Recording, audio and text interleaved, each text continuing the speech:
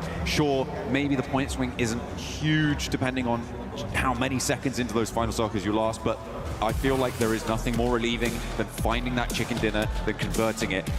Even if you ignore the 4 extra points you get just on placements alone, it is a massive mental fortitude booster. And you need to keep your head on straight because you are going to get into something crazy very early on. I know it, I love it, it's Rondo and it's ready. It's ready, these players are hyped up, they're ready to go. I hope y'all guys at home are ready as well because man, this is just getting started. As the plane is taking off, we're headed to Rondo. Ooh. Okay, we got a little double plane path action here. Okay, so Neox Factory is accessible from the easternmost plane path, and to be fair, from the west one, but it's unlikely you want to go there because the teams in the east plane will hit the ground so much faster than you. It's much more likely if you're going to hot drop, you go to Yulin, and the same is true vice versa, right? Yulin is further along that plane path.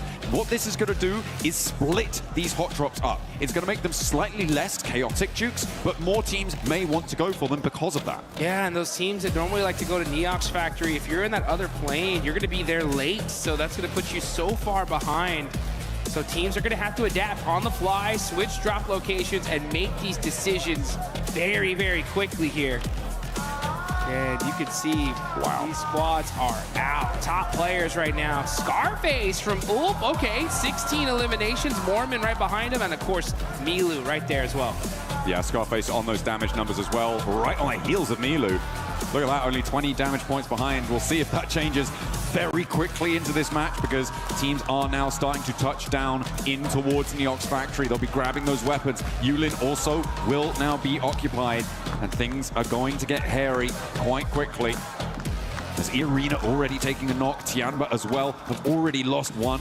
Irina, by the way, generally preferring to drop out near Stadium, but the plane path they're on didn't assist with that. We saw them hunting down solos in other matches, those solo outposts that are near those recall towers, which are a major feature in Rondo. They were the team to take that dynamically to that fight in a way that we haven't seen from many others. Oh no, S-Power goes down to a guard. Not good. Schwepp's hurt and gonna get caught by a beautiful angle from a cop. And that's what happens is that if you're just so used to dropping in one particular area, switching it up here, sometimes those little angles can catch you off guard. And OG putting in the work here. Gonna be keeping an eye there on the side of Pull. Ooh, does see Aaron. Now we're gonna switch on over to another fight. Here goes Furia. Applying that pressure to Aura. Sky bandaging here. Waiting to be able to find those angles. He's got some good weapons here, but Ayala gets caught. A nade forces Sky to reposition away from the corner. Does take a little bit of damage, but that'll be okay. Remember, the recall towers here in Rondo allow teams to get their players back up and alive, so early fights are the norm. Silence rolling around the edge of this corner, trying to suppress Sleepy, but the UMP in hand gives him a little bit of confidence and the nade to back it up. Flings across his sightlines. No Fear does go down on a trade, and now Ayala's looking to break wide to change the tune of this fight, and looks for more with Chief at his back. Sky on a sliver of HP just about finds the retreat, but there's a re-engage around the corner. Chief would have had that, but he ran out of ammunition. Now he's going to have to make a play. Ayala there with the assist, and great work for the side of Furia. They're going to go ahead and take out Aura, put some early points on the board, and they should be able to pick up Silence here. Now they're going to start laser focusing towards the side of Four Thrives. Four Thrives creeping in on this one. A little late to this third party, and now they're going to have to battle a pretty kitted and well set up Furia. Four Thrives, they got some loot on side as well, though not too many nades. In fact, no nades for T24. Neox Factory's been popping off as well. I think Ulf bore the brunt of a lot of damage pouring on their way. You see some elims coming through from Orangutan. Doing bits, but ooh, okay. Ulf may have a little bit of vengeance here, as Eren is still in the firefight. Tianba with their position on the south edge. Spot Tizzy sending away, but Tizzy wants to re-engage on the door frame. It's not going to work out well for the first spray, but suppresses the angle. QZZ with the nade cooking. Drops around the corner, but Hyunbin evades the damage. Motion Red for super aggression here. Looking to get some of them early eliminations. Hyunbin with a laydown, wide on the open! Oh, what? Catches QZZ with the spray. just keeps that suppressive fire on that window, catches him on the re-peek, and a great turnaround there. Two superstars battling it out. Now Tizzy, oh, look at that instant peek back. These angles, Nongshim Red Force so good at these CQC angles. Man, and Hyunbin putting in the work, forcing Tianba to have to do a full res on their team. Getting those flushes nice and quickly. Nongshim Red Force with 2 elims. They're up to 4 now. But they've got another team to try and deal with. Orangutan sidling on into the fight. Tizzy using the bus's cover. There's a nade from a tanky, but the pin goes back in. And Eren, the solo left in the situation for Ulf, is going to find the backlines for Orangutan and slow their approach towards this Nongshim outpost. The 2 players they've got there can just live a little bit longer, but a tanky keeps the pressure up, and Orangutan keep marching. Man, great movement from the side of Tizzy and Hyunbin. They are outplaying so many of these players here. So good at this urban fighting. Their peaks, their timing, just impeccable. Wizgot, though, with that nade, looks good. Tizzy jumps away and gets peppered only a little bit. Pulls the pin again. And you can see they're utilizing those doors so well. But how about that nade? That one looks good. Ooh. Tizzy jumps away from it once again. He's not falling for that one. I like the attempted utilization of the smoke to stop the vision on the nade arc as it was coming on through. But Tizzy read that one nicely. Knew exactly what they were going for. That nade doesn't connect either. Still has a couple more. The shotgun around the corner, steps in for it, wins the trade. And immediately Eren snaffles that point away for Ulf. He's up to 3 elims there on the inside. This guy's doing bits. The rest of Ulf are happy to hang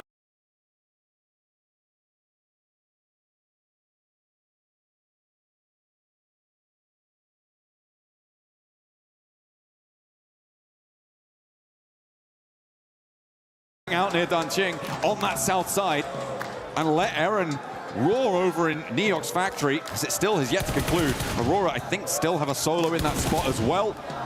And Eren does finally go down to Godlike, who have rolled up into the fight in Neok's factory. A late approach as they were forced away over towards main round. Now you can see T24 trying to find some angles here. Zypha, ooh, quick shotgun here. He's got the right-hand priority. He should win this. He does. Catches Ayala. And now...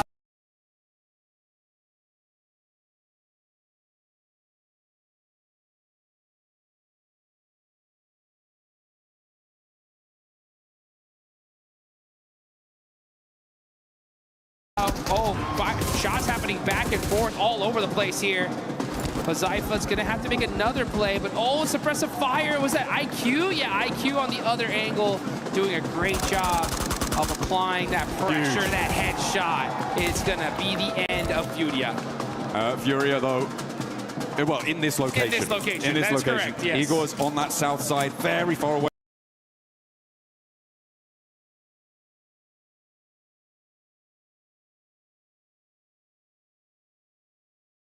from Yulin right now means that they can get that full reset. The recall towers are still available, and at the moment only 1 player is completely down. I think that's about to change as well as Admino gets back to his feet. Aurora with top.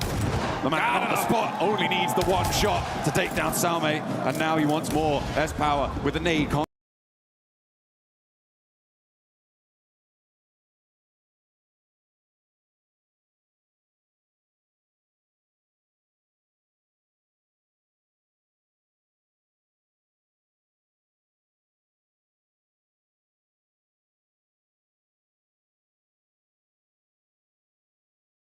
Quite connect on towards top, but he spots him running up. Has the nade cooking. This could be perfect. Needs it over the top. A lot of damage, and the spray to convert. That is good for Godlike.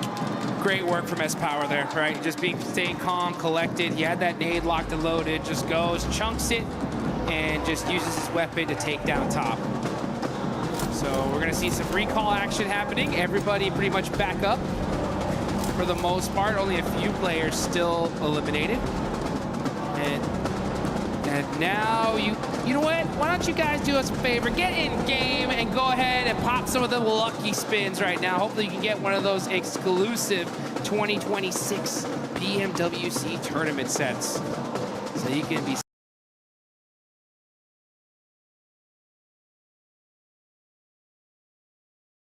style and looking good like a lot of these players are. Let's see how S-Power is going to look, though, in this 1v1 against a Tinky. It is India on India action here. That's that Molotov. Oh, yeah, he's like, all right, I'll hold the stairs for a little longer. Hot footing it away from that, doesn't take a tickle, which is good result. Hard southeast shift on this next circle. Pushes us down towards the southeast side. Keeps that northern area above Hungshan in the west of Danqing as well. Ulf, very happy about this. I think their hill there is probably going to play quite well for them, I think, Jukes, and that is a great result for them, given that they're in third place right now. Arena in first place. They haven't had an impact on this game so far. They were pushed away very, very quickly. There's S-Power. Holds the corner, but yeah, there's a third-party angle. Well, a second player on the opposing team angle coming on through. That should be, again, still recallable. Manya may opt to go for the recall on the forward position.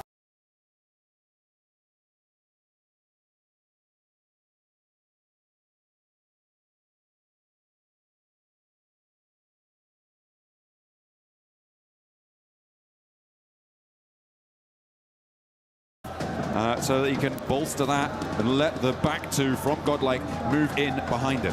Yeah, S-Power was like, 1v1 me, bro. And they were like, nah, not today. There's money on the line here. We got to make this happen.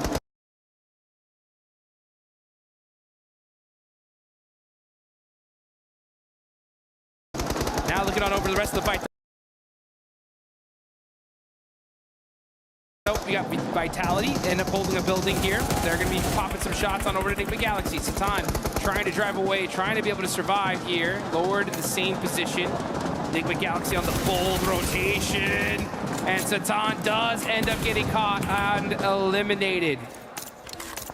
Very messy now on the western side of this circle. A lot of teams forced into a fight that is unfavorable for a rotation that leaves them exposed. We're seeing the results of that now. The recall tower on the south side of the circle, currently under control of Nongshim Red Force. Looks like Godlike may have their forward position on one recall as well, I believe. So they could look for that. Actually, it might be Arena who have got control of it out on the east side. In the meantime, 4 Thrives, with their 3 elims so far, have a position near Yulin. You can see these teams just starting to get set up here, getting ready for that late game. This is so critical. This is the map to put some points on the board. OG have 5 eliminations. Aurora have 5 as well. So a great start for a few of these teams. Now it's about how you're going to end. I think the Galaxy down Satan on that rotate. They do end up finding a spot in this next zone. Pretty central one too, just a little bit on the southern side of it.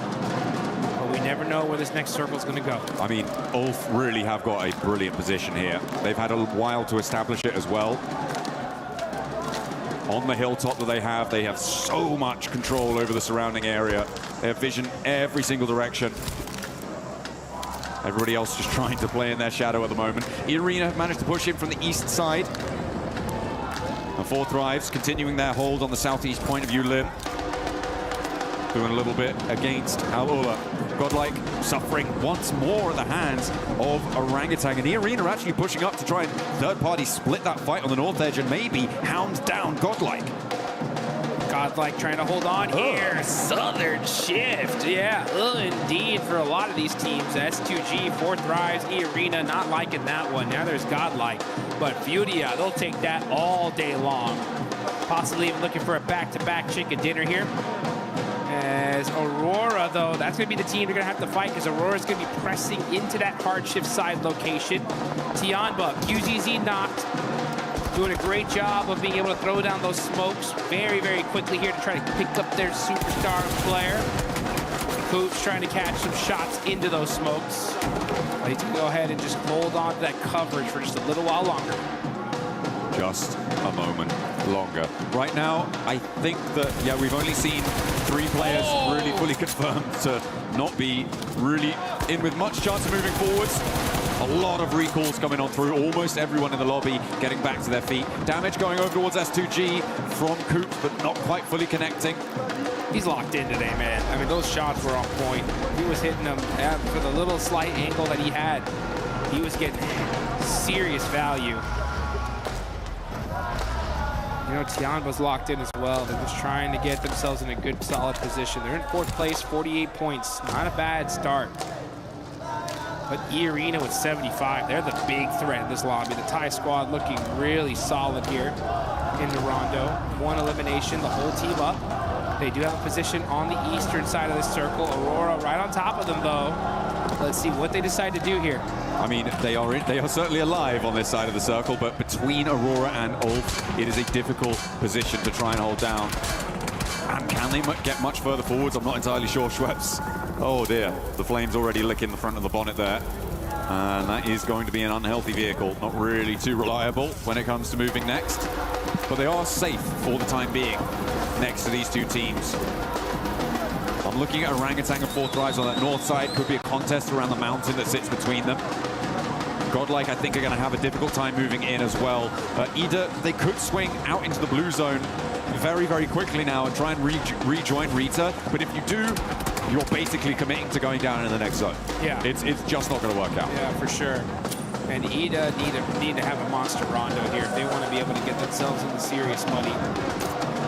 Enigma Galaxy, meanwhile, 2nd place, down a player. Lord going to be using some of that terraforming to put himself into a safe position. This is still super early. I mean, that's just Rondo. Rondo starts off so aggressive, starts to slow down here in the mid-game as teams solidify their locations. And then it's going to get red hot here in just a minute.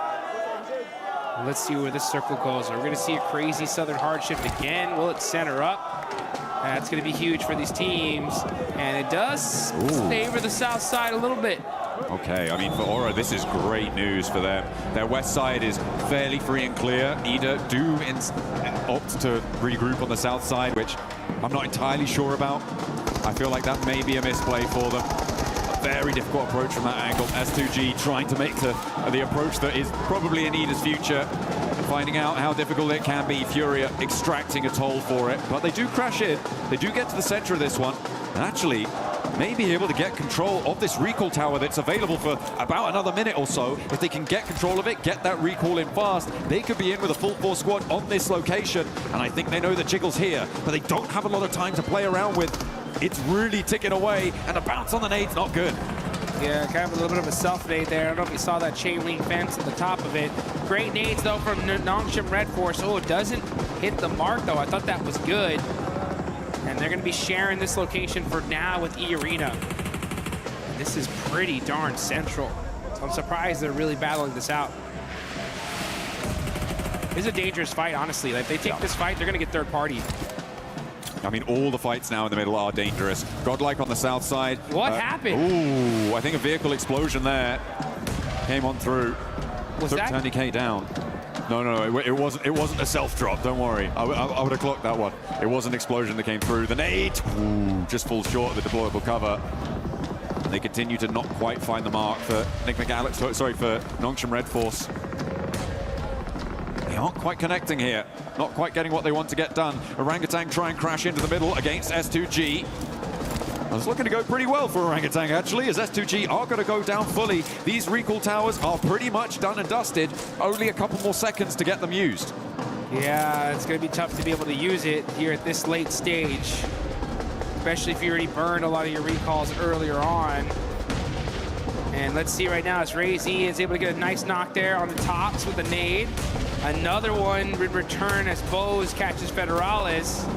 And now here comes Win in the vehicle. Possibly just trying to get some information. He gets some for sure. Pops out. Oh, that did sting. Okay. Razak, though, got the shotgun. S12K. Oh, gets knocked. And Team Flash put in the work here on Vitality. Hey, we know what Razy can do, but he's not going to do it this time around. Vitality go down. Flash playing on with 3. The recall towers are now shut down, which means that every elim will stick. There are no recalls available. The Arena somehow managed to get straight to the center of this circle is kind of crazy, and to do so with 4 players alive, great news. Hopefully they can make that one work. Meanwhile, on the south side, you've got Godlike, Ita, and Furia all looking for position. Yeah, this is a replay, I think, on how Tony K went down. Yeah, he ran into the buggy. He ran into the buggy. Yeah, well, it was that cover flare that ended up busting up that buggy, and it was just inching it little by little and just did enough damage to pop it. So you gotta watch out where you drop those cover flares.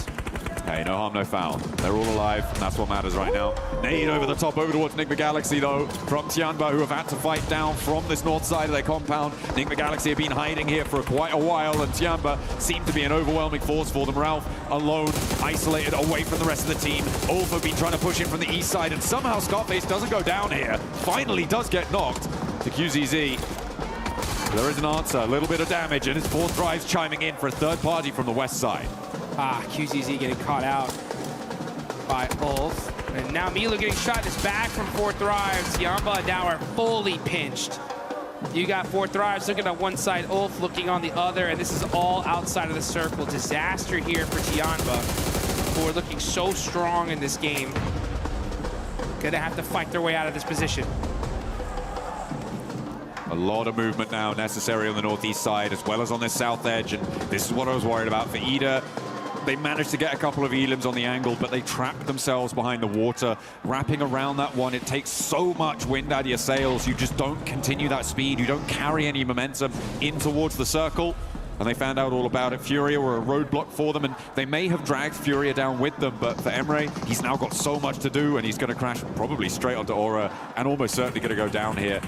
I'm so surprised he hasn't already fallen, and Emre just sneaking his way through. Tianba on the drive-in now. Gonna have to force to just fully send it onto the middle, but they are getting beat up here. Sacrificing players one by one. milu, oh, with a bad drive. And now it's up to the single player. Oh, he does end up catching 1 point. So Tianba hold on just for a little while longer. Staying alive, staying in the thick of things. The arena unlikely to be able to push fully up and over with Ulf suppressing this angle. Hain can survive for just a while longer. And Ulf are going to have a tough time actually pushing towards this one with the suppressive fire coming in, but Hain does go down. That actually comes from Furia. Very long shot down from the south side. Close to max range, I believe. Furia. Yeah, 393 meters there, Ayala. Ayala and Furia are putting in work here. 10 points on the board so far. Right behind him is OG with 8. They definitely needed those points. And here comes Furia, pressing in through the south side, moving in little by little, making sure that there ain't nobody near them. Aurora with the western high ground as well, this mountain, giving them a lot to work with. The position held previously by Aura, but they decided to commit instead much more central onto the west point of the compound that sits central on this circle. This could be a big game for Aurora this position. I mean, it absolutely could be, given their position with 8 elims. They've got some brilliant oversight. Not too many teams have the flexibility to challenge them. It is, of course, the Kiss curse position, though, because you do have to leave it at some point. Well, almost certainly you're going to have to leave it at some point, and that is where things start to get a little bit muddy. If this zone shifts to Aurora, they're getting like 20 points this game. Plus, I mean, this is the spot to have. But it is quite on the edge here. Let's see if they end up getting lucky. This is the time to get lucky in the map that you really want to get lucky on, that's for sure. But meanwhile, Nongship Red Force catching Chief out from Furia. Sneaking it. A shot in around the sides of those silos, through the fences. It is pretty resable, though, for Furia, I imagine. The circle does move away from Aurora, though, and up towards the north side. This is a lot of open ground that maybe Fourth Rise could try and leverage, but there's not a lot for them to try and work with. You could see just sweeping out to the west, it's wide open. You're going to need those cover flares, so it depends how many they've got in the back pocket. Create some of your own defilades with that destructible terrain. What they're going to be needing to do to control that north side. In the meantime, Furia still giving it large on the south side.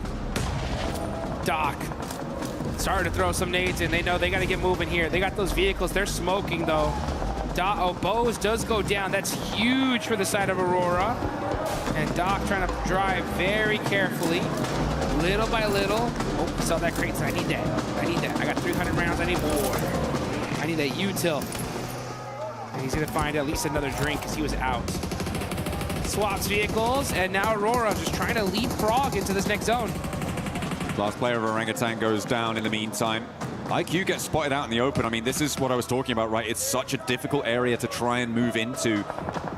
The question is timing, and for IQ, he gets caught a little bit too early. And there's really no cover. But it is such a majority on the circle. If you can establish any sort of position out there, you start to get so much control. And with Aurora still able to use the high ground that they've been playing from, they have great sightlines to control that. But Fourth Rise will be able to move in. Aurora are also going to have to move. Oh, beg your pardon, have to move. Yeah, I'll tell you one thing though, this is Rondo, and if you don't got cover, you got to make your own. Use those cover flares, use that terraforming, and make it happen. You can see Ulf with a good solid position that they've created for themselves. You got Aura on the other end, trying to sneak some eliminations. No fear, going to be laying down, trying to see if he can catch that pixel. He sees him, puts some shots, but not able to get the knock. Aurora rotating back in towards the compound, looking to extract more point value from these elims. Tourniquet will be spotted. Zjol rattles him down. And the rest of the team answering with a volley of fire. Emre, by the way, from Ida, still alive. A solo who managed to sneak his way on through. I imagine Aurora should be aware of this position. But we'll see if they deal with it or if they allow him to sit there in their buffer zone. Zjol just getting set up here. I like how he risks it and moved that vehicle just a little bit further so he can cover himself from that angle. The crowd is hyped, they're excited. The Furia fans are going nuts. They see their team with 11 eliminations so far. And there goes Aurora starting to throw some nades. They are in this next circle, so they're just holding the spot for now. Just holding it down. Slowly marching forwards. Nongshim Red Force making it very difficult for them to move up and through this compound. If they can get a knock, if they can open a way, might be an opportunity for them. There's trades back and forth across every single angle. Nongshim also have spots on towards Hoga, who are trying to make their way up on the western edge. Oh, it's a nasty ascent up this hill. There is a complete broadside from Hyunbin. He's got that DP, a lot of ammo in the tank, and a big north shift comes through. The circle goes up to the top and away from all of these teams. So all of them are gonna have to start moving.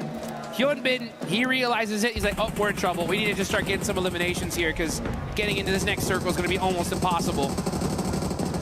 I'm looking at this circle. I feel like it's Aurora and Fourth Rise right now, who are in some ways stopping each other from being the best in the circle and therefore allowing teams from the south to have an opportunity. If this fight concludes one way or the other, which I don't think it will, Jukes, not at the moment, it could be pretty tricky for everybody else to march forward, but it seems like they found some sort of peace between the two. Yes, that's the right play in all honesty. You gotta just throw the smokes in between, but like, guys, let's look down south. Let's get all these eliminations, fight each other later for first and second place, because, oh, this is a feeding frenzy here on the south side, as all these teams are just desperate to try to find a spot into this next zone. Hyunbin up close and personal. He's got the shotgun. He can make the plays, and Nongshim Red Force are putting in the work up close and personal. Take down E-Arena, the lobby leaders right now, only getting 2 elims there, no placements. A nice result for the teams looking to chase. Ulf, though, in a little bit of danger as they try and sweep up from the eastern side and crash into Fourth Rise. But with Cypher going down,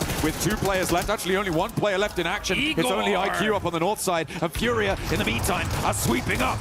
Over on the inside of the compound, Ayala on the corner. Dodge goes down to Nongshim as they move out to the east. But Furia now, 12 elims. They're looking for more, and a solo from Jiggle, the only thing standing in their way of controlling the entirety of this compound. Make that 13 eliminations. Furia on a tear. Jiggle up on top, catches out the last player of Ida. Aurora, though, are just waiting for this. Gotta be a little bit careful with that cover flare. A little bit too close. Chief now forced to just run out the open. Jiggle with the jump down, trying to make the play in the 1v2. It's Igor to shut him down. Hey, that's so nasty, though, because it does mean that Igor's is going to be alone, solo, and will not be able to weather the storm of bullets sent his way by Nongshim Red Force. Now out in the open, it's Aurora as we transition up to the north side. And Fourth Rise, I mean, they lost so much on that push forwards, and it's just IQ now. Cypher, I don't think you're getting back over to him, mate. And he does go down. IQ, a solo for Fourth Rise. 14 eliminations for Nongshim Red Force, 10 for Aurora. Big game. Is a big game any way you cut it. And it's gonna be one of these teams that's gonna win it. Who's it gonna be? It's Aurora versus Nongshim Red Force. Zjol gets knocked. That could be the opening volley. But Nongshim Red Force just gonna hold that angle. So easy, catches top as well. So just knock after knock, back and forth. That's going to really hurt the utility from both these teams. Reefus, level 2 vest, pretty beat up. Sees an angle though. Hits the headshot onto Kisi and gets the knock. How do you do it to a Reefus? Goodness me. That is a beautiful start, and this is the open ground I was talking about before, Jukes. It's just so difficult. There is that sloping ridge in front of Nongshim as well. That means they really kind of only have one angle to go, and it is fully covered off by Aurora. Yeah, it's because Aurora is shooting some dang laser beams here at the end. The tiniest pixels, nothing but headshots. Nongshim Red Force, we know they got the gun skill to pay the bills though. Gonna have to battle it out with Aurora because Aurora are on fire right now. Now they have the numbers advantage as well, top with 5, and look at that. Nongshim Red Force, they're just stuck. They're stuck in this one spot. They are laying down, but Hyunbin evens out the battle with that huge knock on the Zeal. Perfect timing. And it's a forward position as well, which means that in order to get them back up, they need to break forwards. For Aurora, they need to expose themselves. That makes it more likely we're in a 3v3 clean. Hyunbin suppressing the corner of the rock there, looking to try and put them back behind it. And he will bury them behind it as Doc is taken down on the angle. That is resible, but it's going to allow them to move forwards incrementally, making their way, making their approach here. Reefus don't dare step up. Hyunbin is just an absolute beast with these laydown plays. Putting in the work, catches top. Hyunbin is on fire. Uh-oh. Making it happen for his team. Applies that suppressive fire onto Reefus. Reefus cannot afford to get knocked here. If he does, he's gone. He's got the MG3 from the crate, though. Is it going to be enough? A lot of damage done to him. Zeol's been slowly bleeding out. There has been reses coming through, or attempted to come through from Aurora. And they do manage to pick all 3 of their players back up on the forward front. Zeol finally flushed. Reefus dying left and right with the MG3 barking loudly across the open ground, but he's not going to be enough. It's going to be the knock sent his way, and Nongshim Red Force are giving this an excellent go. Moving forwards, they make it to the rock, and they are just out of range. The nade goes forwards. Only Top remains in the way, and the Molotov burns him. Takes him down. Nongshim Red Force turning the tables on Aurora. Aurora was looking unstoppable, and then Hyunbin said, "Oh, you think you got it, huh? Nah, we got this." Clean execution at the end from Nongshim Red Force. A brilliant exit from that location. It got so messy around those silos, those compounds, really, really tricky, and it's got to be so disappointing for Aurora as well. They don't lose those. You shouldn't be losing those, no. It is really, really tough stuff. But the open ground was so difficult to get in and towards, with 4 thrives being in the way for Aurora. If they'd have been able to deal with that a little bit earlier, maybe they could have had more presence there and stopped Nongshim Red Force from getting as far as they did. But a brilliant oversight on the compound for Nongshim Red Force. The South Korean side managed to navigate that one brilliantly. I mean, that's as fair as a fight as it gets here, folks. I mean, I think out of all the fights I've ever seen Aurora lose, I think that is the most frustrating one for them, because they know that we just got outgun skilled. Us, Aurora, the Mongolian super squad. What happened? Hyunbin with those laydowns, making the plays, the pop-off, absolutely well-deserved. I mean, that was just disgusting. Locking it in with the daps. That's what you got to do. You got to be pumped when you get those chicken dinners on side, and on Rondo, no less, with a big elim count. That is a breath of fresh air for Nongshim Red Force, hoping to get another global level title as well, to convert from their recent win. Sneaky. I mean, Nongshim Red Force, when they won PMMI, they weren't on top of the leaderboards until literally the last game, right? They stole that tournament, and now in this Rondo, with that many points, woo, these leaderboards are gonna look dangerous. Yeah, it's gonna be exciting. Remember, E-Arena, Enigma Galaxy, again, going down a little bit earlier. That's gonna close the gaps once more, and teams can start to catch up. It is looking level. And again, it's that marathon style that we've got on today with the 8 matches from the delays that we had yesterday. The 8 matches today are going to test these teams' endurance. We still got so many games left. I'm so excited. This is just Rondo. We got 3 more Air Gales, 2 more Miramars. How's Aurora gonna roar back though? That's gonna be my question. You know, Doc, he did not like that one. They did not like that. Yeah, they were like, there's no way we get bad beat here. Hyunbin, though, I mean, using that terraforming, you can just see for everybody out here that wants to be a professional player, these are the guys you got to look at here because, you know, in order to be the best, you got to beat the best. And Hyunbin, with those laydowns, applying those suppressive fires, predicting where they're going to pick those heads out, hit a few crucial knocks, and he won that for his team. Absolutely, yeah, getting those picks, absolutely crucial, like you say. And it is a really interesting feature. I think it's probably, for me, the most interesting feature of Rondo is the impact of those, well, actually, maybe two, but the impact of having destructible terrain, being able to carve out those little divots, those little defilades with explosives, as well as the deployable cover flares. I think those two features make Rondo so interesting in these late game stages. Yeah. And if it weren't for those two features, I don't think either team would have been able to make it towards the end there. There was so much open ground, but they had to close it down. And the team to do it was Nongshim Red Force. We'll see you in a few.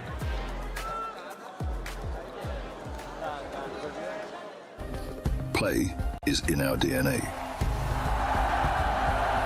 Whenever we let it out, it becomes our superpower. Now imagine an entire city being built to supercharge it. Kadir City, powered by Play.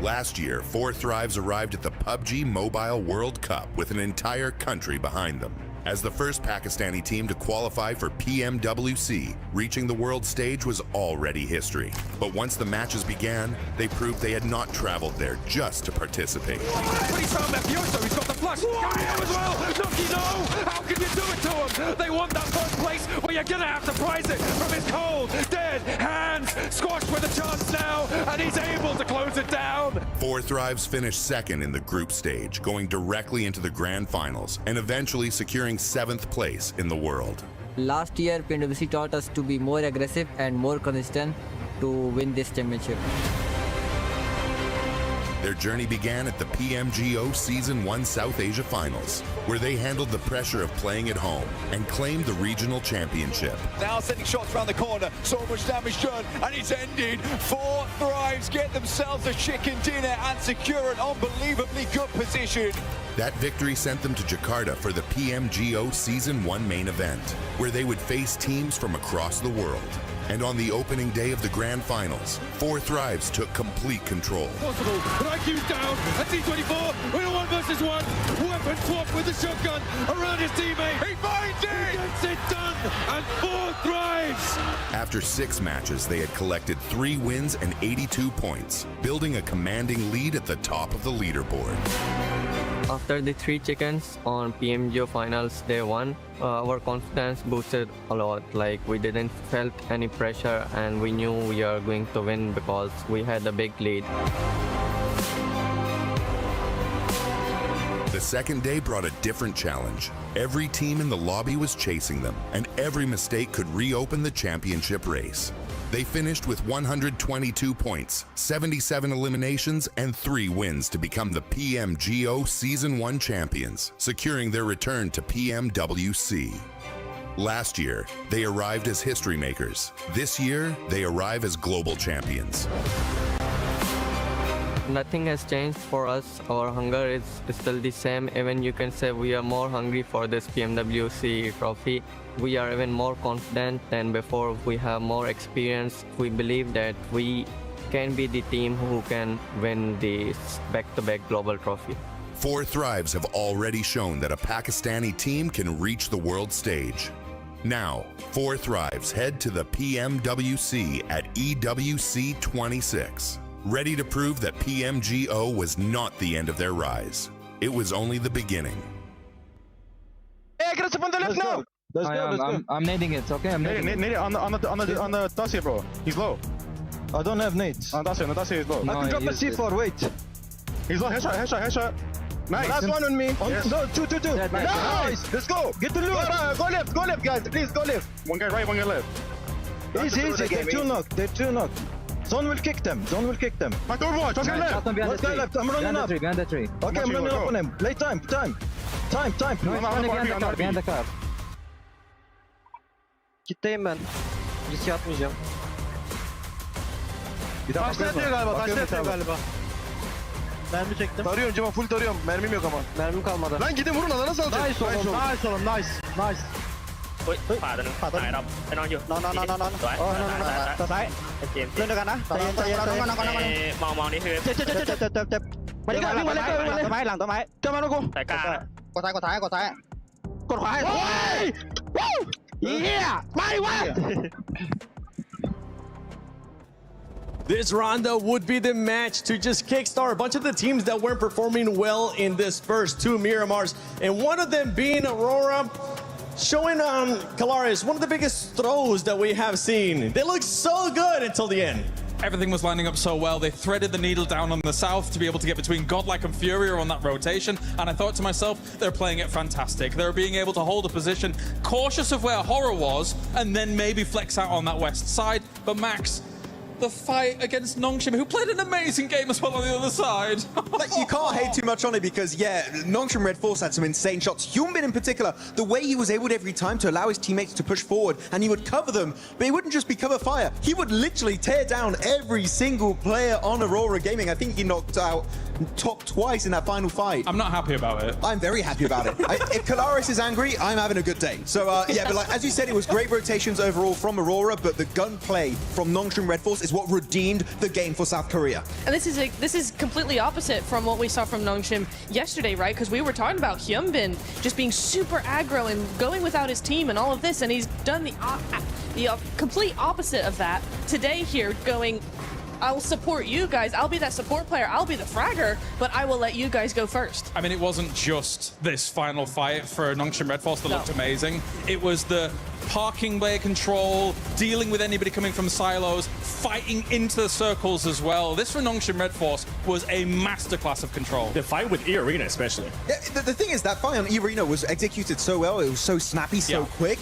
But the fact that they survive that fight in the city, right? Get outside the city, fight against the other teams that were 4 Thrives, then win the fight onto Aurora, all of that, basically, while still keeping yourself up as a 4-man team, is insanely impressive at this level of play. I think there's very few teams that can make it look that good. No, because, and this is the thing, is this is one of the teams that can go from 0 to 100, right? They were in that compound, they were there for a long time, they were just kind of keeping away from E-Arena here, and then they just unleashed the beast. I mean, look at these eliminations coming in from each of the players, so even across the board, and they just are able to just turn up the heat, go, okay, it's go time, and go for it. Yeah, we usually talk about Hyunbin just being able to be the...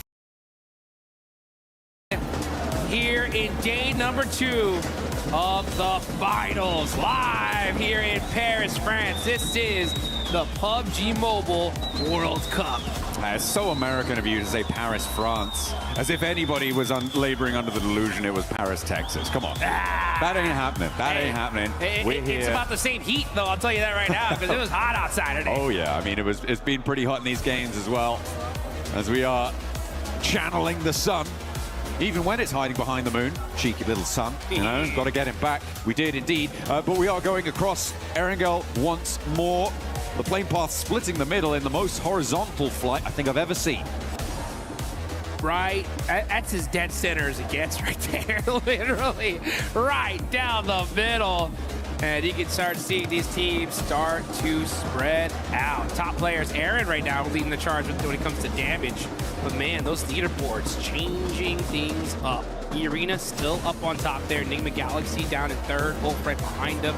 But Aurora and Nongshim Red Force push themselves up Now you can see Nongshim in 5th place with 59 points. That's a much more comfortable position. But we are starting to see some point gaps already starting to be present. This is the most important day here, folks, because that's what's going to set that smash point threshold. And E-Arena have a nice little gap here, so they're a little bit comfortable, but it ain't over yet. They got to keep that aggression up all day long. Now, you know what? I talked about it before, right? E-Arena, chicken dinner towards the start of the day, and then what happens, right? It's that question of then what happens. Oh, by the way, Ida, not in Pachinki. Enigma Galaxy will be left alone. It is a Gatka split drop for Ida. Oh, Thank you. Time. Thank you so much to all the coaches, to all the analysts, to the players. I love it. Shout out to everybody, dude. Yeah. Shout out to everybody. Shout out to you. Yeah, exactly. You know what? Shout out to Naruto. Oh, right? yeah. Get that that Ninetales Furies Og, baby. You got to get it here quick before it's gone. As the Naruto Uzumaki event is still going on. We had a nice little show match earlier. Got to see some of the A7 boys once again. And, man, putting in some work. Dropping them jutsus. Them ninjutsus. Substitution jutsus. That's what I've been told. That's what I've been told they're called. Uh-huh. Absolutely. Beautiful stuff. I mean, we saw that show match earlier today, which was great fun. I think everyone had a good time with it. It's fun. Calaris, and, you know, Alpha 7 have to win something. Yeah, they got to win something, that's for sure. You know, anytime I get to hear Calaris cast the show match is incredible. He loves to do those, so I'm so glad he was able to get one in. He looked pretty good with the headband as well. Yeah, he did. He rocked the red one, too.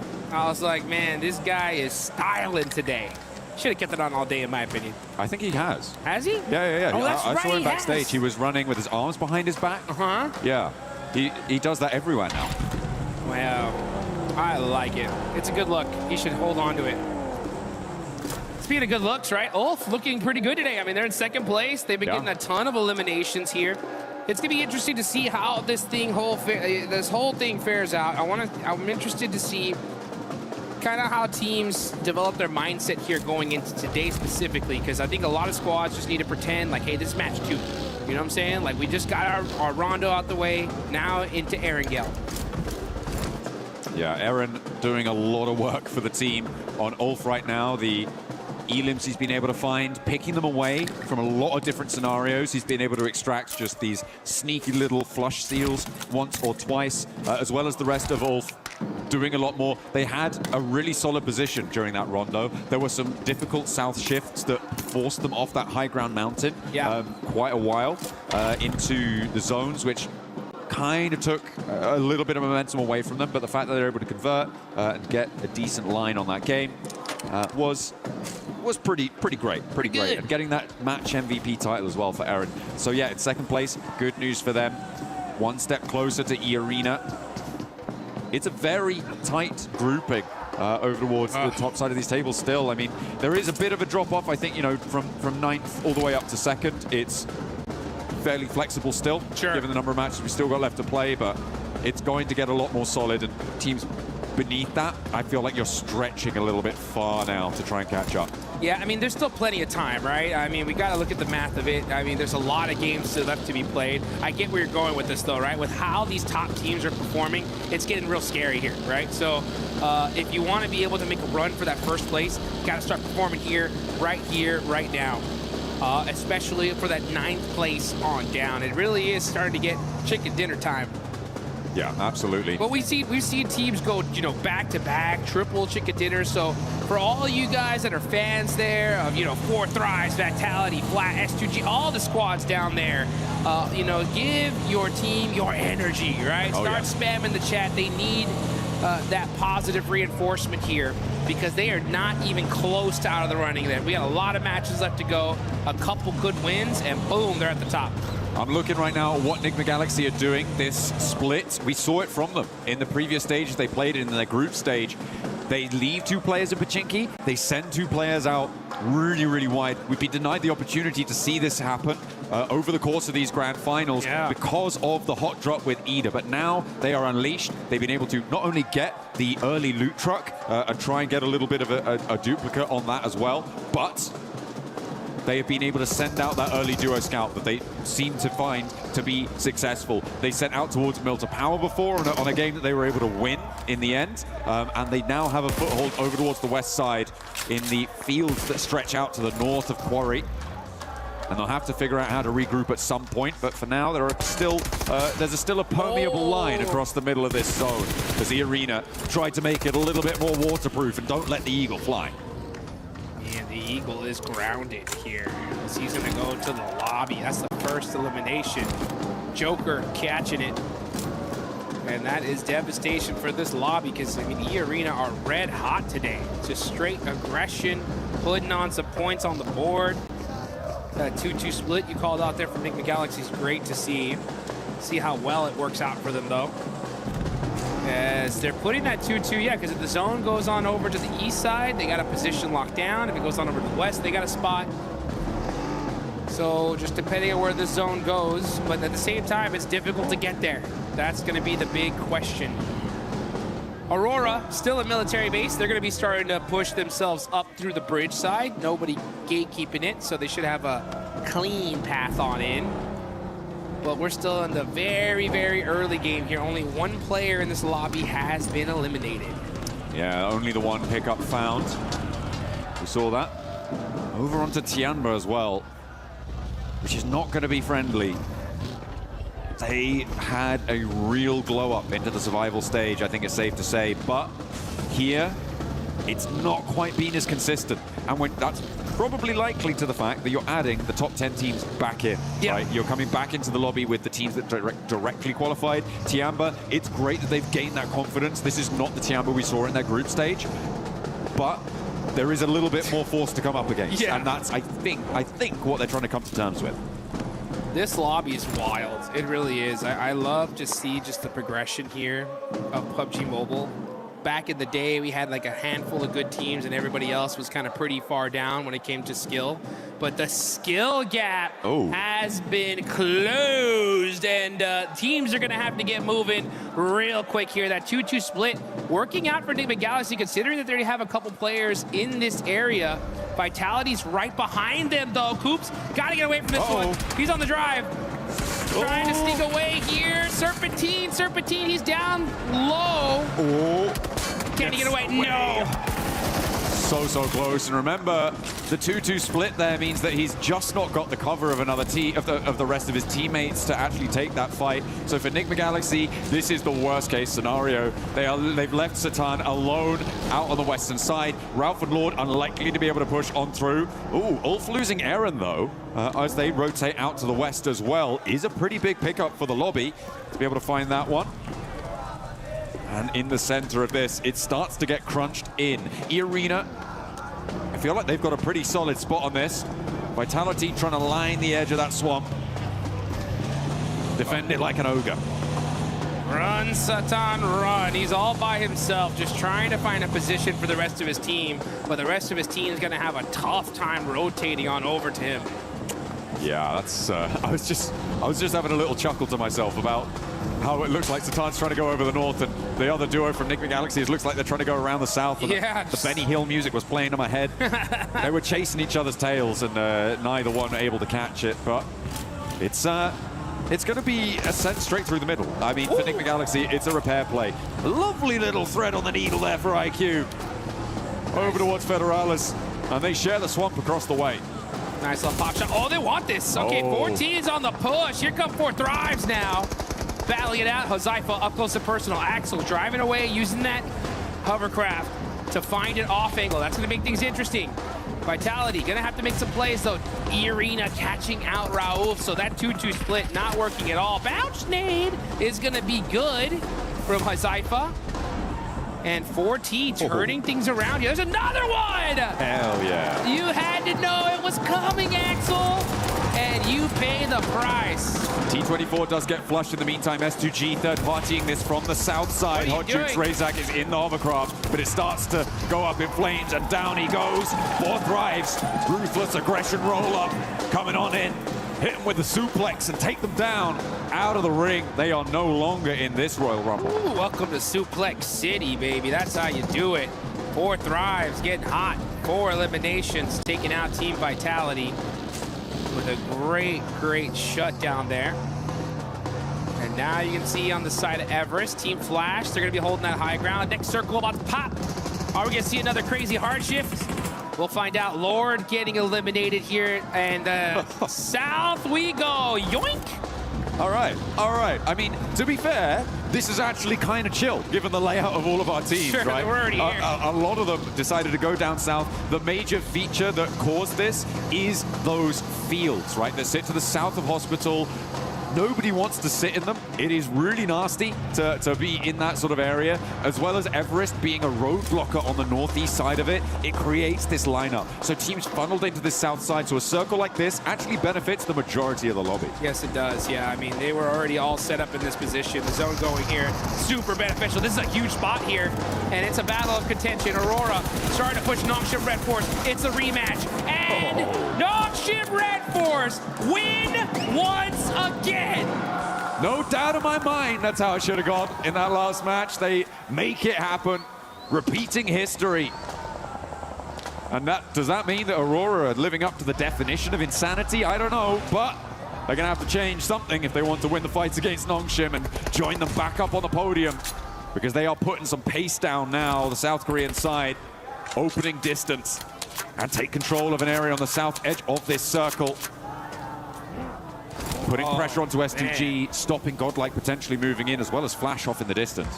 I've had the pleasure of being able to spend some good quality time with the players from Aurora, especially after their performance at PMGC.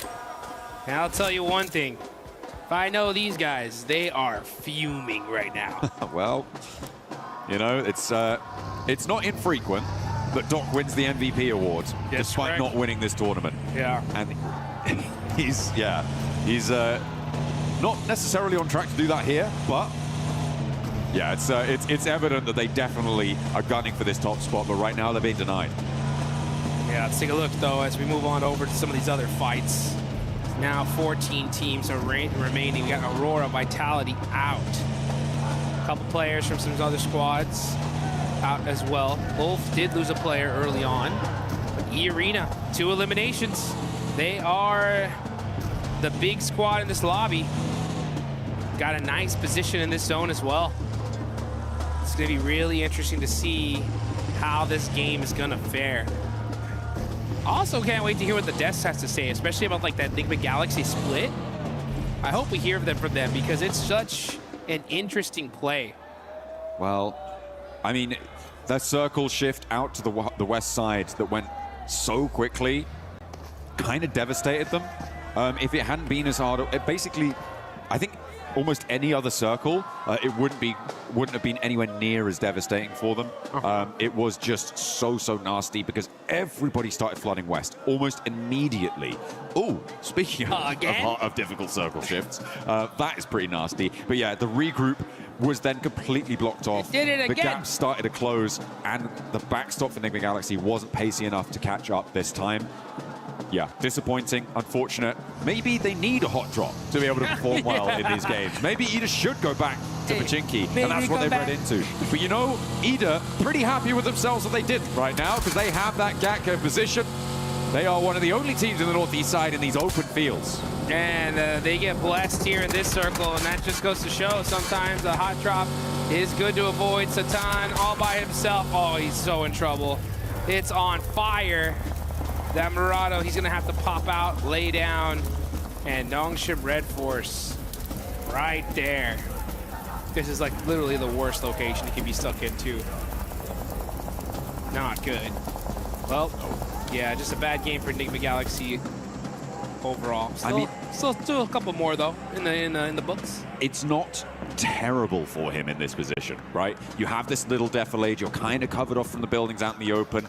The nades, though, from Nongshim Red Force does make it all the more terrible. That looks pretty terrible. With which they rolled up does make it harder, but he's still got a little bit of fire in the belly, Jukes. Less terrible now. Yeah, Satan on the move. Did get a nice knock there, and now it's bad. Okay, yeah, well, he's not there anymore. My point was, there is a little bit of cover, and teams on that ridgeline can't necessarily peek over the top. The reason that they were able to do so is because there isn't so many teams out in the open fields, right? And if it happened a little bit later, maybe that would have changed. So I think I read a little bit too much into that to call it enough cover. But either way, he does go down. 6 shot, though. One of the very few players to be able to knock Hyunbin on that trade, though. Yep, that was really nice. Just saying. Just saying, indeed. Not an easy feat. Hora. Wow, what happened to Hora? They tried to roll in from the west side, and it didn't work. I think that's a pretty apt summation of what's about to happen. Hate to see it. Yeah, you do. Orangutan have a real opportunity, though, to find an isolated outpost as the south side gets hot as well. Yeah, it's getting hot indeed. You can see Oh So Easy on fire. But down to 1 HP. He's going to get knocked. Al-Ula looking to take out Nongshim Red Force. S2G. And yeah, here comes S2G. This Wizard Tower is by far one of the most dominant positions in this zone, and that's why so many teams, they want it, and they want it bad. S2G on the push. They know that that Wizard Tower is weak from this hillside. Starting to throw some utility out, trying to see if they can get a good opening knock here. Seems like they're slowing it down, though. Over on the northwest side, you've got E-Arena at loggerheads, scrapping it out across the way as well with Furia. 2 players, 3 players now down. TourneyK's on the inside, terminating with the P90. Pops the reload there, gets the ammo back into control, and the res can come through as well for the backlines. Furia are going to get dismantled, and they get taken down. Oh, it's rough, especially considering they lost out to E-Arena. They feed E-Arena 4 more points. The White Rabbit really on the run here, hopping to victory. Next zone, where's he going? If it centers up, it's going to be disgusting as that field is wide open. Okay, it goes to the north side. Is it like a rule that the circle has to touch the edge of the previous one in this game? Just hug it. It's just like, yeah, I just pick a point around the circle. Yep. I attach myself to that. See what we're going to go for. Another hard shift is crazy, but it's a crazy fight unfolding for Godlike as they find one, try and trade it around the corner with Team Flash, and Tops goes down, put into the meat grinder there.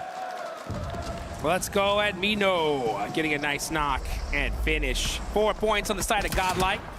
Haven't had the hottest of starts here. Still putting up some points on the board, though. OG, other Indian team, putting in some nice knocks.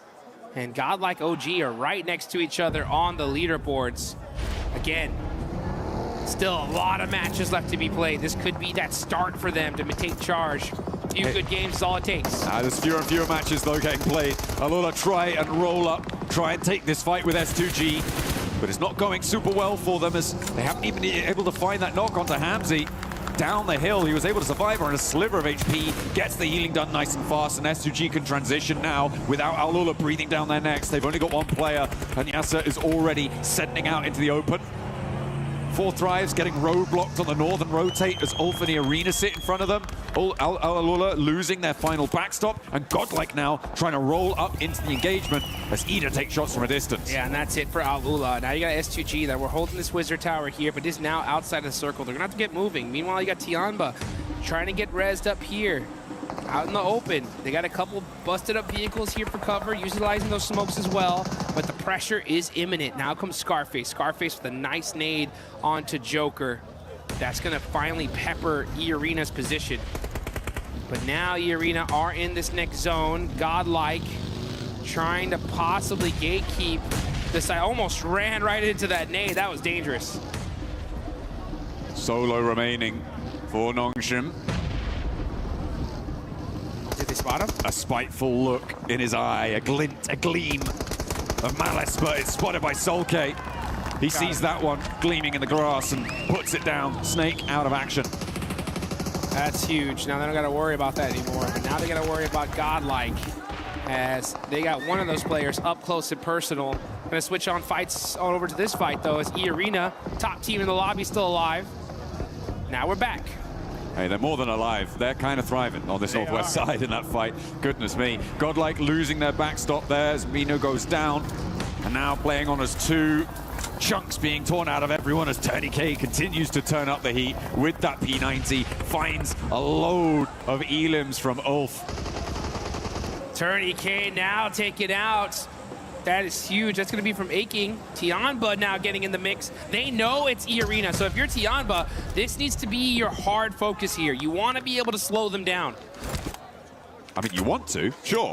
You absolutely do, but The question is, can you? With Tourniquet out, you're right, without that P... Oh, wait, hang on a minute. I think Joker was able to recover the P90 just there. Do you have ammo for it, though? I believe he was able to pick everything up there from the body. But it's a hard shift again. What is going on? It has to touch the previous circle. It's a rule. I'm telling you. It's something about this game. 4 thrives, they're going to have to leave, but they may have to leave one of their players behind as Falak has taken a knee. Scarface down low. Last player alive for for nade over the top from Down IQ. low. Good bounce. Too slow. Rolls under. Right behind the wheel arch and it's right in his face. Bye-bye. Scarface, you can't chew that. Oh, man, he ate that one, and 4 thrives on the move. IQ going on over to Falak, gets the res right on time. Save. Able to keep things alive. I have no idea what that was. Able to keep him alive, but Zypher not so lucky. As Falak will get back to his feet. But they have a long road to tread now. S2G covering off the south rotate, and I feel like E-Arena sweeping around may not be the worst idea. Maybe try and push through 4 thrives. Continue on, challenge S2G's backstop, maybe. Oh, it's a difficult approach. No matter which way you cut it. But for E-Arena, they're already on 6 elims, Dukes. They're already into the top 6. They're having a good game, and everybody from 2nd down to 6th has already gone down. Oh, Schweppes spins out and gets punished. Falak barely moving out the way, gets a couple, but now there's Mormon up. IQ, got to make a play here. You need to stop E-Arena. They have been too dominant so far. They are putting in work. They take down Falak. Now Mormon gonna have to run away. This nade looks good from IQ though. Oh, it gets to secure. 4 thrives. Finally shut down E-Arena. Okay, so they are drawn a little bit shorter than they could have gone. Really nice hold there from Falak, I think, on that roll-up from E-Arena. He was able to do so much damage. Unfortunately, not able to survive, but IQ was. And he was able to put a 10th elimination on the cards there. 4 thrives. They have been blasting on this western side. In the thick of it, the fight, seemingly, where the flower of their success has bloomed. IQ now rolls over the top, steps up with A-King, and he swings out wide. Nearly sends to the sky, but will take the tumble, finally going down, and breaches them up to 60 points. Oh, and now he gets it. I'll take that buggy. Thank you very much. As he's going to go ahead and head into this next zone. Uh-oh, getting shot up. Oh, that hurt. I don't think he is. And S2G said, no, sir, not today. Not getting in here. Access denied. Hey, you know what's brilliant? What's that? Ida didn't hot drop, and now they're in the final circle. Oh! Isn't that great? It's almost like it was a good idea. Who'd have thought? Who could have thought that not dying immediately would be a good idea? Orangutan trying to break out from their compound on the north side, but again, so open. 2 teams with broadside on you. I don't think you last that much longer here. A cop on that north edge. I feel like we're just waiting for him to go down here. Oh, yeah. And he falls. Goodbye, and S2G finally starting to make some noise here in Erangel, but it's S2G versus Ida. 2 teams from Turkey. Out in the open, though, S2G definitely have control of this circle. Oh, yeah. At the moment, Ida are completely penned in within their compound, and with this circle, they have to leave. There is no 2 ways about it. Man. They have to get out of there. The question is how you do it. The start needs to be a big pick. The zone didn't touch the edge. Oh my goodness. Crazy. What a change up here. Kamikaze able to find a P90 and full level 3 gear. Oh man, that is just so good on the side of S2G. Gotta be careful though, he's gonna be hiding behind this tree. Cannot afford to get knocked, but they have full control of the circle. Ida have to move out. If you're Ida right now, you really need to kind of start peeking and trying to find a pick. If you can get a good knock here. I think.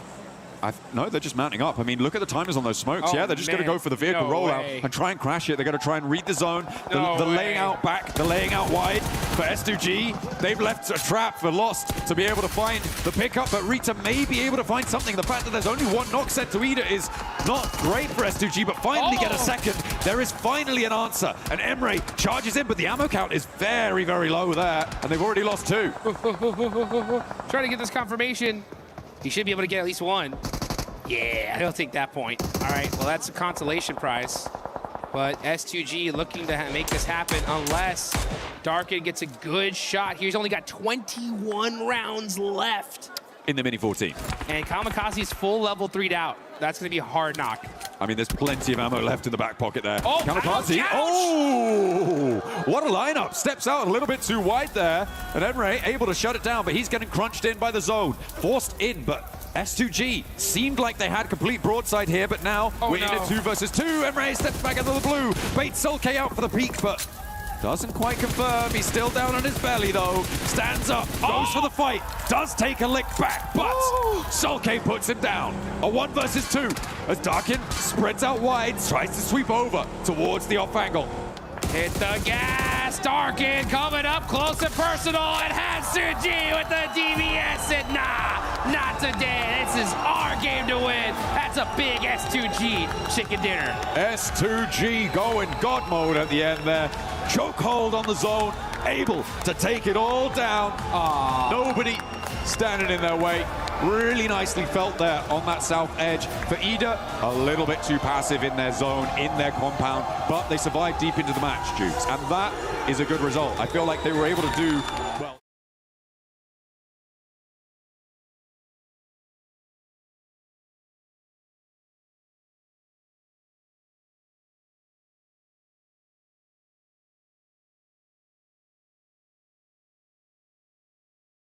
On the board, if they get a good performance here, they absolutely can make a run for it. But let's see what happens. You got Vitality already out, heading towards Stalber. You got Aura going up towards... Oh, Crisis averted. Yes, They're going east. They're going east. Good play. Ida making some adjustments. Oh, hang on a minute. One of them's going... Darkin's going east. And, okay, they're doing it. Okay, they're going for the Milton Peninsula, it seems. Going for a little bit of a split drop, sending Darkin out, grabbing a vehicle to get on in and involved. Little Milton power action. Just because it's not Ida going to Pachinki doesn't mean anyone else can't go there, but I don't think anyone else has. So I was keeping track of that. That's a nasty circle for this sort of a plane path as well. Does a lot of work to push these teams close together. Sure, it has some of the military base in. It's just very, very unlikely. I would give it about maybe 10% likelihood that you're going over to that military base, which is it's non-zero. It's not zero. It's non-zero, but yeah, I feel like teams are going to really start to pack in around Quarry in about 5 minutes. That's what I would do. Honestly, I'd probably make that timing a little bit shorter, especially if you're a team like Aurora, loot up military super fast, get moving across that bridge and secure those locations really early on, because with so much zone in the water, this is basically, this is essentially like a circle 3 at this point. There's not very many great spots available. You're gonna have to get moving here pretty quickly. And you can also get moving inside the game and get yourself that Ninetales Fury Awe, guys. Go ahead and get in there quick. The Uzumaki Naruto event, by far one of the best collabs PUBG Mobile has ever done. Still around. Don't miss out. It's looking fresh. You saw, if you missed the show match earlier, make sure that once this stream is done, go back and check it out. Yeah. It was mighty fun, and of course we had to let Alpha 7 win something, even though they didn't make it to the finals. Sucks for them. They were able to take that title there. The Hokages over on their own. The Hokages. In their own right. The little intro video as well. Revel looked super cool with that shadow clone. Dude, that was the sickest I really like intro I've ever seen. That was hot. That was hot. Put that on the highlight reel. Hell yeah, absolutely. Get it done. Enigma Galaxy going to be chasing down the truck, getting those supplies. Although, look like they're going to be doing so with very minimal weaponry there. Haven't been able to quite disable it before it leaves the city. Where's the weaponry? Come on. Shooting it as it leaves. They're dropping 1 or 2 more crates out. Finally, it's on fire. So a little bit slow to get this one dealt with. But finally, they find some weaponry they can use to pepper the back of the doors there. And they draw it too close. So they'll be able to leverage that. Zones still looking very dramatic on the southwest side. Nobody quite on the road, but 4 Thrives went to Primorsk very, very early, Dukes, which means that they will have the pick of the litter when it comes to taking a position into this next zone. I like it. The question for me is where do you go at this point when you know that everybody's going to be flooding out this way? For me, I feel like potentially some of the compounds to the east mouth of Quarry could be quite good. Okay. But transitions away from there can be difficult as well.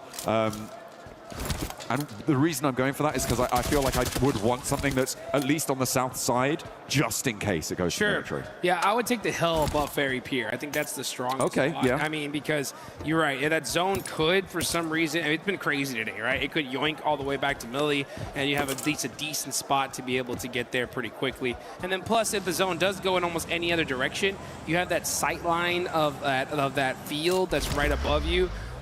So you can get a lot of work done from that position. I wonder which team is going to decide to take it early. 4 Thrives heading into Pmwc so quickly, though, I think is an excellent decision, because if some reason that zone does go to Millie, with Pmwc secured, they should be able to at least find some boats and make a crazy rotation on in. So it's not a bad idea. Nick McGalaxy getting out nice and quickly. Nongshim Red Force as well, moving in a little bit further south of this, and they will start to line the hills just north of Ferry Pier. It's like they are the first 2 teams to really make that break for it outside of their looting phase. And I'm expecting a response from 4 Thrives fairly soon, but so far hasn't really come on through. Ralph able to get a lot more scouting done than maybe he would have expected to. But they managed to sequester themselves nice and deep into towards this zone, which is, I think, going to play very well for them, taking the position just northwest of Ferry Pier. For sure. I mean, this is still a very, very close game. I mean, second place on down, one good game, we could definitely see a team even like all the way down 12th place jump up really quickly. E-Arena have started to create a little bit of a point differential, though, in between first and second. Actually, I wouldn't even say it's a little one. It's a pretty big one here. It's 18 points between first and second. So E-Arena are going to continue to want to press that on there. At a certain point, though, John, especially if we see E-Arena like pop off in this game, I think the lobby is going to have to start taking notice of it, right? If you want to be able to slow them down from setting that point threshold so high, I think if you realize it's E-Arena by getting at least one elimination on them, you may want to put a little extra urgency on trying to take them out. Maybe, but then again, if you do that, you could be sacrificing your own point scoring potential. True. And like, if E-Arena are that far ahead already to be into the situation where it might be an idea to do that, I feel like you're already running into the situation where you're just trying to get up as many ladder points as you can, right? You're trying to just step up, get from 6th to 4th, something like that, go for those jumps. I feel like that's the sort of stuff you're looking to do. Maybe if you're at the bottom of the tables you could, but even then, laddering up is still very, very valuable. So I feel like, unless it's like first place is on 150, second place is on 120, third place is on like 90, even lower, that maybe then the second place team could try and hot drop and go for something like that if you have that sort of advantage with not too many more games left to play. But outside of that very specific scenario, I feel like targeting E-Arena, I mean, given the form that they're on, probably just generally a bad idea. Yeah, I don't think we're gonna, I think hot dropping in general of them is just terrible, no matter what the situation is. I just think that if you just somehow can see them, like for example, in the feed, you hear the shots. Sure. Maybe you do a little bit extra to try and take them out as Godlike starting to make some noise. There's S-Power with the run over. No fear getting taken out, but Sleepy, oh! We thought he was gonna get the thirst, but Godlike was right there to support his teammate. And a huge save there, right on time. E-Arena are looking to come in for the third party from the west side here. They've already got a scout close by, and they've seen the Elim feed lighting up as well. Manya looking to suppress with the nades. Good bounce. Finds Sky on the flush. Will E-Arena be here on time? And Tiamba are going to join in from the north side as well. They could have an impact as they roll on up towards this engagement. A lot of players down. And there go Horror. Taken out, knocked for 6, Godlike able to send them to the bleachers. Oh, but here comes Tiamba, looking to make things difficult for the side of Godlike. Admino is stuck with QZZ right there. Godlike get that fight done pretty quickly, but they're gonna have to make a sacrifice. Oh, the tire busted out from Anya and taken out as well. So man, Godlike just not able to catch a break here. Tiamba able to rock in with a good third party there. Vitality a little bit late to get involved. E-Arena wanted to maybe think about it, but they were too spread out on the western side, and so couldn't get involved, but Tiamba were there nice and promptly.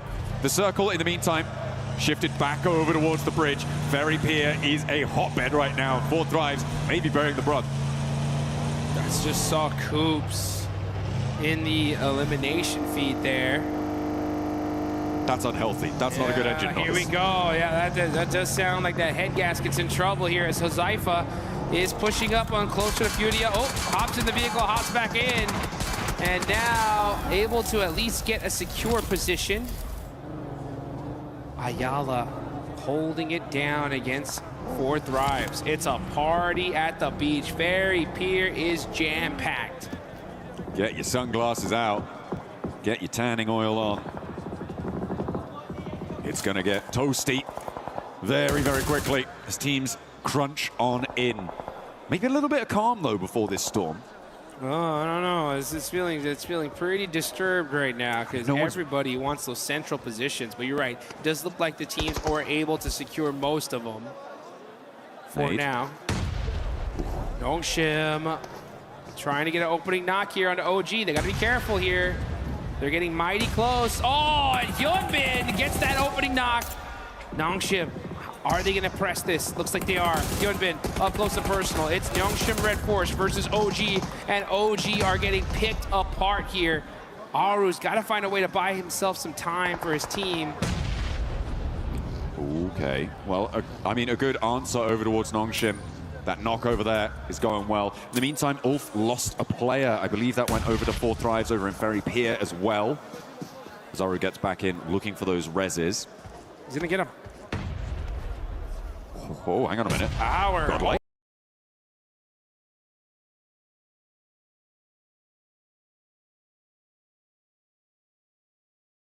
Oh, S-Power with the double. Godlike?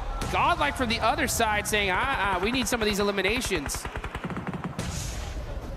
Just a cop left for Orangutan. Needs to get Aru back, and S-Power says, you know what? My work here is done. Peace out.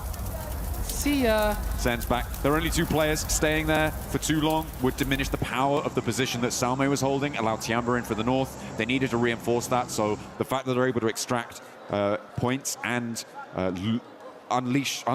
let loose some of the pressure from that south side as well is excellent stuff, so he knows he needs to be prompt on that. The circle goes back over to the mainland, so we are confirming over there. Tiamba trying to leapfrog that godlike position. Looks like it's going well for now. Ida as well, trying to send in from this northeast side. Get S2G over there by the Blues. They're going to have to come down that hill and find a way in. The thing is, it's all open field there. You got Vitality holding the north side of the circle. You got one of the players from S2G. That's Kamikaze. He's going to be trying to get some angles here to see if he can find at least a next position for his team. But Ferry Pier, like we mentioned, completely stacked. Take a look at the replay here. Huzaifa. Oh, nice shot there. And pick on the Solus. Yeah, I mean, there's a complete broadside there. No way hiding from that one. In the meantime, Nongshim Red Force trying to hold down the bunker. Emre pokes his nose in. And will not like what he smells. A little bit too much cordite there in the nostrils, and Emre does get flushed away.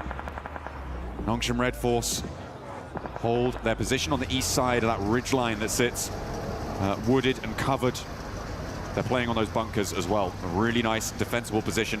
Look at the teams out on the east side as well. You've got Ida, Flash, Aurora, Furia, all of them sort of holding each other at bay right now. So Nongshim Red Force feeling very safe and secure for the next 3 minutes. Yeah, next 3 minutes is going to work out for them, but then things are going to really start heating up here.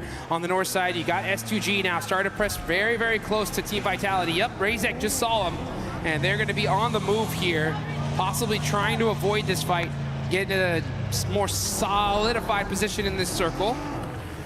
Kamikaze just keeping an eye on the side of Vitality for now. This is still super early here, folks. This is only stage 3, but we've just seen so much action through the chaos of that first circle placement.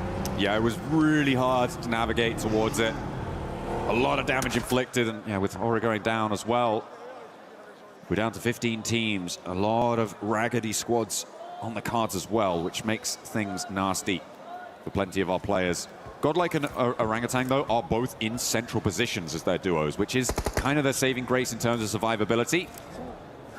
They'll try and keep things going. E-Arena on the west side, holding around that quarry. They've left Schweppes actually onto the Primorsk Hill on the northeast side of it to be that off angle for them.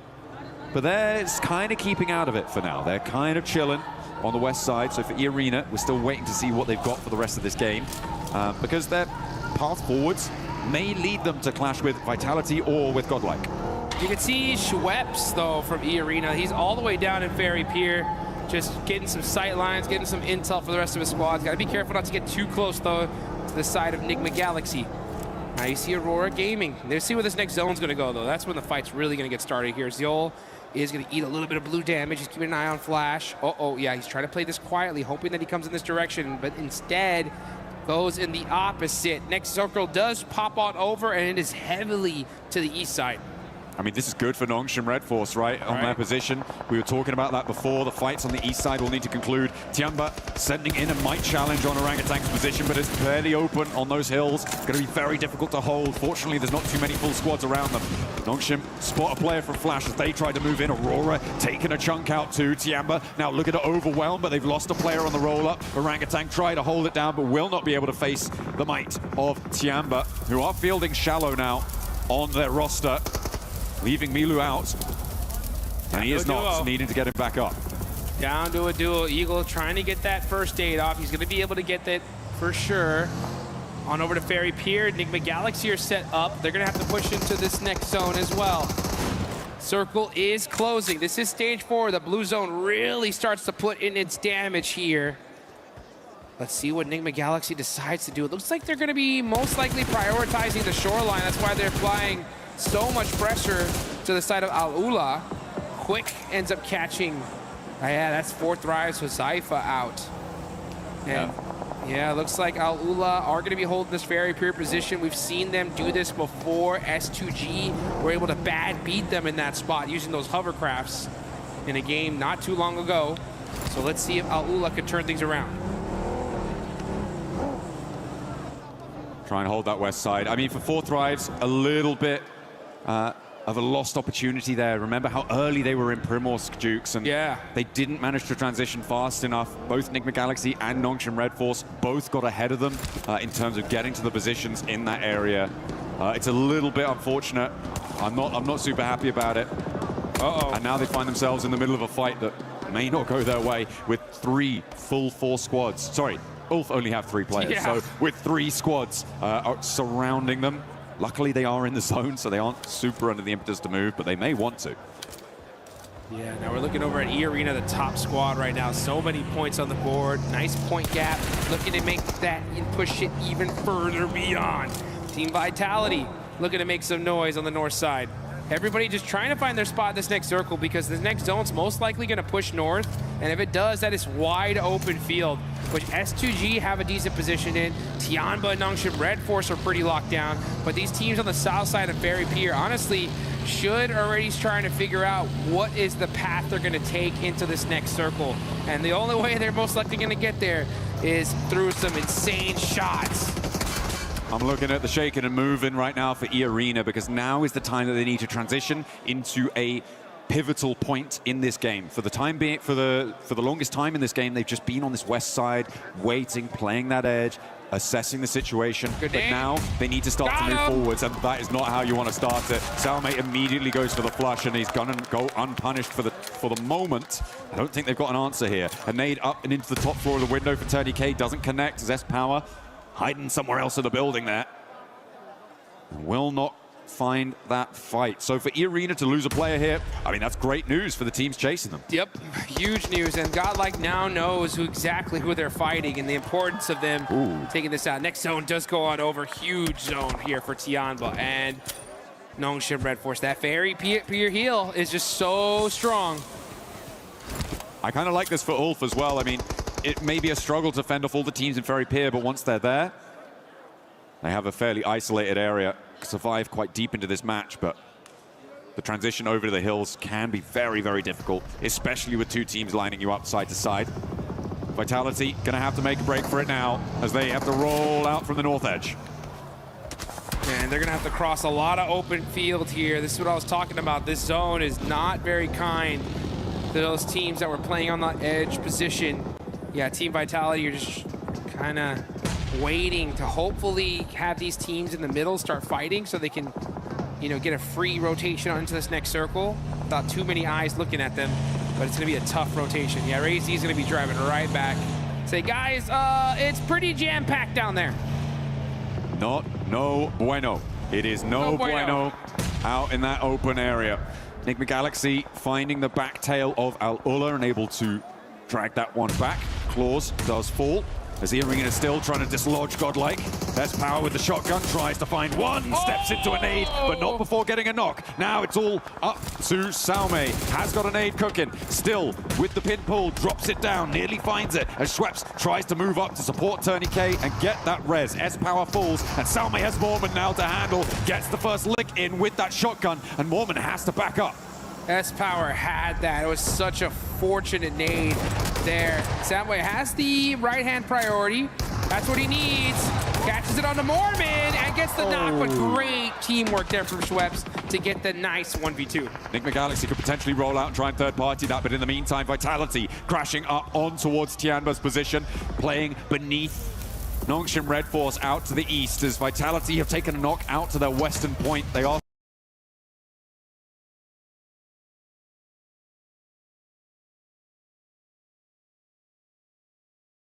still 4 players alive, but E-Arena are rolling out now. They could turn their attention that way. Steps onto a landmine, blasts his leg sideways, and down goes another Vitality player. They are getting torn apart as E-Arena descend as well, sending a forward position.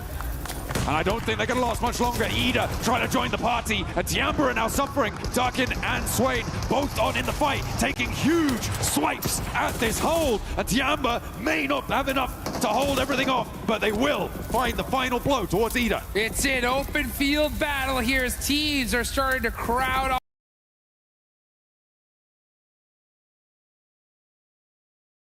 on in. And this is looking like an absolute battlefield. Tons of nades going down, and down goes Vitality. S2G joining the battle. 2 eliminations to their name so far.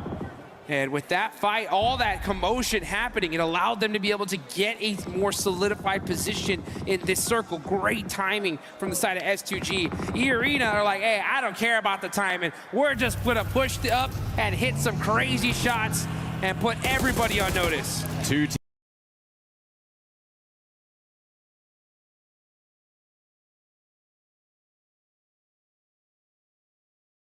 teams crashing onto Tiamba's position was enough of a smokescreen for E-Arena to be able to move up nicely.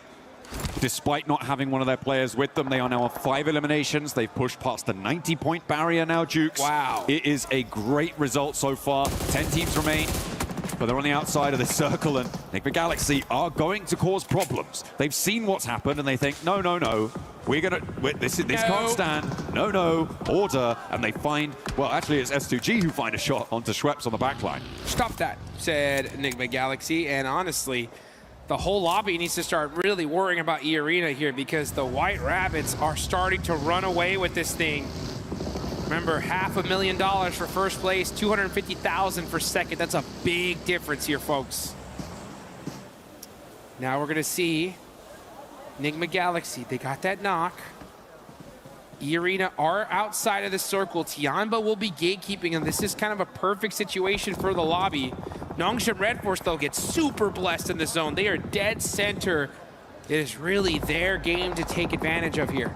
And they're really hoping that E-Arena go down fairly soon, because then they can put a massive dent in the gap between these 2 squads. E-Arena, though, currently focused on Tianba and Enigma Galaxy. Enigma Galaxy find another knock, sending it over towards Schweppes. And I don't think this is going to be resible. Mormon and Tourniquet now having to keep it together. On top of the 5 elims they found already. And Lost might have an angle on it as well, suppressing that angle, but Mormon goes.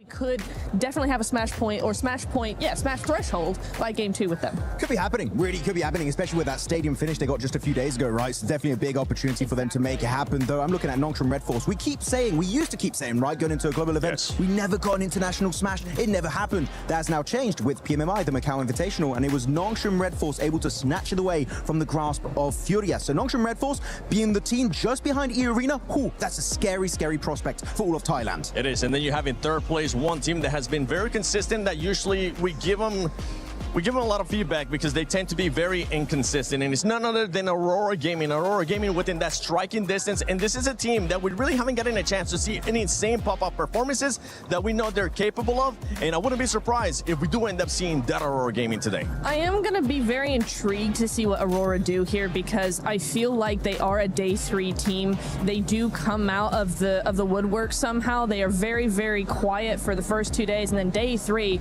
oh my goodness, completely different ballpark. So I think that could definitely be something that we're going to be seeing, specifically in the first rondo, because they have been known to put up massive elims in that first game.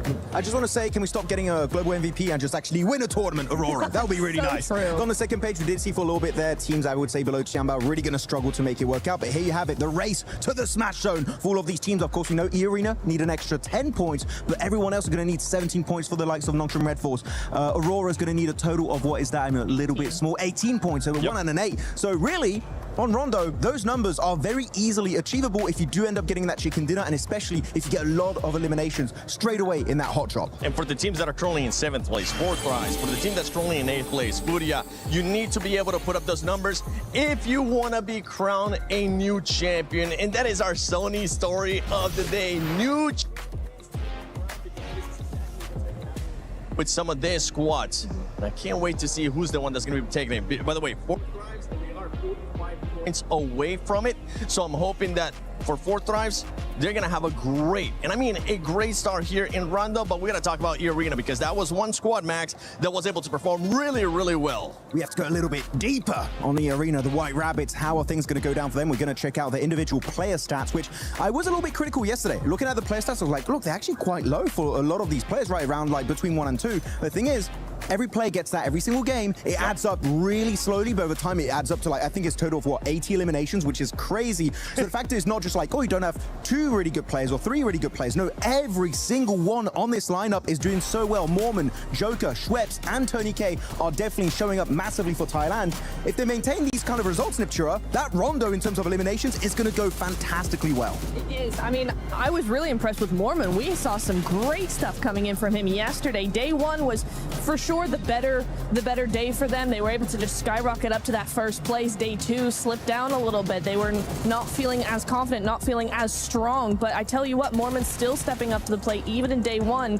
So I think also a lot of teams, like we were talking about Aurora, right? They are also a day 3 team. There's a lot of teams that do have that sort of up and down, just how it works out, right, in those finals. So for me, EA, day 2 not being so great, they have wins, they're top of the leaderboard. It's not the end of the world for me. I have one slight tip though for E-Arena. Tell them. When you take a fight, don't use 20 billion smokes to hide yourself. Just hold on to your utility. I'm telling you, they're quite useful in this event. You're not wrong. They've done it so many times, dude. Thanks, Max, It's a team. for bringing that. Yeah, it's like 11 smokes all over the place. They're just going... They're not going to be able to see us. But yeah, for E-Arena, there is that one. But we got to talk about Aurora, especially because of the consistency, especially because what we've been talking about as well. This is a team that has caliber players in that squad. And then we have S2G, which they have 3 chicken dinners in total here in the finals. It's really interesting because both of these teams play very similarly, actually, right? Both of them are quite compact, quite quiet until they're able to spread out a little bit more, able to take those fights, able to push other teams away. They're very other team focused, right? But for me, okay, Aurora just has a little bit more of that expertise in this. They've been doing this for a lot longer, this kind of strategy. And so even though they don't have that win, they have a win, but they don't have the 3 that S2G have. Yep. I think there still could be something. S2G have 3 wins, but over the course of the last 2 days, they've been very hot and cold. They either are out in last or they win a massive game. So it's for me, I'm on the fence because I think Aurora has that better consistency, but S2G have proven to us more that they can win. And when it comes to that Smash rule, it's whoever wins. Yeah, I mean, you're going very gameplay specific here, which is great to hear about that. But I have 2 players that I'm looking at for both teams. HamCG maybe getting his 2nd international trophy, right? Won Pmwc a few years ago back in Jakarta with actually S2G, right? He's still on that lineup. And then you have Top, that's gotten so many global MVPs in the past, same as Doc, right? I would love to see them get an MVP award. It would be cool. But I feel like the trophy and a $500,000 prize pool would be huge to get 7. It would be, and I think for his legacy, for his career, as well as where he's probably getting towards the later end of his career, this would be the perfect time for him to end up winning a global championship, especially the way that he was able to perform last year. He'll be able to pick it up, and I just want to see Aurora pop off. I want to see what would happen when all those teams pop off. Other teams that are going to be popping off and that are going to be looking to actually perform here are going to be Ulf and Furia. Furia, they need to start seeing that aggressiveness again, because that was the best time, and stay away from driving around. Drive-bys, no. They love using the cars in these finishes, especially Ayala. Gonna calm it down, especially when pushing onto E-Arena in that open finish outside of Yasnaya Lake. But we had so many great moments that really stood out for Furia and also Ulf, right? The Wolf Pack and also the Jaguar Pack were also looking really strong at this moment. But in particular, I'm looking at these teams, they kept getting second places, right? You're looking at Furia, second place in PMMI, snatched away with a smash ruling by Nongshim Red Force. Then you're looking at Ulf, PMGO Season 1 in Jakarta, second place. PMGC before that, second place just behind Alpha 7. They've been close so many times in the past, but it's time to put those rumors to bed. The Sukkening is not happening. Can we call it that? Is that okay? Yeah. I mean, we have the dockening, we have the Sukkening. Yeah, I like it. Okay, wait, that can go. Wait. We'll do that next, just for you. We'll make that happen. It used to be the Alpha 7, but then that's not a thing anymore because they ended up winning. And now they just exactly. Oh, no. I'm very intrigued to see both of these teams here. Just to add to your point, Max, is for me, looking how both of these teams play, Furia is very methodical, very calculated, so that kind of feels like they're a little bit slow, but they're very proactive. They will make a fight happen, whereas Ulf, they're more reactive. And so when you come to those two different strategies, it's kind of going to be really interesting to see, as the smash comes in, as that pressure comes in, who's actually going to benefit from that. Yeah, one person that it's currently not with us, but I know that they definitely want to talk about Furia, especially with their driver license, is none other than Lace. Lace, I don't know where you're currently at, so let's see if she's going to give the driver license back to Furia or just keep it away. Look, this is what we're going to discuss. Kalaris, Jackie, and Lace here. Obviously, we have our teams that are leading the pack, the Arenas, Aurora, Nongshim. But we are going to talk about Rondo, specifically the map coming up, along with our middle pack teams. And one of these teams, Kalaris, for Thrives, our Pmwc champions at 77 points. What are their expectations today, especially going into Rondo? I think they've got to make some adjustments, to say the least. Obviously, our first day, second day for Thrives, they were looking a bit of a shadow of their former selves compared to what we saw in the group stage. They looked a bit more opportunistic there, as well as able to allow Falak's gunplay to really kind of flex out against some of these teams. So I need to see them just almost take a few more risks, but just kind of find themselves like a bit more forcefully moving into some of these circles, as opposed to sitting on the edge meekly and not really kind of doing much. And Rondo's the map to take risks, right? Yeah. We expect this is where you will gather most of those eliminations. And obviously, they got to chat a little bit about Furia, but Jackie, I want to pick your brain about Furia,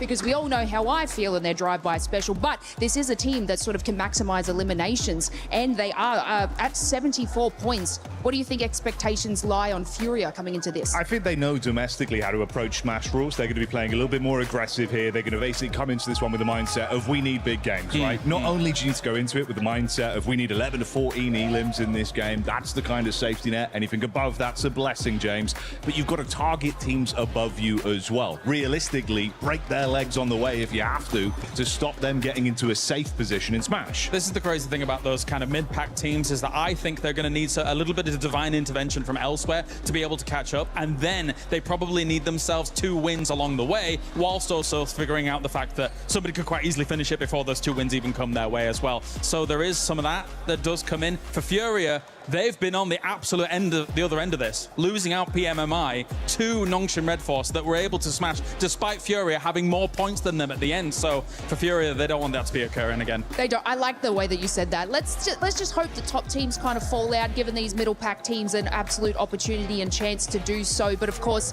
we're going to have to wait and see. But 7, I am going to bestow the driver's license back to Furia so they can do the absolute craziness it is Rondo in this map. Okay, I like it. I like it. Let's see what kind of craziness we're going to be getting here in Rondo coming up. But I know with everything going on here at EWC 26, there's a lot of movement happening within the Club Championship. So, Glitter, what's currently going on with the Club Championship? To get through, so let's dive into it. We have had so so much going on here in our championship weekend. And right now, 2 grand finals have officially completed. Yesterday, over in chess, it was Magnus Carlsen who was able to take home the title when he faced off against Denis Lazovic. That, of course, means that Liquid got the 1,000 points when it comes to the club championship, and AGAL were managing to get that 750 points that were already accounted for last time we spoke. But that wasn't the only grand finals that happened. We then moved on over to the Lenovo Legion Gauntlet, where we had Rainbow Six Siege finishing their grand finals as well. That was a massive face-off between 2 Brazilian orgs, Infuria and FaZe. And at the end of the day, it was FaZe who was able to take home the win despite all of the support from the Furia fans in the crowd. Both of those squads are also in the club championship as well, so some points on the board for them. But now we're focusing on what we've got going on here today, because we have 2 more grand finals that will be ending today. One of them will be in Rocket League. Now, they still have to determine which teams will make their way through to their grand finals, as they'll be starting off with their semifinals matches here today. And these are going to be some big ones when it comes to the club championship side of things, because on the top side of the bracket, we have Kisi versus Falcons, and we know how everyone is keeping their eyes on Falcons to see what they're able to do with the points. Then on the bottom side of the bracket, we have SSG and NIP. So it's going to be an action-packed day from Rocket League as well. But Seven, I'm going to send it back on over to you so we can get into what we have going on in PUBG Mobile today. Shout out to the amazing Glitter Explosion, getting all those updates, running around to every single stage, and just keeping us updated with what's going on within that club championship ranking. But right now, I want to get some predictions out of you guys, because we've been getting the predictions out of the viewers. Max, which is the team that's going to be eliminated first in Rondo? Oh, I thought we wanted like a pick of who's going to win. Eliminated first, Aurora. It seems like something they would do. That's crazy. That's wild. No. For you, I'm going to switch it up. Oh. Hold on a second. Slow down. All right. Which team is going to be winning Rondo? Which team is going to be winning Rondo? 4 Thrive. Yes! Do it. It ain't happening. Sorry, guys. Dang. Don't listen to him. Oh, no. Hold on. That might be a good thing, because they might be able to just reverse that curse. And it could be a blessing here for 4 Thrives. But ladies and gentlemen, we've been talking enough. We've been waiting for this moment to start. And I think it's time we get started with Pmwc at EWC 26, the final day.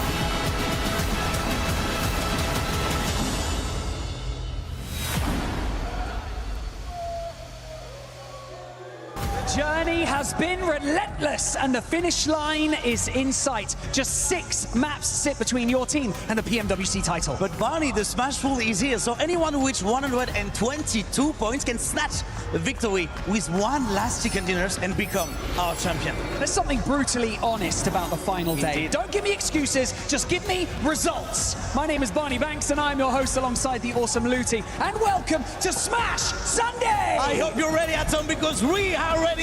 So it's time to welcome one last time our finalists on stage, starting with Al Hula Club Esports!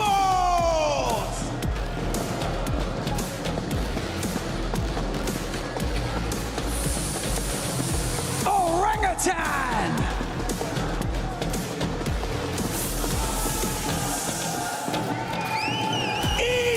Esports!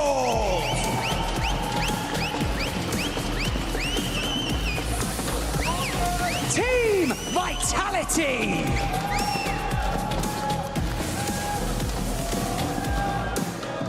Godlike Esports!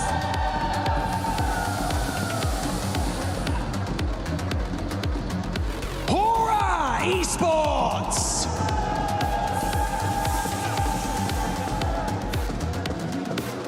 Team Flash!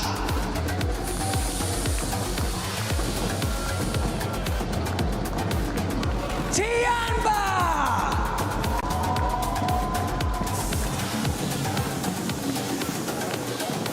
Furia!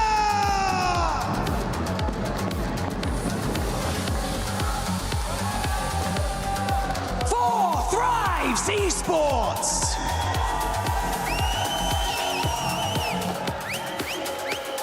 Wolf Esports!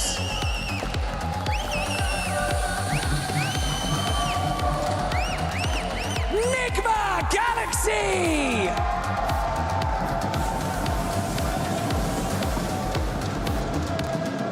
S2G Esports!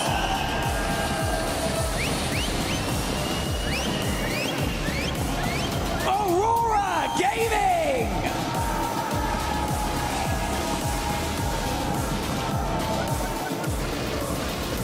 Nongshim Red Force!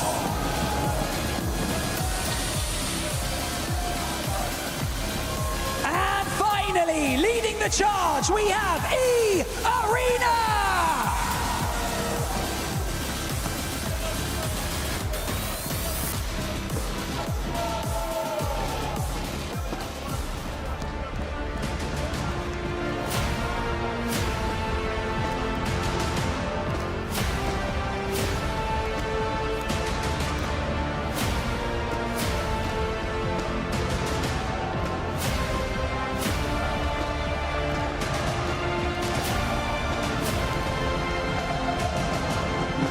Every single one of these teams has proven that they belong on the Qiddiya City grid. Today, they fight to be the last team standing. Only one key will remain intact. After Alpha 7 and Yangon Galacticos, the throne sits empty, and Paris demands a champions. The dawn of the final is here. This is PMWC 2026 at EWC.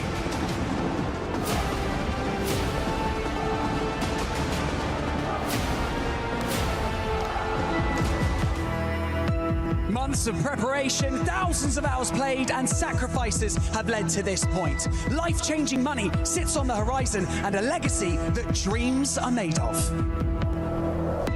We saw it in the group stage, we saw it in the survival stage. These teams are here for a reason, and every single one of them can actually clutch it all and become our PMWC champion. Rondos we've had at this event have been ludicrous. There's been so many huge games. E-Arena, one team that's already shown we can break records here live at EWC. So yeah, I think it's going to be a spicy start on Rondos. Finish it! Thailand makes a stand here at EWC. An incredible 39-pointer. E-Arena barely made it here into the finals, and now they're looking on top of the leaderboards. If they could just continue to be a little bit consistent, we should be able to see them win the whole thing. It's just Raouf, and that is it. E-Arena get the first chicken dinner here today. พวกเรารู้ดีครับว่ามีอะไรเป็นเดิมพัน pressure तो है हम इसके लिए तैयार भी हैं और बाकी हम यहाँ पे compete करने आए हुए हैं My opinion on Four Thrives is that they're actually a very talented team. I think they've got a lot of firepower. They're proving that in a LAN environment like this internationally, they can show up and be a dark horse to contend. They've got championship mentality, and I think we're going to see that today. Oh, it gets the secure. Four Thrives finally shut down the arena. The team that surprised me the most got to be Nigma Galaxy. I mean, they were getting hot dropped by Ida almost the whole tournament, and they're at the top of leaderboards. They can actually win this whole thing. Down to the last man in Joel. They need to isolate the P because he hits Lord heavy, but he's gone. That is insane. I got to eat my words on that one as well. I mean, for Nigma Galaxy, what a good game. The team that I think is actually going to win the event might be a bit of a dark horse right now, but I think they've been looking consistent and can actually get in there to take it. And my pick would be Nongshim Red Force. They've had great communication, great structural plays in how they're advancing into the zone, but the firepowers all come alive just when it needed to, and that aggression could win it for them. So Easy wants to live up to his name as the punishing play arrives, and it's Nongshim Red Force with the chicken dinner. 저희를 교전으로 상대했을 때 긴장하셔야 될 겁니다.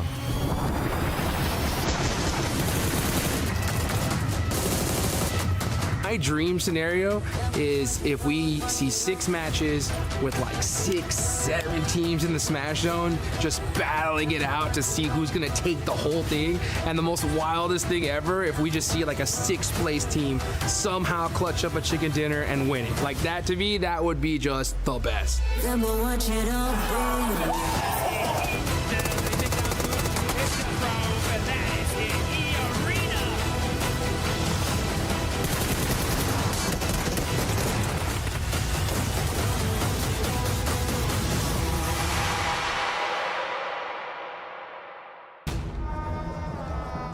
The stage is set. Our team's in position. And like Lutty said on the stage, the dawn of the final day has finally arrived, Blank, and everyone is sat in anticipation here live in Paris, France for a new champion to be crowned, the new 4 kings of PUBG Mobile. And there could be quite a few contenders for that throne right now. A lot of princes down by the stage looking to dethrone. We got Nongshim Red Force looking very good from yesterday. E-Arena were able to snatch out that first place spot right at the end there with a lovely second place coming through for the team. But it all comes down to this. 6 more remaining matches, but potentially less. With that Smash ruling in place now, there is that possibility to end the tournament early. Second match minimum, as we do need to get towards that Smash point during that first game here. Very possible to do here on Rondo. We've got the fans in the crowd all supporting their teams, family, friends here in Paris. And with that said, Paris, it's all on you.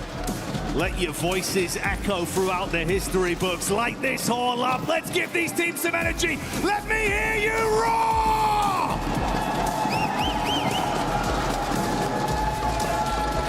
We're going to get louder as the day goes on, that is for certain. Right now, a lot of trepidation in the arena as we head into the first match of the final day here in EWC at Pmwc. From Judena City up to Nanshuan, we're getting it kicked off here for PUBG Mobile. A lot of money on the line right now. Only a few teams can hit it. 4 teams past the triple digits. It is really not that far away to hit the Smash point, which is currently set at 122. A lot riding on this one. We were talking about those middle of the pack teams, opportunities for you to leapfrog up the standings. Rondo is the dream battleground for it, a hell of a starting point, Blank. But it can't just be an acceptable game. It's got to be huge eliminations. We're talking within a region of 11 to 14 plus. Really make the most of this one. Aim for that chicken dinner. And if possible, take down the teams that are ahead of you along the way. That's going to be a salient talking point longer the day goes on as well. If they're in the smash zone, you've got to stop them. Risk it all or have your dreams snatched away. Nongshim Red Force, E-Arena, both dropping out in the same position. We do have big old hot drop over towards Neox. Every team understanding need to pick up those points right now. Ida already starting alongside with Aura.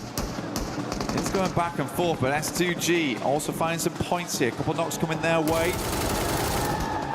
But 2 eliminations so far, and only lost down. This is a good result thus far for S2G. The 2 Turkish squads going head to head here.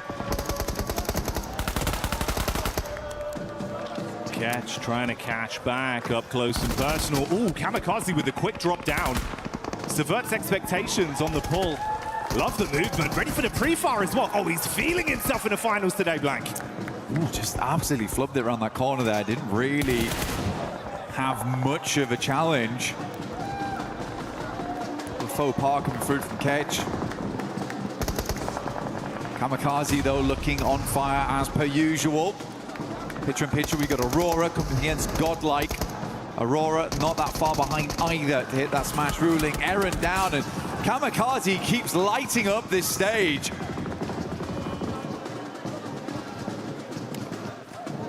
He's been a real meme machine of the competition.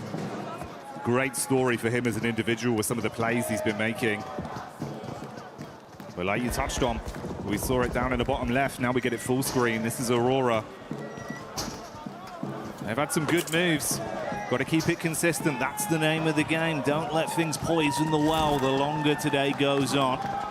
Furia showing up in the Elim feed in a fight versus Ida as well. And we go over to E-Arena, clashing up close towards Flash. Turney K overwhelmed after getting one off with a pump, but he's got backline protection. Well, not for long. That's the flick back over. Schweppes goes in. Can he recover it, Blank? Absolutely. Seems this way. Only 3 players here, as per usual, as we know. From Rondo, usually have a 3-man send out, and 1 player will be the backup on the res, and that is Pmwc right now for Flash. Admino moves in, Refus is down straight away. Some good shots off right there, leaving Aurora in a bit of a pickle. Only 2 players alive. They're over towards the north side of Test Track, but a good showing there from Godlike. IQ inside the building as Hyunbin gets sniped out by the M24 from AKOP at range. It's a beautiful shot. Nongshim wanted to first onto this a little bit further, though. Tizzy just playing on the lip of the window here. T24 down outside. IQ trying to play off his info. Bait around here just towards the other side. He's got back up in Falak. Oh, good pre-fire. Expected to peek. That one's going to do a little bit of chip damage, but he wants the whole hog. Charges back in. Door closed. Spams around. Upsets Falak on the peak, but the response comes back over from IQ. Charging him down with the SMG.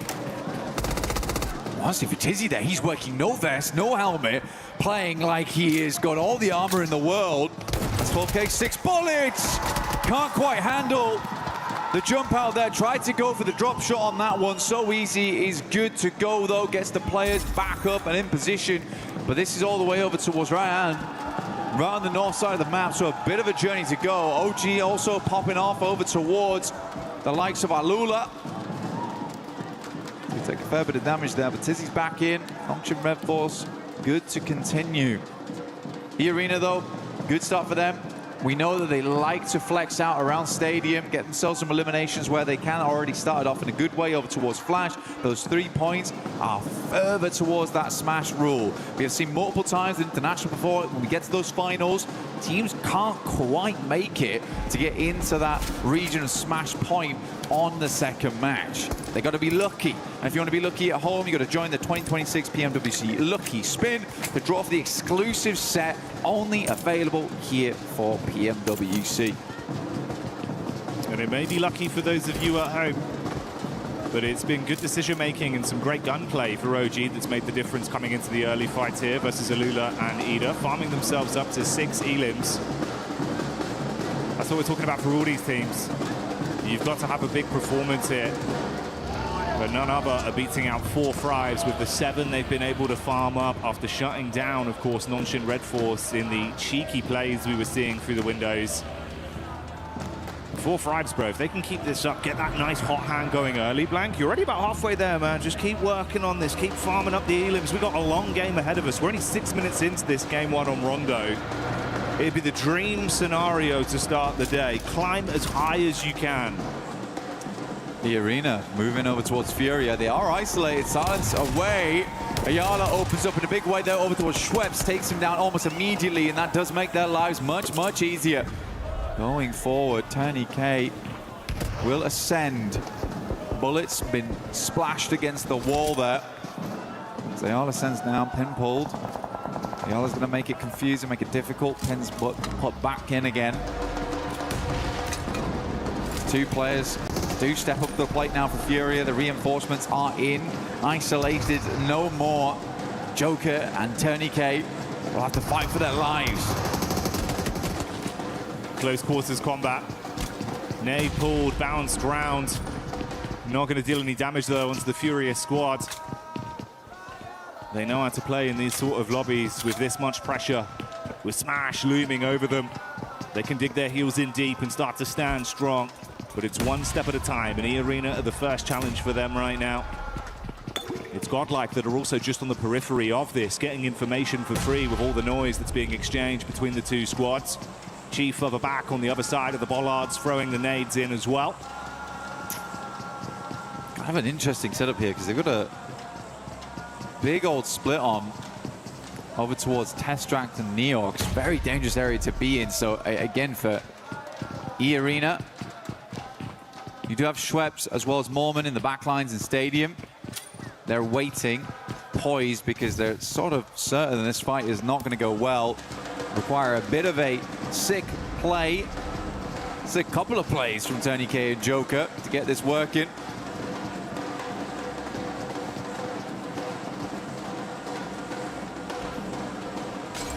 TourneyK, he's just been arming that nade, waiting for an opportunity to get the most out of it. Yeah, quick head count on the util. He's only got 2 nades and the 1 Molotov in the back pocket. Furia starting to clear out the building. They want to go floor by floor, but they run into Joker. Good first hit. They respond back in kind. A 1-for-1 trade. And TourneyK with a nade. That's one of the 2 thrown out. It was a good primer, but no direct connection. He's going to be baited down as well. Could be stung from the back here. Oh, the bounce is big. Turn around as well. So close, Black, but couldn't hit it. So close. You can feel in that moment there was almost a clutch potential. Luckily for E-Arena, they can move back over towards Stadium, move back into the circle, but what a long journey it's going to be to get over towards Lo Hua Sing on the eastern side. 4 thrives though, you're right, man. What they've been doing so far is good. Kalash just talked about it earlier, wants them to be a bit more aggressive on those entries. Lurking around the outside edges a little bit too much when they have the gumption, they have the capability to play those central positions. But for E-Arena, I think they were just gambling with the points there. If they get the full 4-man flush, then massive addition to their points tally. Still, getting those 10 points isn't always easy. Doesn't always come on that first game. Nongshim coming in from that north side. S2G do have a player down in the dirt.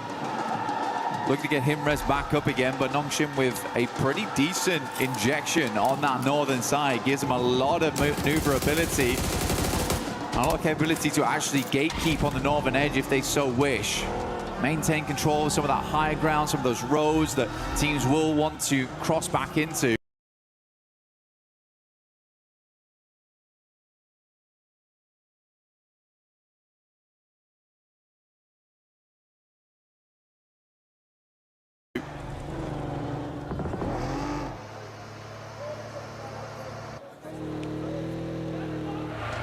It's almost poetic. It's been twice inside of this game. We've seen S2G and Ulf going against each other. Ulf coming into it to start the day here. They were in 8th place. I believe 61 eliminations over the course of the finals. Up to that point, they were in a pretty good form when it came to fighting. They've just got to maintain that pressure to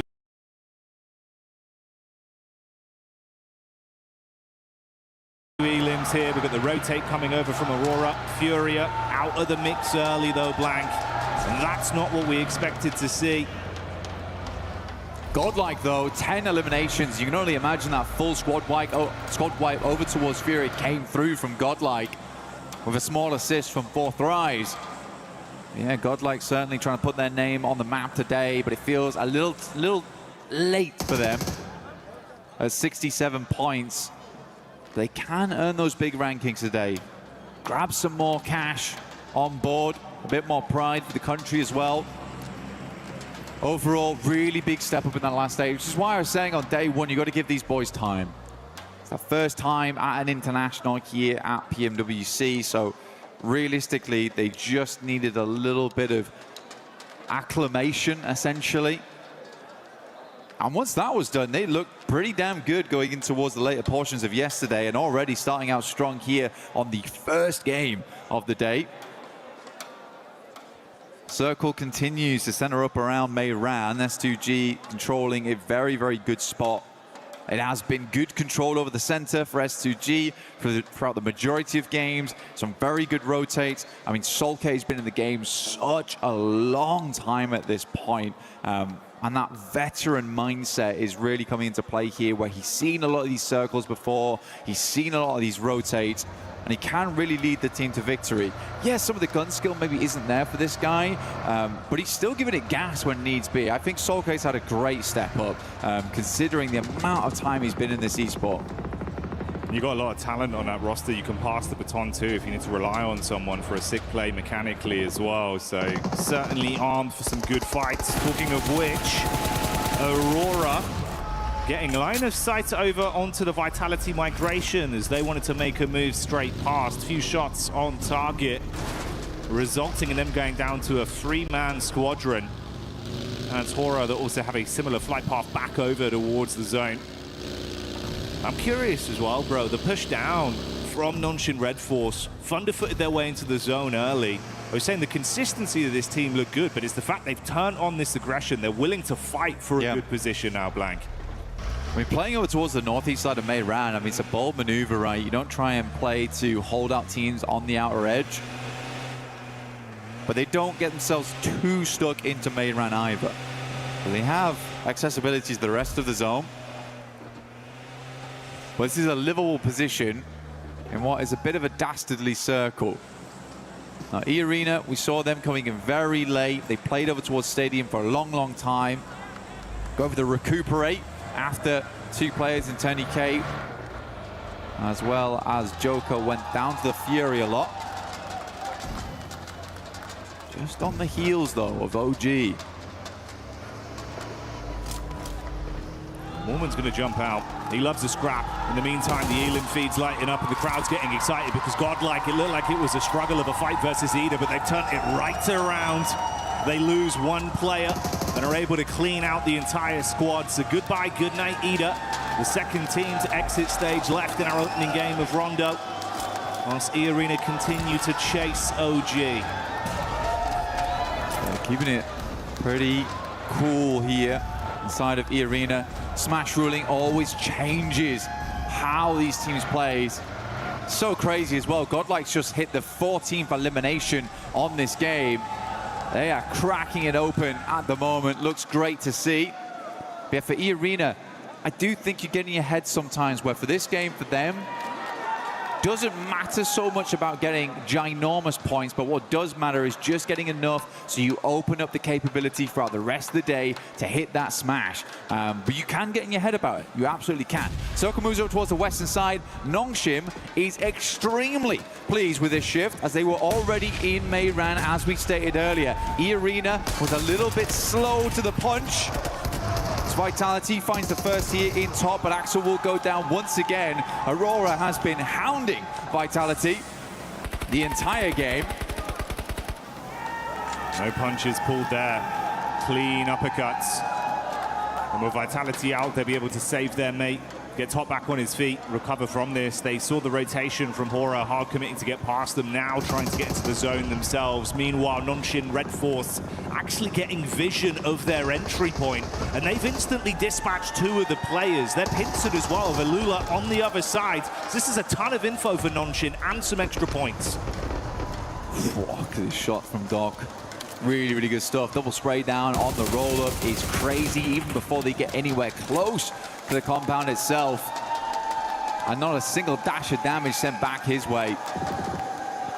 Very, very nice initial game here from Aurora, but they have a long way to go. Pmwc currently holding the backside on that southern edge. S2G blasting bullets in as Alula holds back Flash over towards the water side. Aaron out in the open, waits for the reload to come through and then makes the cross. Good timing on that one.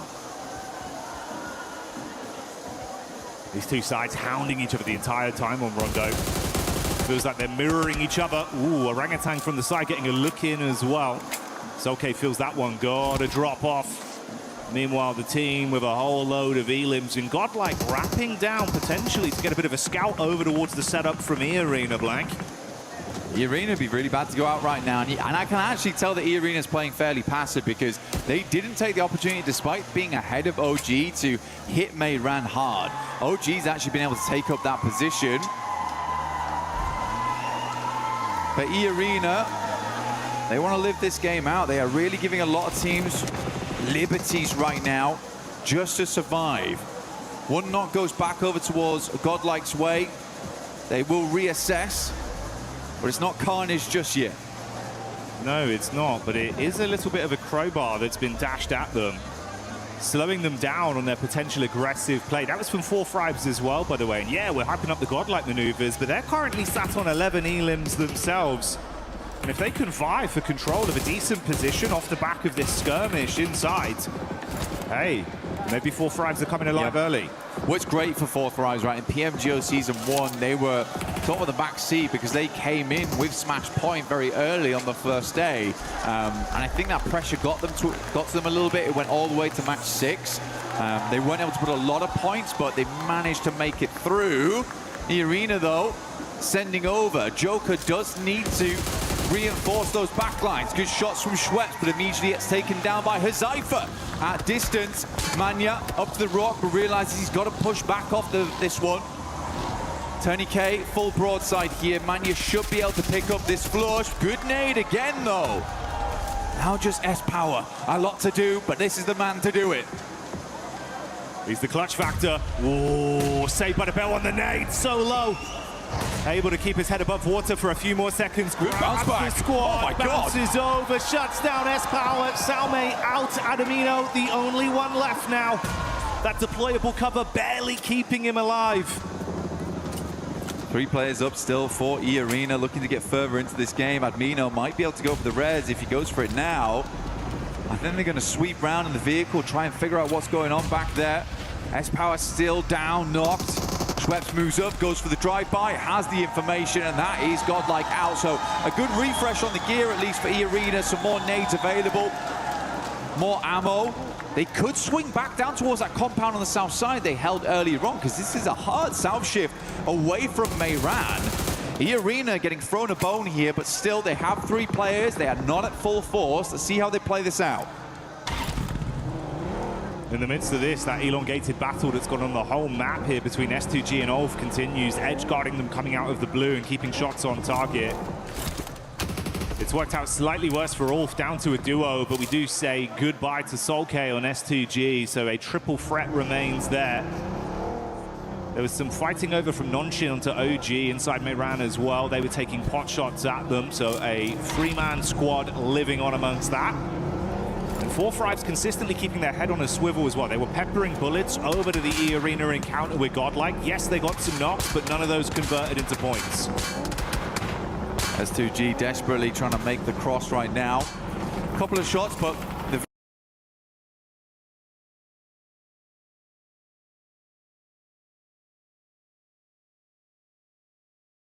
vehicle, it is very low HP, smoking now and on fire. They have to get out, but they're just about in the zone. Same can't be said for Ulf there, but Alula's going to continue to put the hurt on.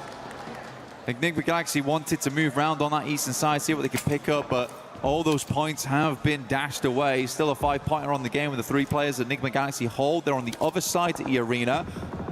I like this, though, actually. They've got Joker as well as Schweppes playing the northwest edge whilst Mormon holds down the compound. They're looking for exit frags here, Jackie.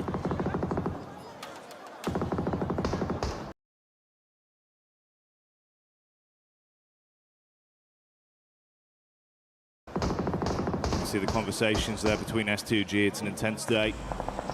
Got to clear the bag instantly off the back of a game one like that. Mormon did set himself up just as you suspected early, and then have played a little bit more of a scouting play to keep themselves at least aware of what's occurring up between the setup of 4-5s and OG. There's been a lot of noise, a lot of free info from that.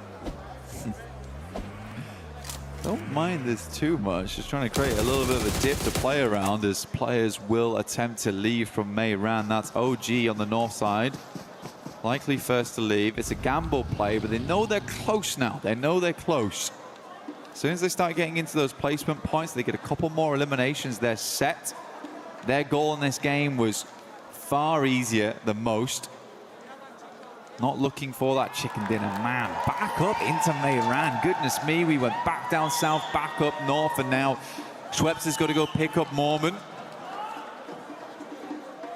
Plays up by the roadside. Not definite this ends in the urban area. Enigma Galaxy might want to make a send soon. OG loses one on a knock. Not flush, though. The fourth rise looking fantastic right now this game. 11 eliminations, holding a strong 2-2 split inside of Mayran, controlling both the run out from OG and scouting towards Nongshim.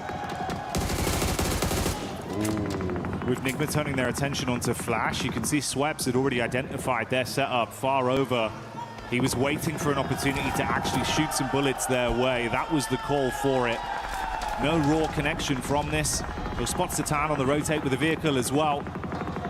Still debating if he can actually get some pot shots here, trusting in his source from distance. And this is also amongst the Lula that are pushing up onto 4-5s. They knew they were fighting OG. They took a few pot shots, but now Quick's trying to take at least a little bit more aggressive space off them. Enigma Galaxy in a struggle position, and E-Arena can play this very slow here. They don't have to peek too much. Ralph already down there. Should go down to the play zone. Enigma Galaxy is going to try and go for that southern push on this one.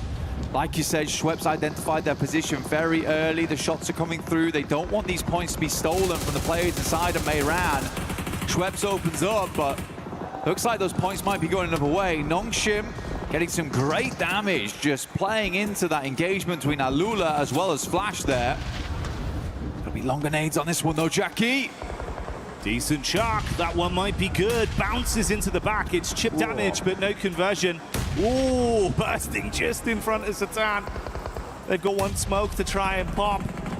Hey, this is dastardly. You are trapped in a hellish position whilst the other squads are scrapping through each other, so the lobby's starting to thin here. It's tempting for E-Arenas just to push this. Getting in towards 6th place, right? You're very close to that point with 2 eliminations. You could just sack your game here to go for it. Joker's going to try and get a different angle on this one, move up over towards Mormon, put some more emphasis over towards Mayran. If we go a little bit further south here, the game actually does open up for E-Arena mainly. 4th Rise also have a good capability of leaving from this area. Wonder how many vehicles they've still got left with the tires in play. Yasser will take down Bozy, and that's the end of Flash. I mean, Nongshim Red Force has been consistently peppering that engagement, but it is Alula who's got away with the majority of the points on that one with 11. There's been a lot of harassment of all of these squads from Nongshim and 4-5s, consistently taking pot shots out, making the fights more uncomfortable for either team involved. For E-Arena, if Nongshim actually keep this up in terms of a safe placement in the zone, some big plays, you might need to shut them down. Going to pull slightly away from their setup, though, centering up around the 4-5s crew of E-Arena, knowing they can advance a little bit on this. Yeah, it's a big opportunity now for 4-5s going forward. Get a chicken dinner here. You set yourselves up to get potentially into Smash ruling by match 2, by the end of match 2. Very cool to see both E-Arena and Nongshim Red Force. None of it was small talk at the start of the day. They were certainly looking to make it very, very difficult for any other team immediately going into match 2. Putting the worry on, requiring teams to keep tabs on them, potentially even hunt them down to keep their tournament alive. Because as soon as they smash, the game's finished. There's no longer any more opportunity to rectify those mistakes from previous days. You will just be locked in where you currently stand, which is why it's such great news that 4thRives are having such a big pop-off here on game 1. They're bringing the heat, showing that they're handy with the steal. And for Alula, try as they might to absorb points from this lobby, they're so far down that it's been uncomfortable. What happened there? I mean, it was danger close, mate. He got one knock onto OG, but it took down a member amongst the commotion for 4thRives.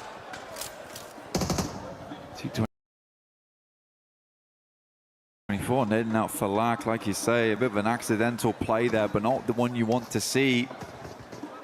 You always praise for Lack's gunplay. Basically a legend in close quarters, so to lose him in an urban finish, disastrous result here. Hyunbin, though, will find R3B to send a nade over the top immediately to confirm. Is that in the window? I was going to say, that is a long lob on that one.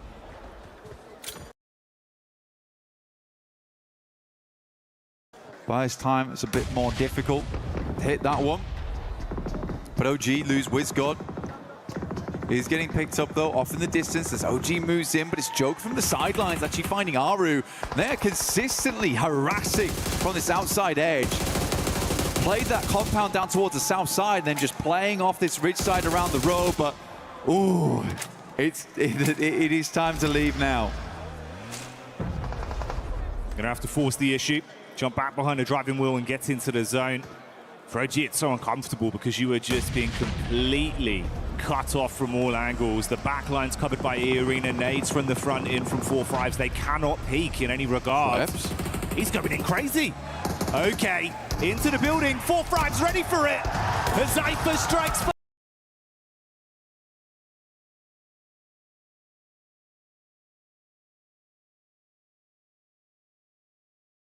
first.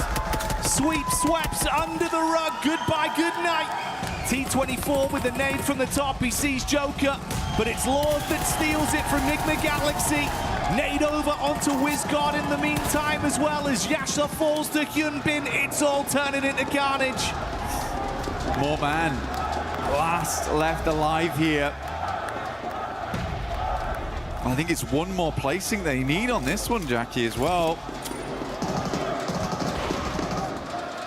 One more elimination would also do the trick. They want to get themselves up towards 5th place, but it would be so awful to go into match 2 1 point away from Smash ruling. Does not have a position to play, though. Everyone's completely looking his way. Might have been better to hedge his bets down towards Nigma Galaxy and just try and take a one-on-one trade. Just wonder if they actually know how many points they've currently garnered on this game and how close it gets them. You'd expect them to, right? And honestly, for 4thRives, this probably works out in a way with that charge in. Oh, no. Oh, mate, the nade on Mormon. Okay, goodbye, you. Oh, they're on it. They're on it. So it was. 6th place is fine. We're good. Whew. They're safe for now. That's what they needed. And with Schweppes charging into that compound, he gave them some extra ammunition. They were having to make concessions, Blank. You can see about 80 rounds of 5.56 left for them. They've been able to restock up.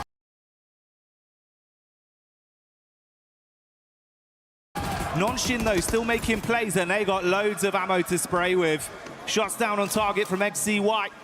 Hits onto another man. OG, you have just been trapped, taking punch after punch for so long. They're punch drunk in the back line. And for Nongchin Red Force is where all the storylines converge. Chicken dinner would be ideal, but a few more eliminations and a 2nd place would get them in towards that position. A pitched battle between Nongchin Red Force as well as E-Arena going straight into match 2. Good nade over the top from AKOP, opens up the door here for them to move in. Hazyfa leaning onto this one. AKOP's down, leaving just WizGod. Goodness me, Nigma Galaxy still going, and it's Lord of all people. Oh, finally taken out, but top 3 now. Nongchin Red Force ever closer to a chicken dinner and set themselves up alongside with E-Arena at the top. The solo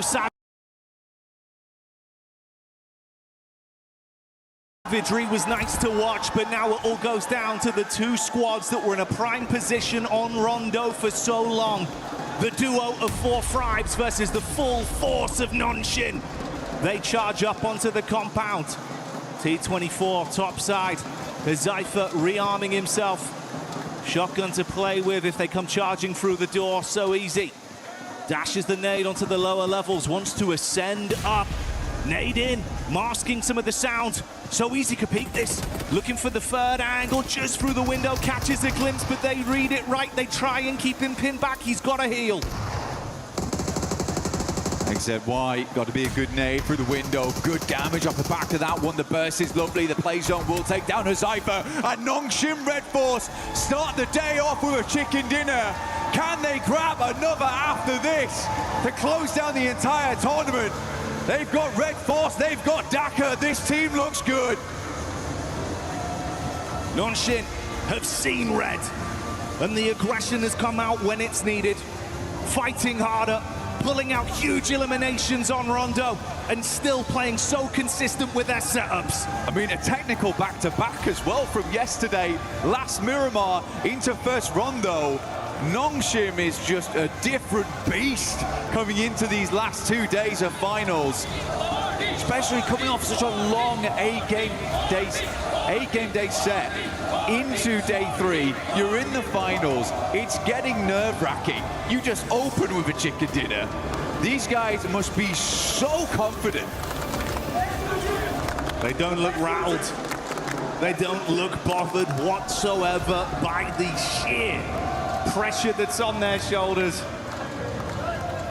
We know there's going to be a new champion, and Nongshim are eyeing up that trophy. They want it branded with their organization, their legacy. And if they keep this up, Blank, there is a decent chance they damn well do it.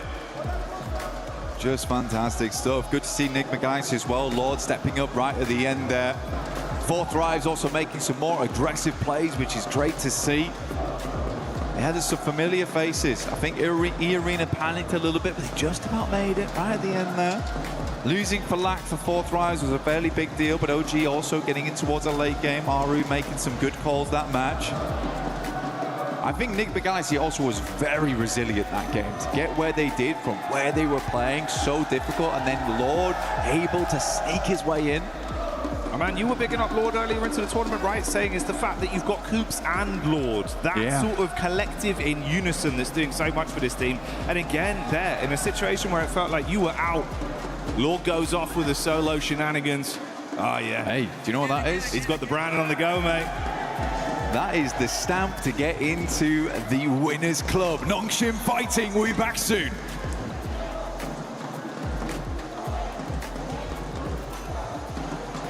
Hi everyone, I'm Rick, producer of Pubg Mobile. For the past 8 years, Pubg Mobile has continued to grow together with players around the world. And even today, we are still fully committed to this battleground. We are continuing to invest more resources, improve the experience, and bring Pubg Mobile to more players in more ways. Today, I'm excited to share something important with you. New app, Pubg Mobile Lite. For us, Pubg Mobile Lite is not about making a smaller game with a smaller experience. It's about maintaining the high-quality Pubg Mobile standard while giving players a lighter and more accessible way to play. We know that different players have different needs. Some players want the full Pubg Mobile experience, with the richest content, all sorts of highest quality gameplays, and everything the game has to offer. For those players, Pubg Mobile will continue to be the best choice. But some players want to jump into battle faster, save more stories, and reduce the burden on their devices. That is why we are creating Pubg Mobile Lite. Pubg Mobile Lite is a lighter version of Pubg Mobile, built for players who want a faster and more flexible way to enter the battleground. The initial download is only around 1 GB on Android and under 2 GB on iOS. There is no extra mandatory package before your first match. Once the download is complete, you can load in and get straight into the battleground. We also made PUBG Mobile Lite more flexible. You can choose which extra modules to download based on how you like to play. At the same time, PUBG Mobile Lite is still connected to the PUBG Mobile experience. The classic Rango map, supplies, and core combat are designed to match PUBG Mobile, so the battle experience remains authentic and uncompromised. If you already have a PUBG Mobile account, you can log in with it on PUBG Mobile Lite. Your own items can carry over, so you can continue using the outfits you love. You can also team up with your friends on PUBG Mobile, so your squad can stay together with no social barrier. Going forward, PUBG Mobile Lite will stay updated alongside PUBG Mobile, so players can enjoy new content together. We are targeting an official launch PUBG Mobile Lite later this year. Please stay tuned for more updates, and you can pre-register in the store from August 25th. Whether you are discovering PUBG Mobile for the first time or returning to the battleground, we are excited to welcome you to PUBG Mobile Lite. Winner, winner, chicken dinner. See you on the battleground. We will see you on the battleground. PUBG Mobile Lite pre-register August 25th. I'm excited for it, Max. I know you'll probably end up making a video about it on your Instagram, which is what? Remind me again? It's Maxman Cast right now on Instagram. But no, I get comments, I'm not joking, Seven, every single day about PUBG Mobile Lite. When is it coming back? When is it going to get an update? It's getting an update later this year. Oh my goodness, the world is going to be loving some more PUBG Mobile action. 100%. I'm excited for it. Hopefully you guys are. But I'm excited for the match that we just had here, because E-Arena definitely able to cross that threshold for being in the Smash Zone. I mean, they truly analyzed the situation. They had every opportunity to get rid of NGX from that, I guess, southern side of zone, but no, they kind of already knew that they did enough to hit the threshold. And I mean, it was kind of all to Mormon's sort of intel on OG and 4 Thrives. They had quite a bit of line of sight on them, their position in zone, but incredibly calculated from them. But of course, we gotta talk about the tippity top 4 Thrives right now. We do gotta talk about 4 Thrives because we were expecting aggressiveness out of this team, and boy did we get it. Boy did we get it. 4 Thrives coming in hot today. This is exactly what I wanted to see from them. Did they slow down just slightly when I would have liked them to be a little bit more aggressive onto OG, onto some of those other teams, you know, as the zone started closing up around them? Yes, a little bit more mobile, just a little bit more aware. However, they bided their time. They were patient with what they did. When it came time to actually make those fights, they were able to just flip the switch, turn on that aggression, get those eliminations, and so many points. They are just flying off that leaderboard. This is why I said yesterday they still can do it. If they have a day like they just had in this rondo, if they continue doing that, they still can do it. Especially when you have a player like IQ, the IGL of this squad, putting up the numbers, performing for this squad and clutching up. But we also got to talk about Notch and Red Force because they were the winners of this match, Max, and they played that out perfectly. And I think they might have been able to also pass that threshold. Yeah, like of course GG4 Thrives, but Notch and Red Force doing so much parkour in the city, swiping every other team under the rug. And actually, they're trying to aim for 122. I believe they did make it. We'll check out the leaderboards very soon. But Notch and Red Force giving E-Arena an absolute run for their money. And it is so rare to see 2 teams on the very first game enter the Smash Zone. It might have just happened today. It might happen today, and something that might happen today is that we might see teams that might not be challenging for that first place putting up great performances, and we saw that exactly out of Godlike. This squad came to play. This squad has absolutely nothing to lose, Slays, because they were going after elimination. Actually, before we even talk about Godlike, I want to see what the overall is looking like, where the teams are currently standing, how far away some of the other teams are from there. Notch and Red Force is actually in first place with 123 points. Now we have 2 teams that are able to win in the next match. Oh my goodness. By the way, E-Arena should also be colored, I'm pretty sure, because they are also in the Smash Zone. You just need to get above or tie 122 points. So if Notch and Red Force or E-Arena now, Lace, get a chicken dinner, that's it. Tournament over, and we will be crowning our champions. I know, and it's so incredibly exciting because both of these teams, especially when it comes to those sort of placement points, look at Nongshim at 40 placement points, E-Arena with 34. They have every opportunity and drive to be able to secure that chicken dinner. Now, Seven, you asked me a little bit about Godlike, which I know was on the second page. And the reason we want to highlight that is because they were sort of sitting more under that middle threshold. But with 10 eliminations early game, another 4 as they sort of rotate in on that northeast side.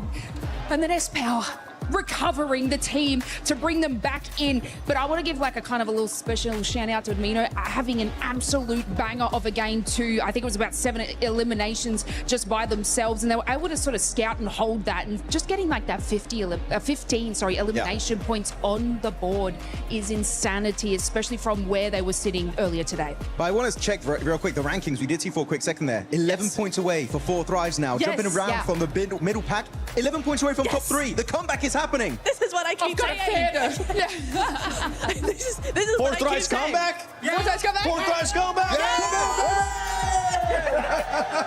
Because this team, I actually got a chance to talk with for life. If you want to check that out, go to my Instagram at the 7WG. But we're now seeing the race to smash. There you go. You see 4 Thrives, 23 points away, which this is a perfect start for that team, getting more than 15 eliminations, getting in the top 2, and now they are just 23 points away. And if we know anything for this squad, with the way that they're playing, with what we have seen out of them in PMGO Season 1 this year, they could make it in the next match, as long as one of the 2 teams at the top don't end up winning it. Well, exactly, yeah. So this is the case, this is the scenario where, you know, neither of those teams, Nongshim or Arena, they don't win next match. We do go into game 3.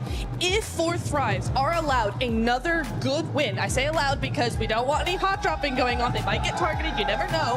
However, if they're allowed one more game, if we do go into game 3, 4 Thrives need another top 5. They need another several points, 8, 9 eliminations, there we go. Another few of those, and they are in Smash Ruling. They are a contender, and they could just do a back-to-back global win. And I think we did end up getting today, Maxman. I think we might have gotten a Maxman grenade of the day. Oh, really? Did we now? It's time for your favorite segment of the day. It's Maxman's grenade of today. Let's check it out. Which play is going to be here? It's going to be in the city. This 4 Thrives. It's Falak over there looking for a KOP. He gets it done right away. The man is an absolute menace, but he's too much of a menace because T24 had to take him down. Oh! Give him a boom boom back to the lobby. It's Max grenade of the day. Some background music for you, Max. That was a great. We got the drums, we got the jingle too. But yeah, for that team, I mean, overall, it's a great start here for the final day of PMWC at EWC 26. A great performance out of those teams that we were expecting a good performance out of, right? We talked about already Arena having to do what they needed to do. Now Nongshim being able to show up when they needed to show up, starting off great here with the win as well. One thing that we do need to talk about is possibly this team's being targeted. When I say being targeted, I don't mean getting a hot drop right away, but we are going to be looking at those rotations, because if we look at Arena has 2 wins so far this PMWC in Erangel, and in the finals, Arena has already gotten 1 win in day 1, match 3 in Erangel. Actually, I do want to say, I was talking to Kalaris earlier. Nongshim Red Force, they got back-to-back wins, right, on the island finish. So that's going to be something that you got to keep into mind also, because they did win PMMI by Smash Ruling. Literally, all of the storylines are merging together in favor of the South Korean team of Nongshim Red Force. They could be looking fantastic. But of course, that's if the Arena get a win, or if Nongshim Red Force get a win. But if Tura, we got to keep in mind, it's not Rondo anymore. It's no Recall Tower anymore, meaning the teams that are not currently in the Smash Zone is going to be even more complicated for them to reach 122 points. Oh, absolutely. And then you've got, you know, when we've seen this a lot of times in, you know, Smash Ruling, last day, all of this sort of stuff, you do tend to see other teams actually go ahead and change their drop location to avoid getting targeted. But you're right, Seven, right? We are going to be looking at those rotations. We need 4 Thrives, we need Nongshim, we need Arena, we need Enigma Galaxy as well. All of those teams. Aurora did not have a good game at all, so they're still chasing that. They need to make sure their rotations are on point, that they might change them a little bit just to avoid any early eliminations, because right now, it is now or never. We got 2 teams in Smash Ruling. You do not want to take any chances going out earlier. You're gonna have to use those spidey senses if you're currently at the top. If you're 4 Thrives, you want to continue your frag out. Here you go. You can actually have it back now. Thanks so much.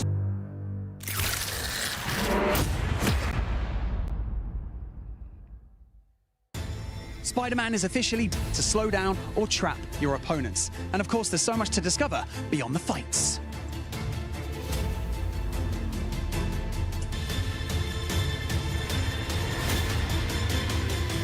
Maybe you pull off a perfect rescue, maybe you escape a fight by swinging away at the last second, or maybe you and your squad just stop everything to take the perfect Spider-Man shot.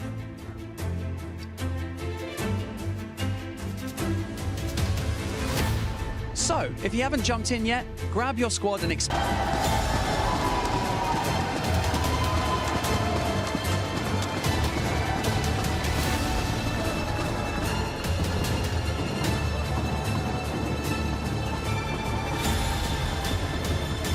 It's good to see the heroes back in action on every single front, from Spider-Man to Hyunbin and the rest of Nongshim. Heroes is the name of the game today. These teams have been heroes in their own right. For Nongshim Red Force, what a push to hold down Meiran and find their way to that smash zone. E-Arena held their nerve. They played that west side well, and they just got across that line. It was surgical precision on that 122.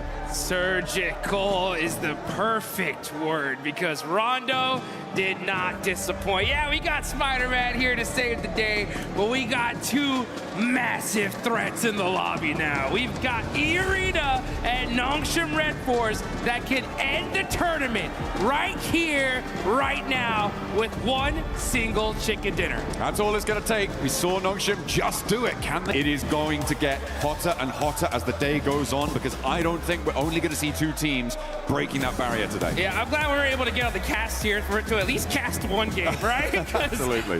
This is absolutely insane here. My hopes and dreams are coming true. Could we see 6-7 teams in the Smash Zone with one single squad that could win it? That would be insane. At the same time, though, right?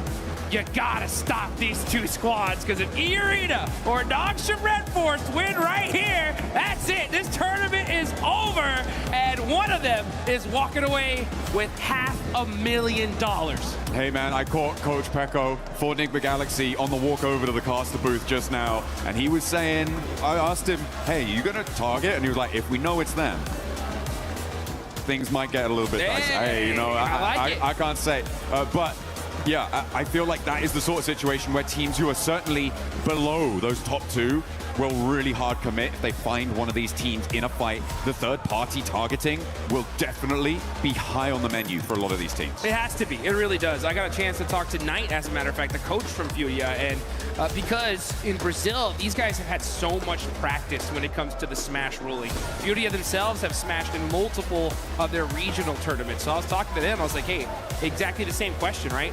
If you see a couple teams in the Smash Zone, will you guys go out of your way to take them out? And they said, well, at a certain point, we have to. You know what I'm saying? We know what's at stake. If we have to risk a bad game to ensure that we can continue in this tournament to possibly come back, we're going to do it, right? So even if it's a crash and we lose the fight, we're taking a couple of those players with us. So all the way out towards Milta, east of it, and Milta Power. All this north side of Georgeville Hospital area. With Tiamba, and neither team is looking super happy about it. Aching on the inside of the building. Swain on the top floor now has Eagle to contend with as well. Drops a nade down to the ground floor. He tries to fend off the remaining two players. QZZ unlikely to get picked back up here. Does bleed out in the end. And a step forwards. Swain rebuffs. One more barrel, but it's not enough to blast it back. Tiamba survived, but with only two players. And Horror can just move in and maybe just sweep this one through. A very strange hot drop coming through over on Gatka. Terrible. I mean, honestly, you just disrupted this lobby so much, and Tiamba are devastated. Now down to just two single players. Aching jumps out, just desperate, trying to do something for his squad, and Eagle is just standing still, just saying, like, not like this. Not like this. Horror have been a little bit quieter during the course of these finals. Not the fans, that is, the players. The fans have been plenty loud, and we've loved it, but they haven't quite had the performance that we were maybe expecting from them coming into the games in these finals.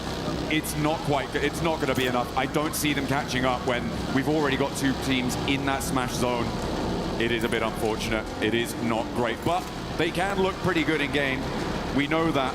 And one of the ways that you can look good in game at home is with the Naruto skins. Make sure you're heading into game to pick up the character sets, the Ninetales Fury org, and you can look as good as anyone.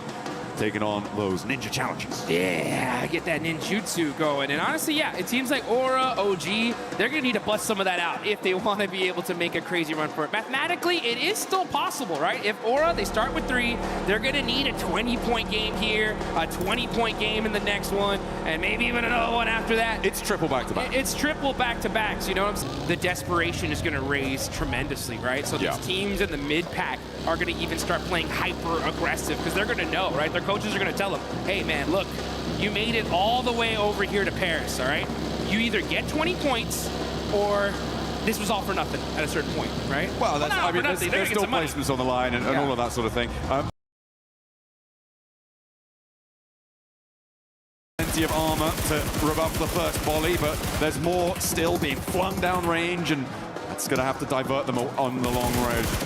They find the knock, and there's the flush. Nongshim Red Force extract the first point. Wow, okay, so they end up getting a point on that. Pretty wild. And Al-Ula are in this next circle, down a player. The thing is, though, if any team nearby happen to hear those shots, they know where Nongshim Red Force is now.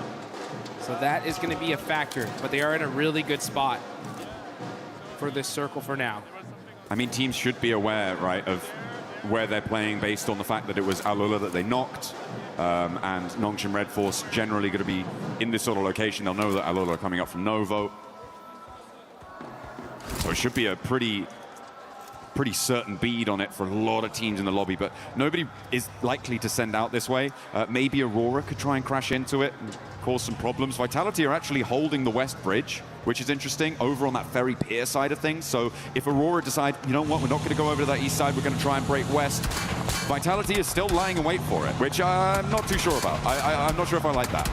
Yeah, it's going to be tough here as you got some pretty wild rotations here. Speaking of wild rotations, we got Enigma Galaxy rocking their 2-2 split. The same again. Same again. You know, I actually talked to Ralph a little earlier this morning, asked them like, hey, you're going to continue to do it? They're like, yeah, you know, it's worked for us in the past.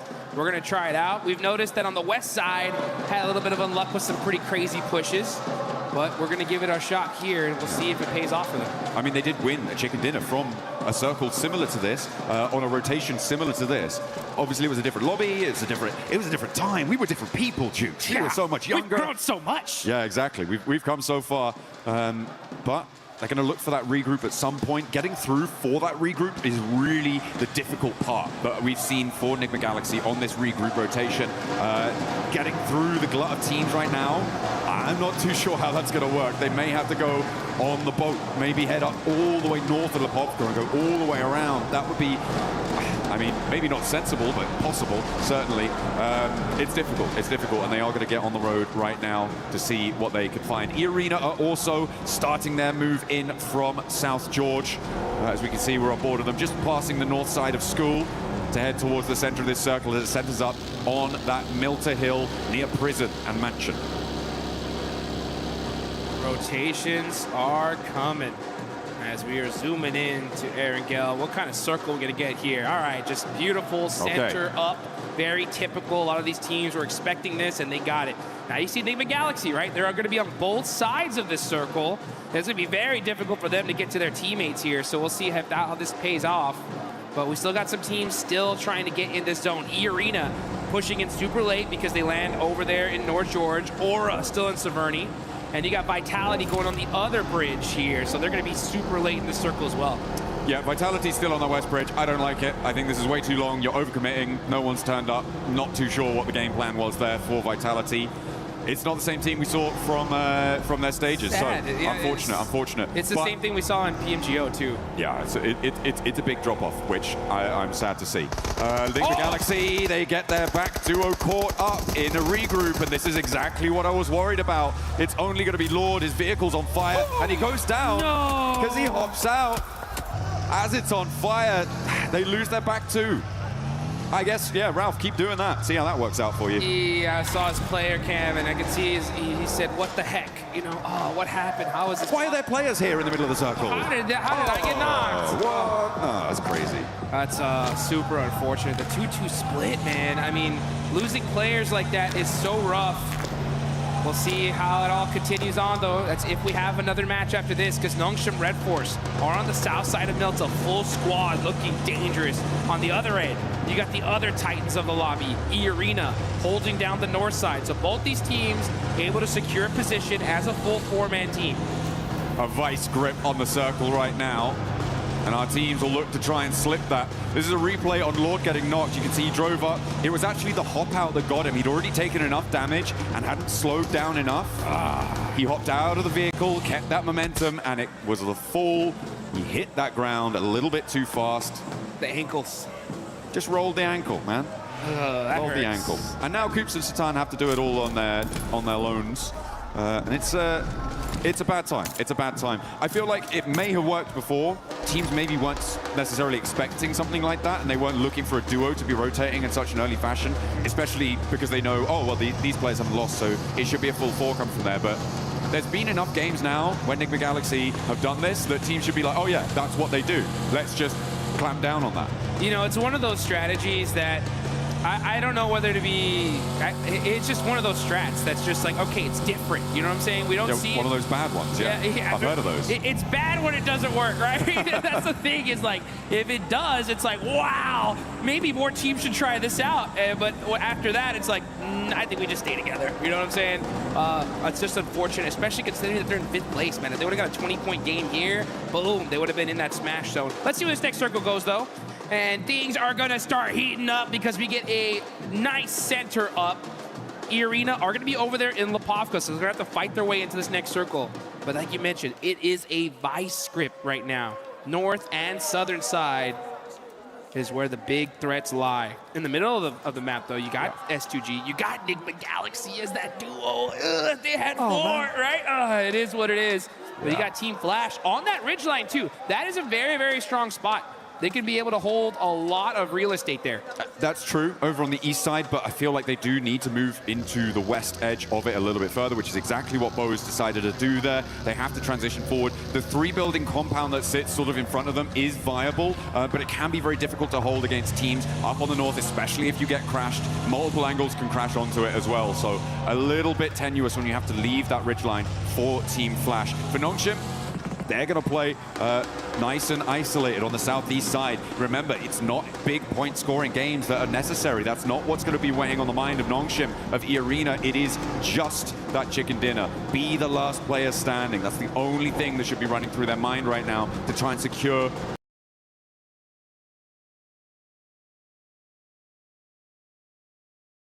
that tournament title, the global stage glory. That's interesting. That's an interesting thought. And I hope it doesn't change their play style, because I'm thinking back to PMMI where Tianba had such a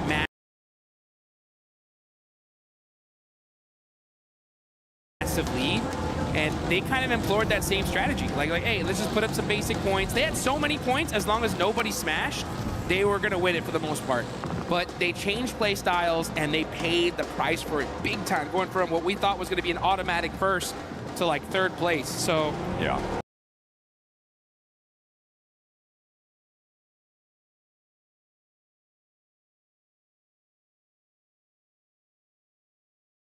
we'll see how Nongshim, who definitely learned from that, if they're going to replicate it or play the game that got them here in the first place.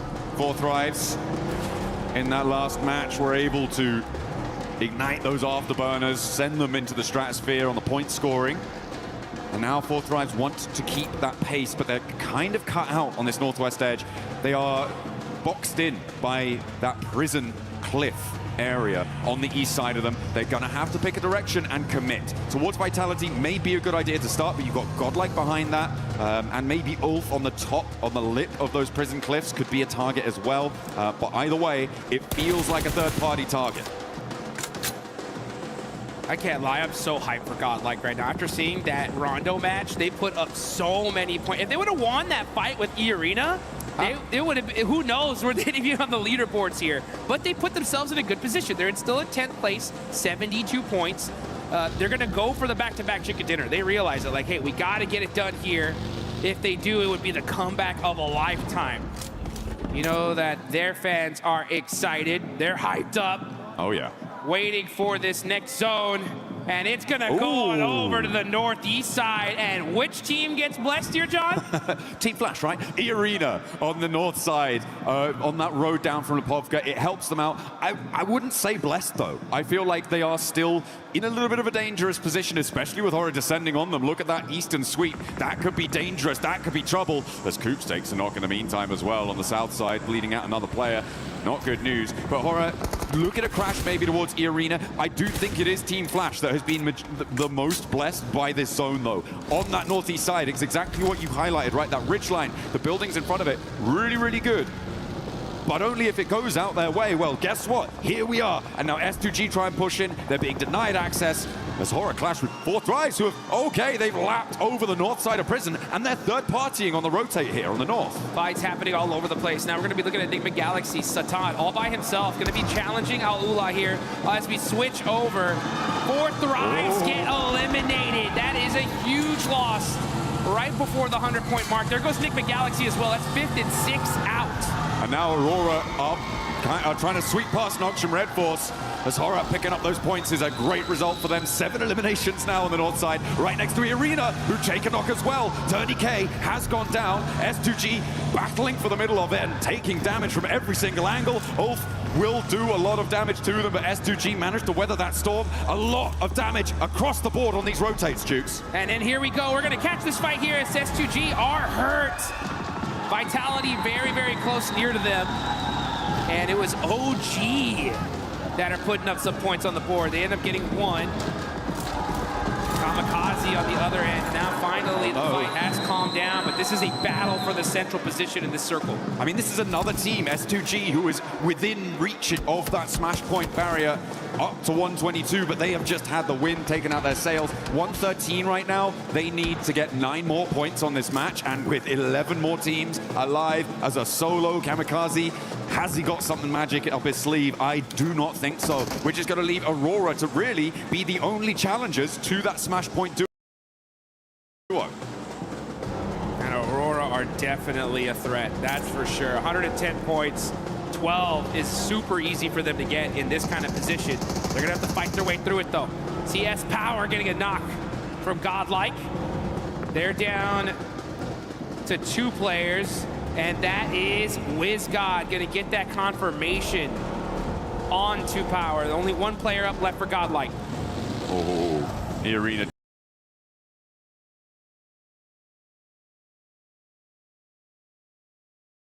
Did manage to just roll over to the ridgeline there on the shoreline. But Mormon's been spotted. Okay, Sky is still going. And the Arena not safe yet, not out of the woods. As Godlike and Orangutan still continue to clash. Up the stairs, Godlike. Look for it, but the drop down is caught. And there's the crash. Here it is. Take one down and the Arena fall. Only one team can stop it all now. Nongshim with a big opportunity on the south side, but they're right on the edge. The whole lobby breathing a sigh of relief now that at least one of the Titans is gone.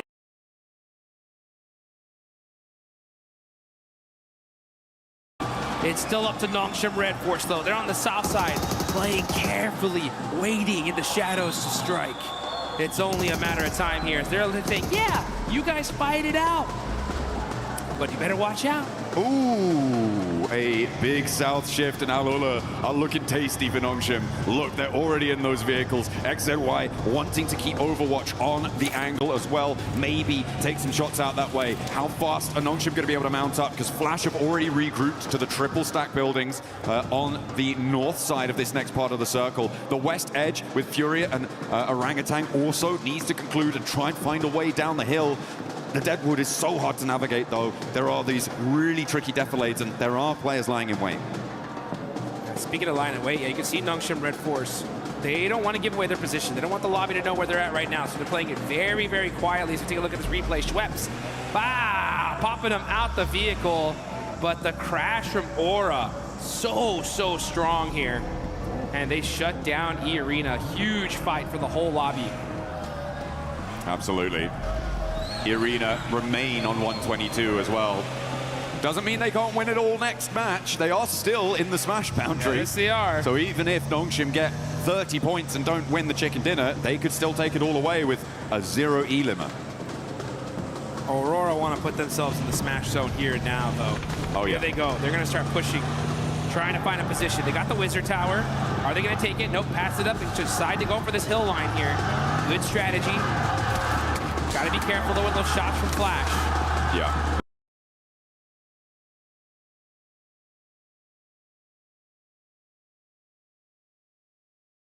Throwing down some smoke. I like how they put one vehicle in front of the other, so they at least sacrificed one, but they should be able to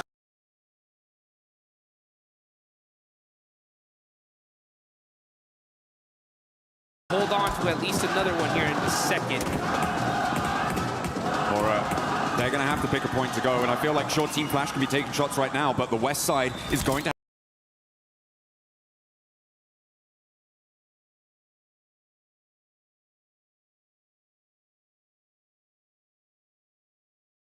have to conclude, and fairly quickly. Someone is going to look to crash Team Flash. I can guarantee you that at some point in this match. Yeah. But it may be a little bit longer than we were anticipating. I mean, as I said, the Deadwoods have a lot of those defilades, the hills that slope down from the top of this ridgeline. This tree cover has a lot of rocks to play around. You can sort of stutter your way forwards a little bit, but later on you're going to have to find something.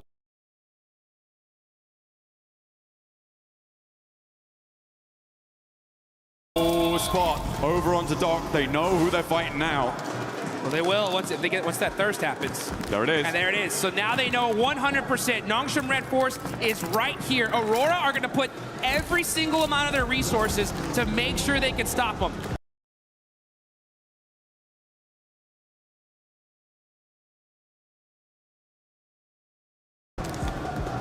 It may well be worth it with all the teams around them going down fairly quickly. Just sitting here, waiting for Nongshim to roll out, stepping through, sacrificing shots to Team Flash. They may look to try and just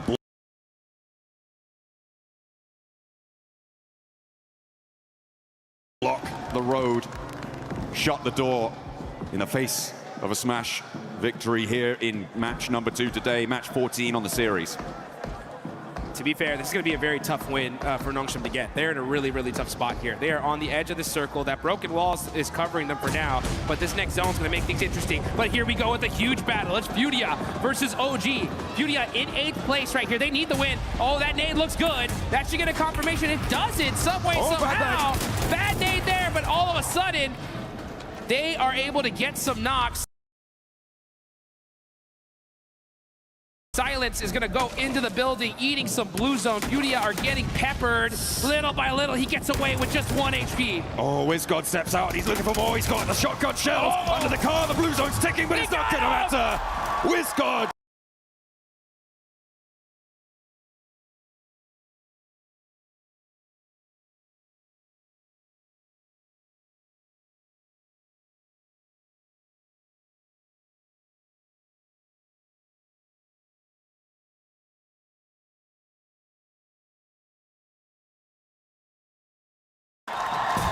Strikes back against Furia, but now Horror here, and he's got a sliver of HP to play around with. They'll know he's here, and Fear rolls over the top of the hill.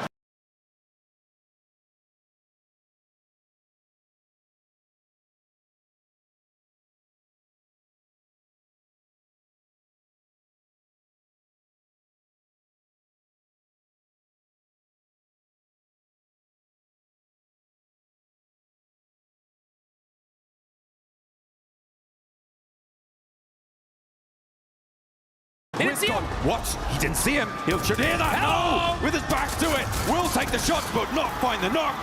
And he will be put down in the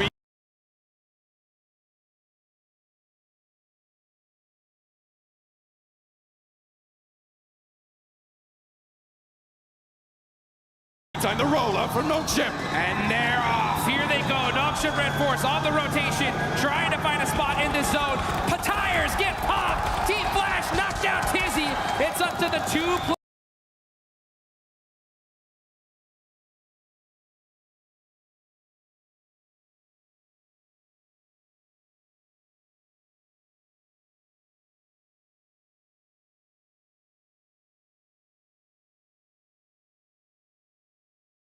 players from Nongshim to end this tournament. XZY trying to regroup now on the back. The reloads are coming through and he may be able to sneak his way into the dip. And Aurora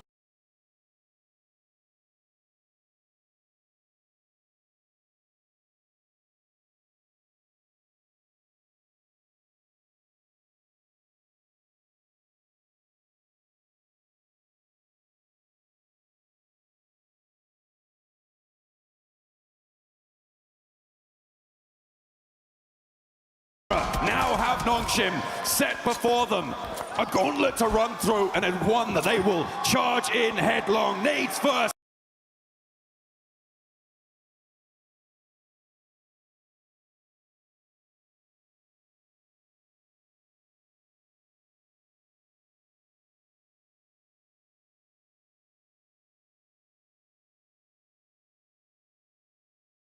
Joel Reefus and Top wants this retribution. Draw this game to a close without a smash point victory.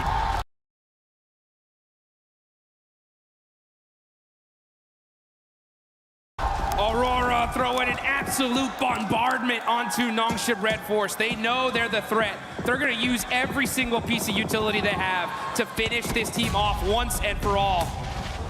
Not able to find those other confirmations. Vehicles are getting moved out the way, though. That's the coverage that Nongshim Red Force desperately need. Looks like they're playing a little game of ping pong with that car. Ooh, but Aurora starting to suffer as well. They have to move forward.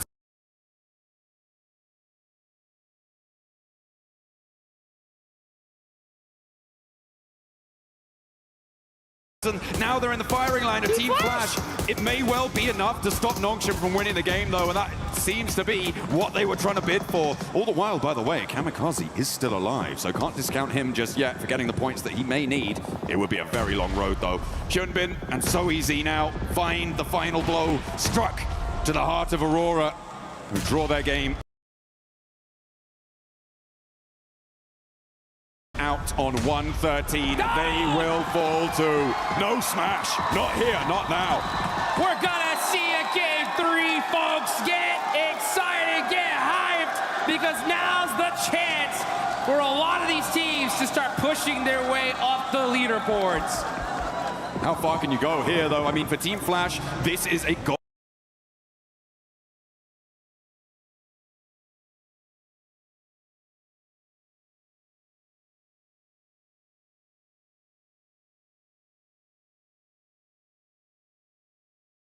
Golden opportunity to jump up placement points, to jump up, do have the slimmest of opportunities. For me, it's Kamikaze needing to grab some third-party points off a fight that Team Flash has.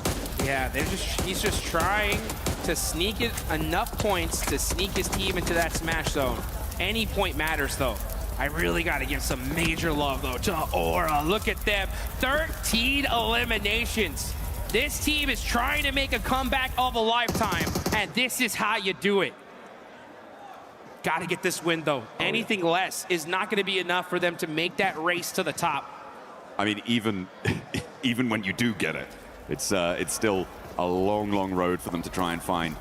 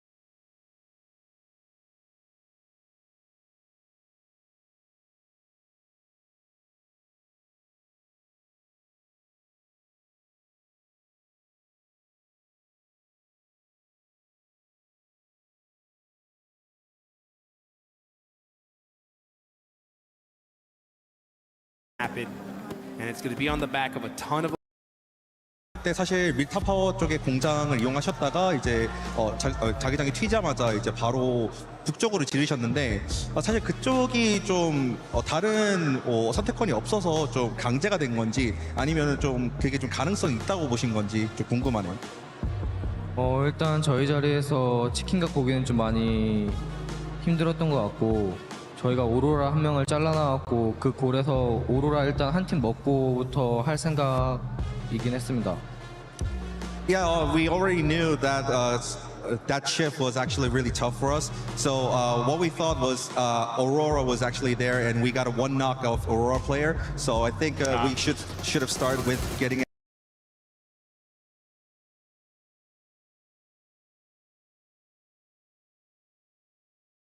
Knock him out Aurora, and then we find our footing on the ground inside that circle. So the Rondo game, you just won another one here. You look always great in urban endings, does Nongshim Red Force. So talk to me about that urban ending. What were your biggest concerns? You had great roof control. So what was your guys' perspective on that finish? 또 론더판에서는 또 치킨을 드셨는데 사실 시가전에서 정말 좋은 모습을 보여주시는 것 같습니다. 그래서 그 시가전에서 특히나 이제 지붕을 통한 영역 그 컨트롤에 굉장히 또 일가견이 있으신 것 같은데 좀 그 점에 있어서 좀 어떤 점을 좀 중점으로 플레이를 했었는지 궁금합니다.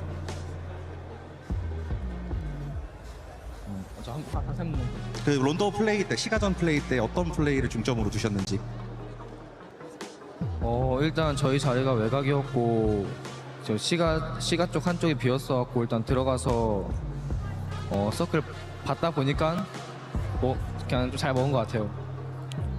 Well, honestly, I think the inside of the city play was actually well forced because we were outside of the circle. But that being said, I think we were kind of lucky because we tried to gain the footing because of actually one of the places are actually empty. So we just find our footing there, and then we just took a control of the roof, and then we maintained good condition and intel. All right, well, thank you very much for joining me, Hyunbin, here once again. That's Nongshim Red Force currently in position on the smash rule as we continue the games here at Pmwc.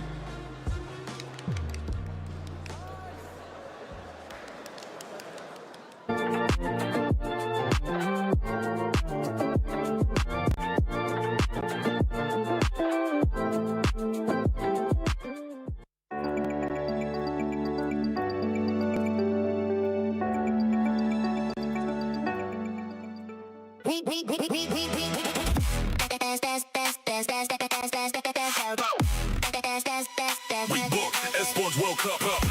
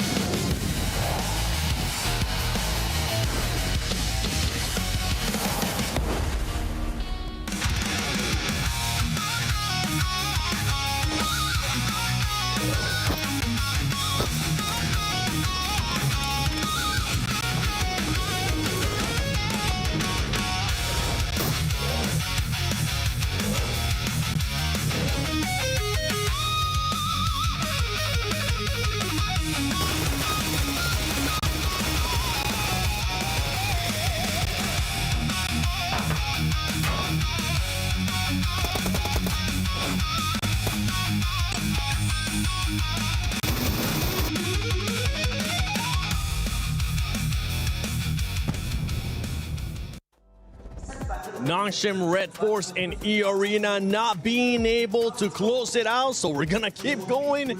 One more match in this one. Team Flash being able to come off with the win there after not really being able to do much for the whole tournament. Great performance out of their squad, but don't forget, for everybody that's currently here at EWC, make sure you guys check out the fan experience Go look at the awesome stuff between PUBG Mobile and Naruto.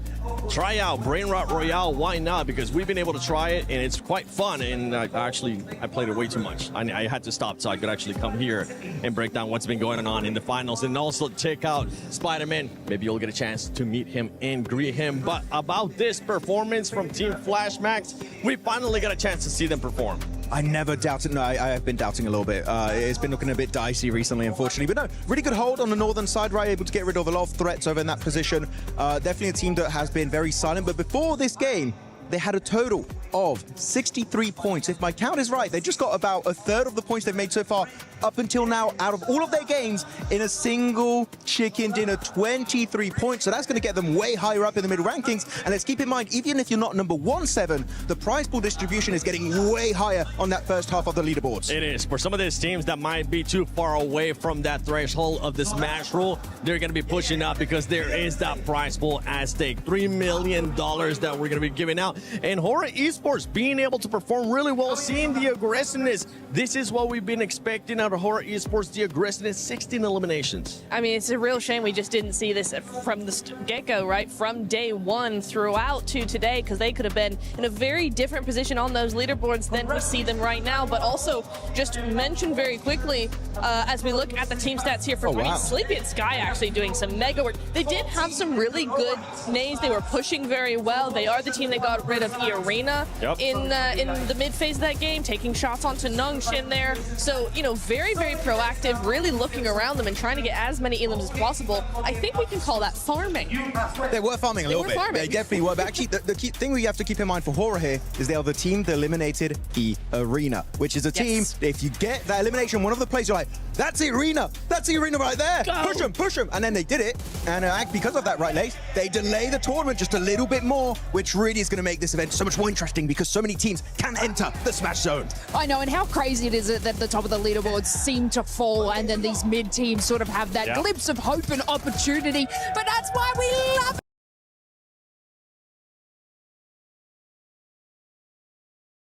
Here for PUBG Mobile with the Smash rule especially. Now I do want to sort of draw your attention to S2G, a team that is quite incredibly close to that Smash rule, but if we talk about the first game, we didn't really get to chat to them sort of in that first mid-section. They had a nice recovery, a little bit of a hot drop, couldn't capitalize on as many eliminations as they wanted to. The roughest zone shift for them, they had like that kind of open terrain, they couldn't really move in.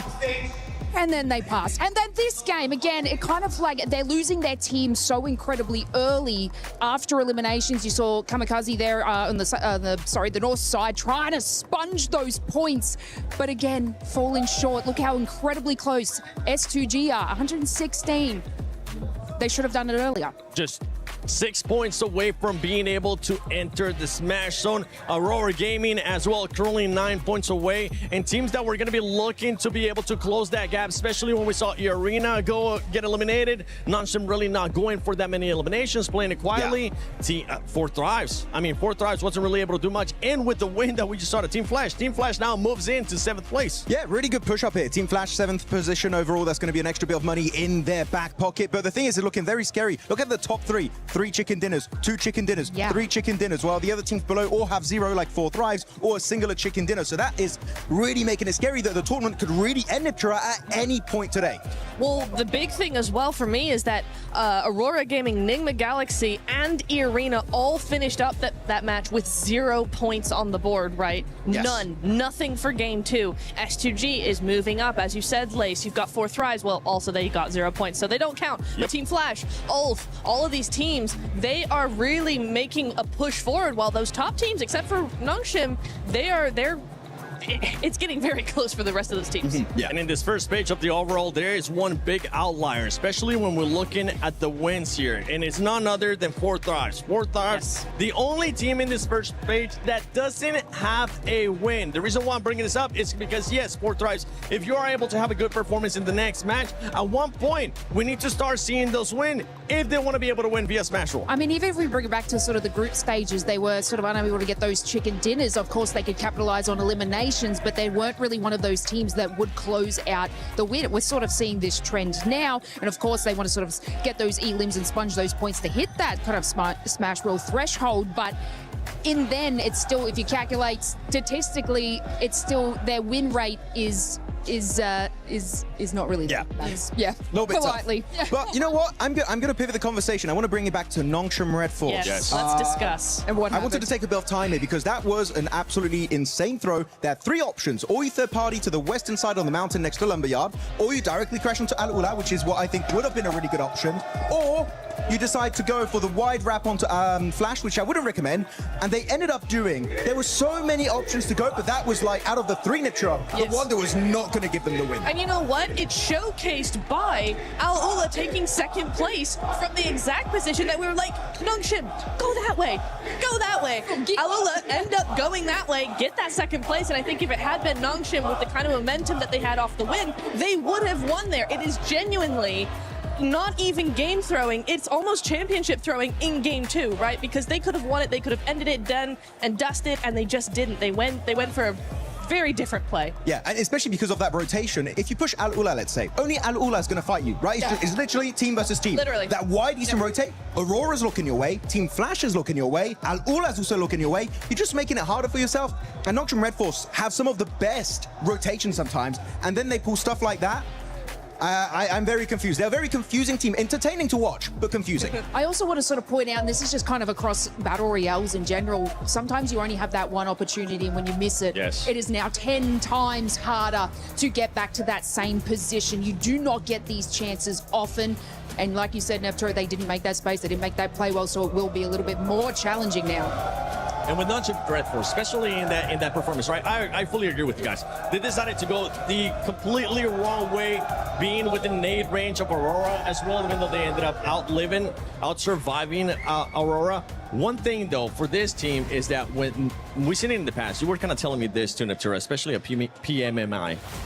Once they hit the Smash Zone, this team is so scary because they know exactly what they're playing for, which is just the win, right? Yes, they can get some points. And we kind of saw this here being super passive, the team just waiting for the right time. And I think maybe that's what could have hurt them there. They was just looking for something passive. They weren't looking for an actual fight, and that's why they decided to go with that rotation. You know what? I 100% agree with you there, Seven, because, yeah, they are so scary. They are so patient. And we saw that them lining up on Milta Power there, lining up on that wall, going, okay, what's the next play? They didn't look scared. They weren't going too quickly. They were just being very patient. They were sitting and going, okay, what are we going to be doing next? And then they make the most harebrained, like, under pressure play, it felt like, right? Another team I would have expected that from. Not from Nongshim, not with the presence of mind they seem to have while in the Smash Point. They are not a team that falls under pressure, and it felt like they just did in that moment, so very, very odd. Next game, though, still that chance. No one's quite caught up to that Smash Zone, so really EA still the only competitor for them right now. Game 3, we can do this. I'm going to pivot the topic again. Sorry, I'm all over the place. There's so much to talk about right now. But I want to talk about, actually, the MVP race, which is actually, we could have a dark situation on our hands, which is we saw Eren being top damage dealer, he had a ton of eliminations, and they're currently at the very bottom of the first page. We could have a situation where they're nowhere near winning the tournament, and a player on Ulf could actually become your Pmwc 2026 MVP. Got to be careful there because he is in 4th position, but it's Hyunbin, it's Tizzy dominating here for Nongshim Red Force. It is, and Hora with that performance that we just saw there, Sleepy being able to put up the numbers. Eren, you were talking about it as well, but we have a lot of fans here in the arena. We got 4 tries, we got a bunch more over there from Godlike. Let's see what Barney's currently up to. Ladies and gentlemen, we've said it time and time again that we wouldn't be here if it wasn't for the fans. We've got so many around the arena, so before we dive into our 3rd map of the day, it is time to check in with them. And so, Furia, Godlike, make some noise! Kilaris, who have you got with you, buddy? Yeah, that's all well and good, but I've got Nigma Galaxy. Make some noise! Thunderous applause for Nigma Galaxy! What have you got going on, Barney? Lottie, what have you got? James, Barney, you're not ready because I'm here with Sporty. So,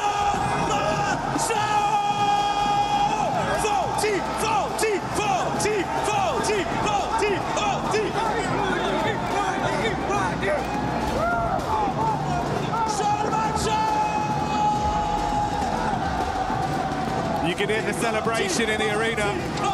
I'm sure you can hear it at home as this Hall of Heroes echoes with every fan's hopes and dreams, giving out their energy because the tournament still goes on. Not ending in a Game 2 smash, we run it right back.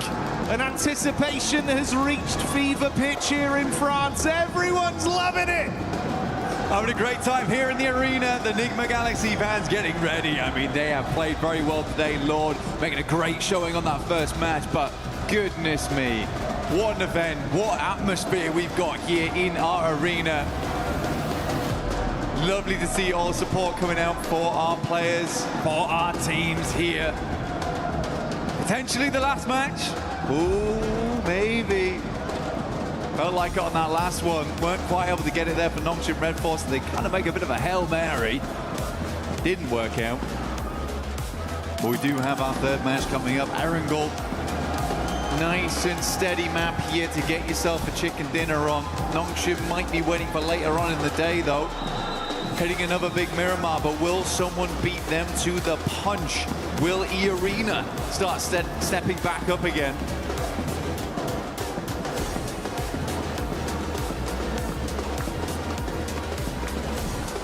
A lot of fine margins and a room that's getting rowdier and rowdier each game that goes by. But we'll focus on the here and now, the present that is the fact. We've been presented with a third game here live from EWC. Pmwc has not stopped delivering, and I don't doubt this game will be anything different. We're back on Erangel, playing path established. Last match, a little bit difficult, honestly. I don't blame a lot of our teams for struggling slightly there. Very, very southern playing path to start things off. Awkward drop spots, awkward rotates, quick switch out towards the eastern side. Not an easy game to confirm a chicken dinner on. This time around, really, really gentle playing path. Straight across the center. No one's complaining. Everyone's had a lovely in-flight meal, and we are ready to get going again. Things spread across the entirety of the map. So a lot of room to rotate, Jackie, but where's the circle? Well, if history's anything to go by with some of the circles we've had here this event, it might be something a little bit spicy for this one. Aurora, also tough decisions. S2G, bit of a menace team to run into on that eastern side, but Fourth Rise have been consistently oppressive over towards the west. So hard decisions need to be made for this squad. They get in vehicles, likely will loot down towards the south side of the map. They've been praying for a southwest shift on this one. Over towards farm, Nongshim Red Force will get moving. Planting those seeds of destiny.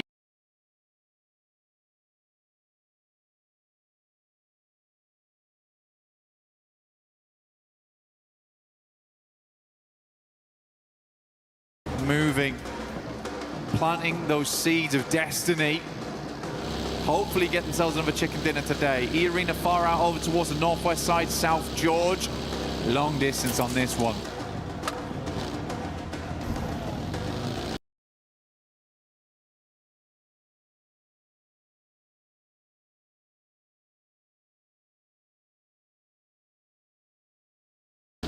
And of course, for those of you at home that don't want to forget the event, make sure you get stuck in with that Naruto in-game event that's been going on.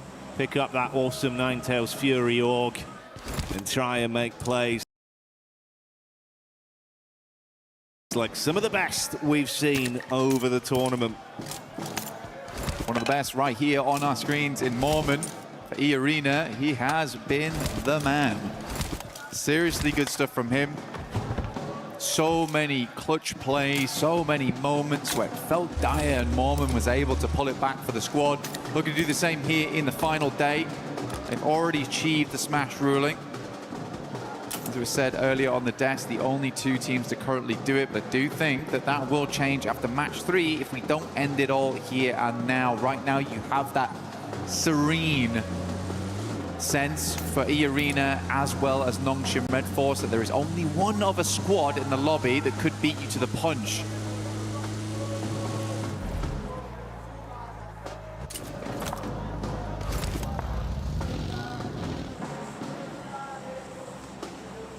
I do think, mate, with how S2G have looked, if you could come alive here, get a bit of a big boost off this game, they've still got a chance to be a dark horse, to be able to upset in this lobby. And I think we saw some of that talent yesterday when they were fighting under so much pressure as well, in disadvantaged situations from distance. Pmwc, he was popping off.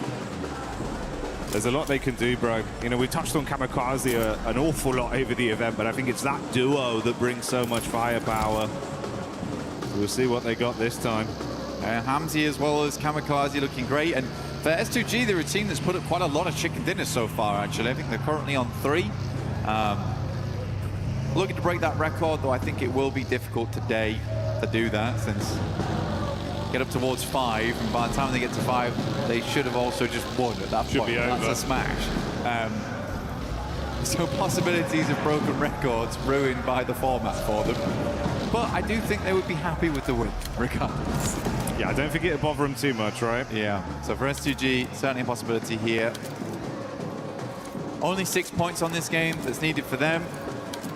For Aurora, we are looking towards 9.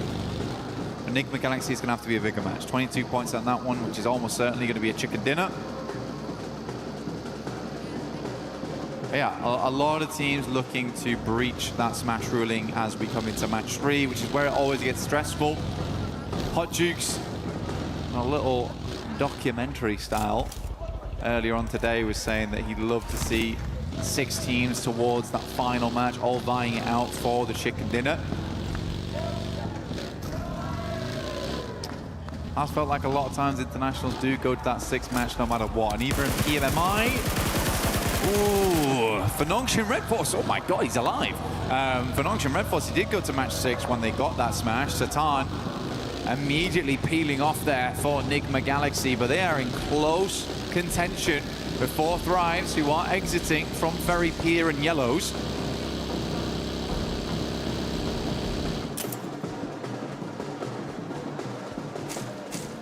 Four Thrives, they've been loving these fights versus Enigma the entire event. Always able to catch them on their egress. I was just as surprised as you were. He actually got out from that one. But Lord, not lucky enough to bypass either. That back and forth conversation between those two teams continues even this far into the event. Emre running down Lord to get that confirmation off. Yeah, now that idea of getting the chicken dinner and getting into smash ruling feels a little further away. 4 Thrives will aggress over towards Ida. Should hit them up towards the 100 now, so they've also hit the century on this game. Getting ever closer to that count. Nongshim Red Force was able to make a fairly good rotation towards the central position. They like to play around this area. They are cut in with S2G though. Slightly scary spot to be working with. Very central. Still only here in zone 1. Anything can happen as long as they're set up. Position to move from should be okay. Ulf finds S-Power. There is a clap back from Admino, who immediately will flush out Scarface. So full-on engagement here between Ulf as well as Godlike. Already big shots being connected. And it's wiped up so quickly. Ulf withstand the pressure. They do lose 1 player, but they can get Eren back up, and that's a key piece of the puzzle for them. Keep him in play, reset with the meds, and grab the extra loot. I mean, for Eren, what a run it's been for him during this tournament. Max was highlighting him on the desk of how much he was able to really prove himself here at this event, despite having some awkward moments, honestly. Still remember his crash into gas station, which went terribly wrong, but even then he is putting up numbers. OG do take a knock there to Tiamba, who have been sadly very quiet after day 1.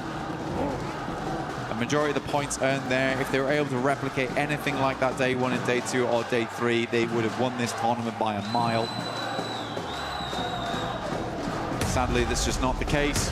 Trying to get back into the mix of it now, though, as Milu.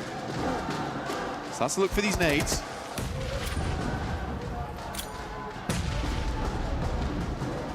Maru on about half HP there. AKOP in the back line. Ooh, nice arc from Milu. Milu, the madman, when he's feeling himself, he can do so much damage on a battleground. got backup from the boys. If they can get out of this one cleanly, maybe they can at least try and ruin some of the runs for the other squads above them. And Milu keeps it going to get that flush as well, so that will remove Aru. Hard cut him out. Blue coming in to make it a bit more suffocating between these two sides. Quite a few nades already expended here from Tiamba as well as OG. Be right in zone 2 now. Blue starts to tickle a fair bit. QZZ gets a bit panicked there, will drop a couple of shots through and then immediately send in Milu. He's just going to prime the nade. That's a nice one from him. Good patience. Lets it go through. Is he going to peek this onto AKOP? It's me. Does not care in the slightest. Friendly fire. Denies the point. Oh, yeah. And they're going to bounce around, make sure they clean up on that one. Trying to snatch away some of the earnings from it. Good to see Tiamba, though, getting a bit of fanfare back from the crowd and big plays from Milu. I think he was sat on about 11 elims off the back of 3 games back on day 1 as well, mate. He's a killer, that's for sure. Tiamba lucky to have him. Great to see him back on the team again. Some subs came through yesterday, Shallow in, Milu out, but looks like he is ready to play today. Gameplay looks clean.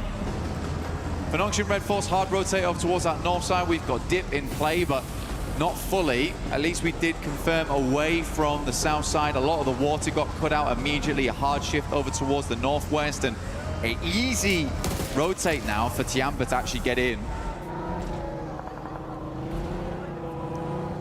There's Catch popping up in the elim feed. Couple shots over towards the Furia squad. Furia that have been a little bit more shaky today in some of the battles we've seen. Hasn't been as cutthroat. We'll see if that one results in a bit of a flush. Seems like they have grabbed Igor's back up for now, so he'll live on. Nongshim just ahead of the Aurora crew that have made their rotation over the bridge, left of Novka. Oh, are they going in for this aggro? Aurora might be looking just to swing on the coastal side, deny as much sidelines as possible. Top though, playing an anchor backstop here, taking some good shots. There is another play here alongside him with Doc. Hamzy G at distance, also watching, so this is a dangerous rotate here for Aurora, because even if they get down towards the beachhead, S2G might have a sightline with Hamzy, and we know just how good Hamzy is at distance. An eagle eye on him. Nades go through, but so easy, brushes them off. Dirt off the shoulder for so easy. Can't keep this man down right now. 3 of their nades invested, so draining some of the early offensive utility, but it looks like they've still got a good supply, at least on Doc with 5 in the backpack. Meanwhile, Arena pushing back up over to Waldorf. Ketch trying to catch an escape plan. Dives behind the driving, but it's not quick enough as Joker will adjust his crosshair and find that one on the exit. Mormon takes a knock back over. Bit of a disjointed Irish exit there from Ulf. Alula under pressure though, as S2G just flies in over towards the garages. R3B in the corner, and S2G cleans it up. Not a single player lost. Should be able to get that res. Nongshim Red Force in the meantime, after seeing those players leaving, did get that leapfrog on, so they get a little bit further into the circle here. Milta, not the main feature. If we go down towards the southeast, we know just how good Nongshim can be in an urban finish. Thriving in the concrete jungles.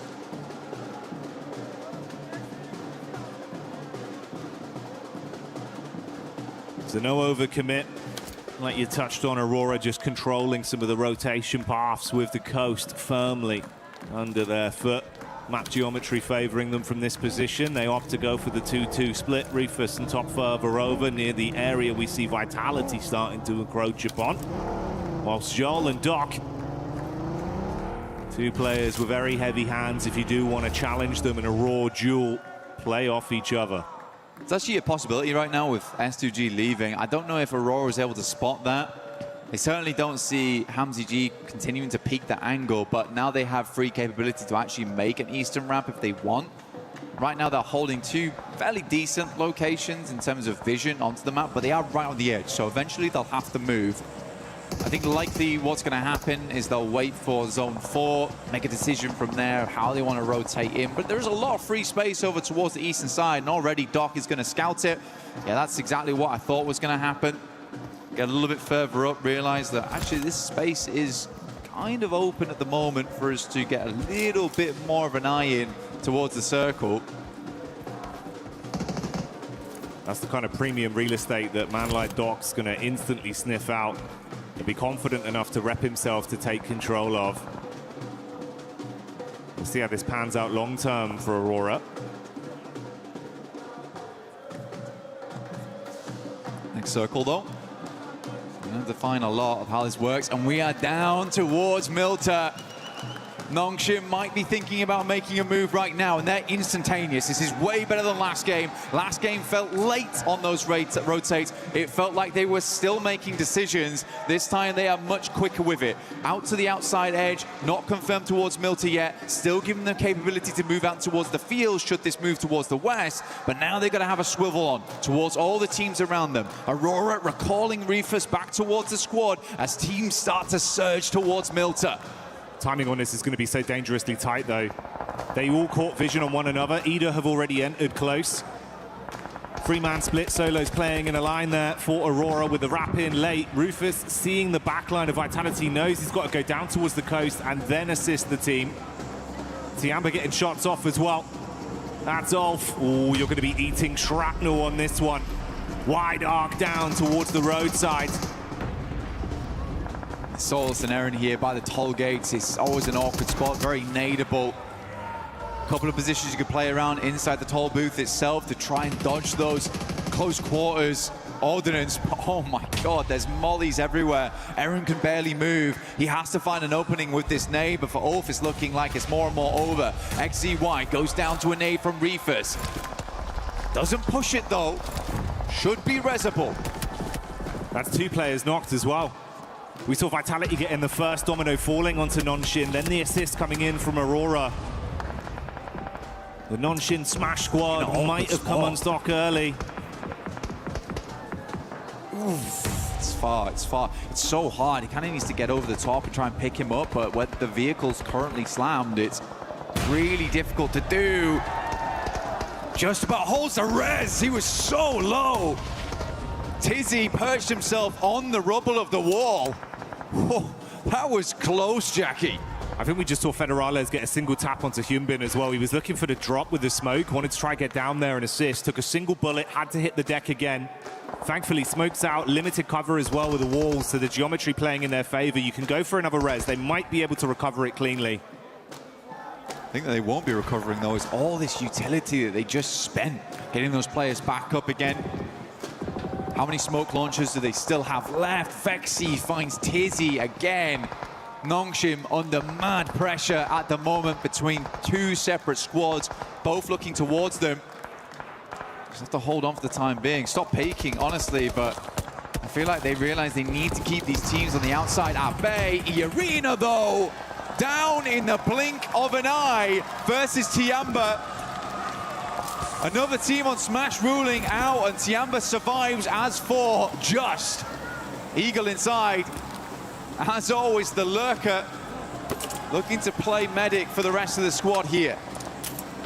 He might be the Eagle, but there is vultures swarming the skies around him.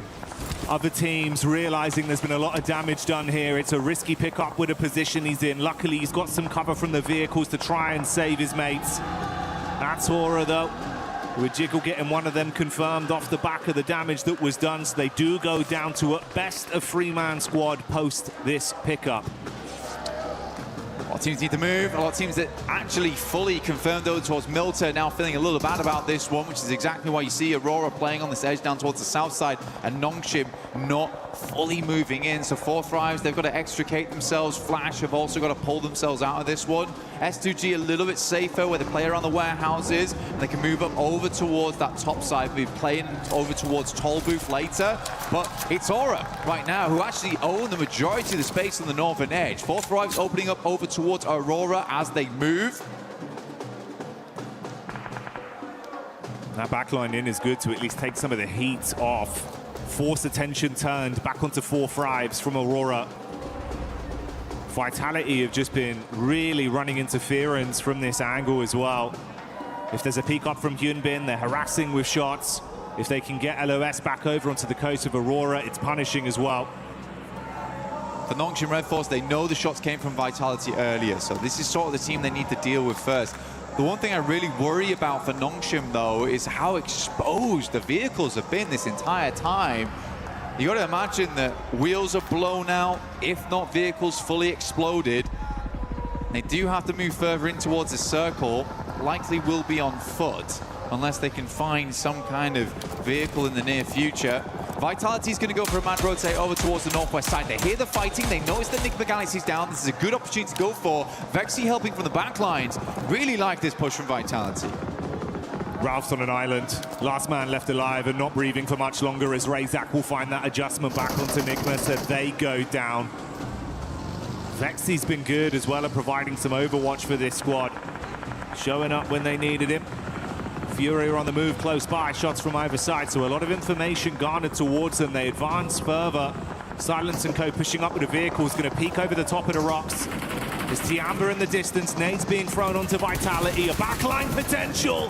Igor goes in, big sprays, assisted by Silence.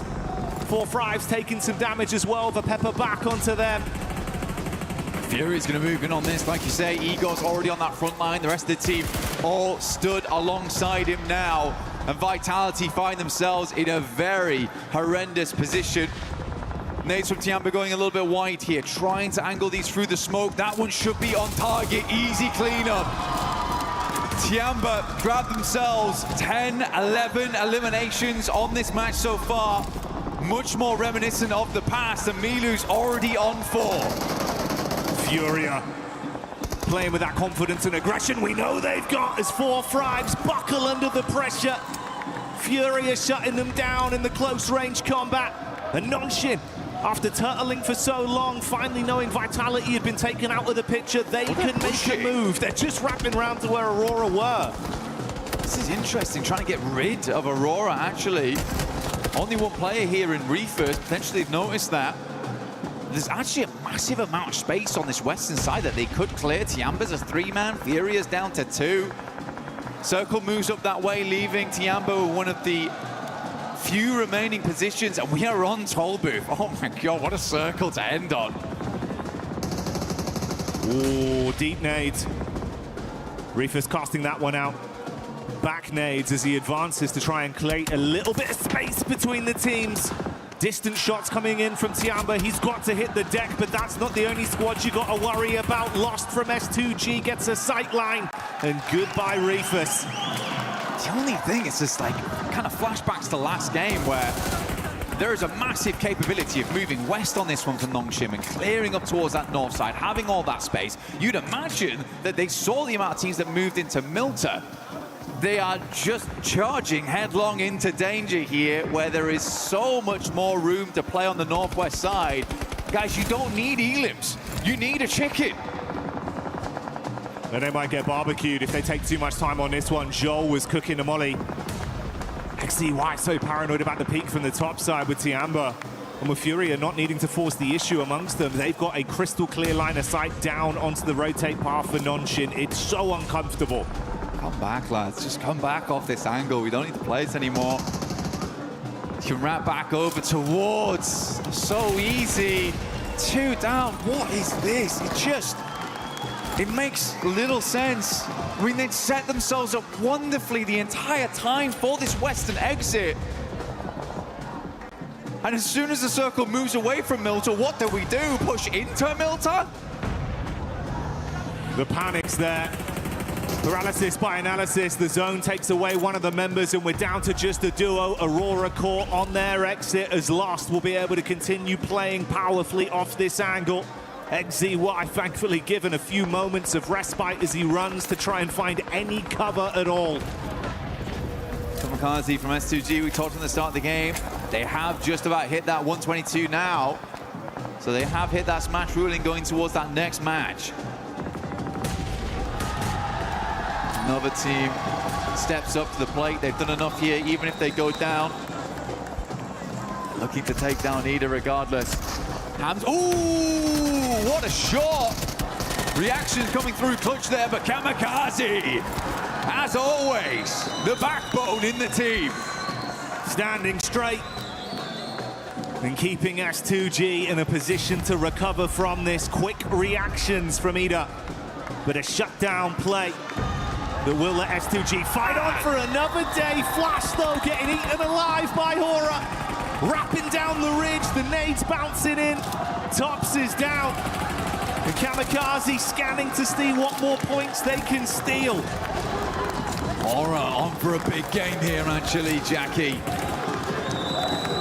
Looking to push themselves further in the rankings. Only 2 eliminations so far, but so much more to grab here as most teams are bruised and bleeding coming into these final zones. Tiamba also having a good time of it. Nades going over the top here from Nongshim Red Force, rolling down, and we are directly on top of Toll Booth now. That's okay falling. XZY getting the tags off. They've been under constant pressure the entire time. It's not clean. It's awkward. Not even a helmet on so easy here anymore. Mate, you're playing with a bare minimum. Concessions had to be made, but a nade could be coming their way. Lost with 2 left in the back pocket. The first one thrown in looks good for the bounce. Oh, see ya! Double bouncer. XZY is down. Comes to the end of his line there. Nongshim is floundering at the moment. Confusing moves. Win though from the backlines, will get the backstab, but immediately spotted out by Lost here. S2G absolutely have done enough, but they're looking to push further into this game, as is so easy. They're trying to send a message with this one. It's not just about what they needed to get into Smash. They want to prove that they can be the big dogs in the lobby. Response back over though.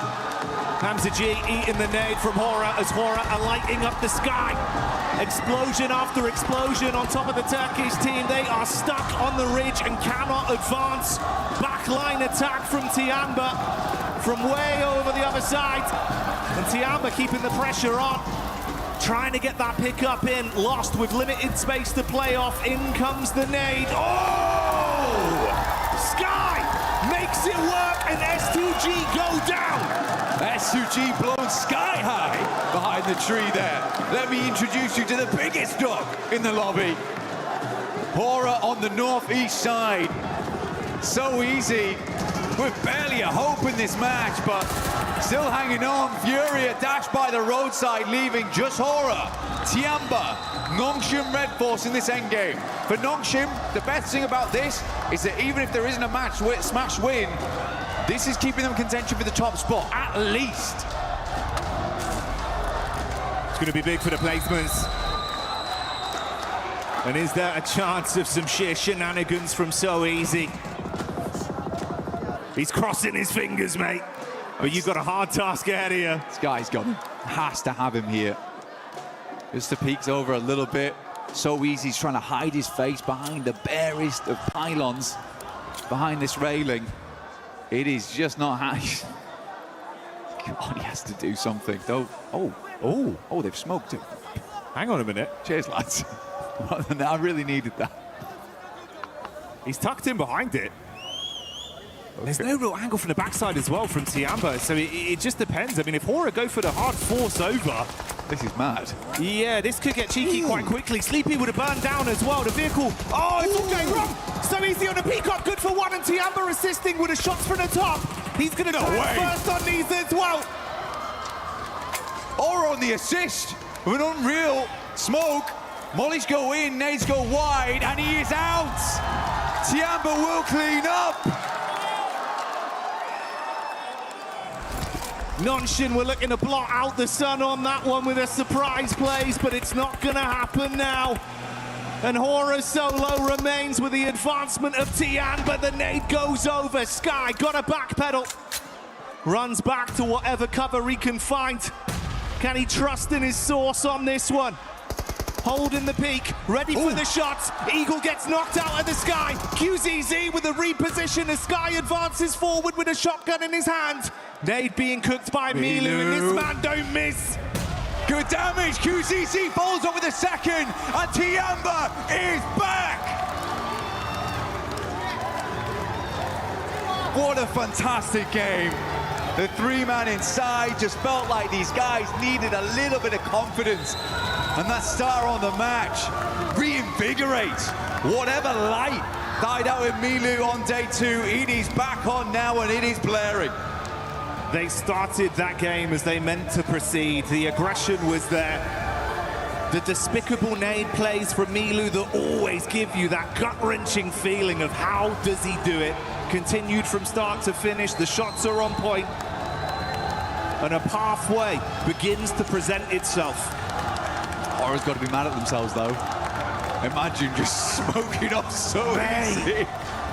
The smoke into the tire pot on the career down the hill. Oh, but they really did careen off course there. Looked so good up until that point.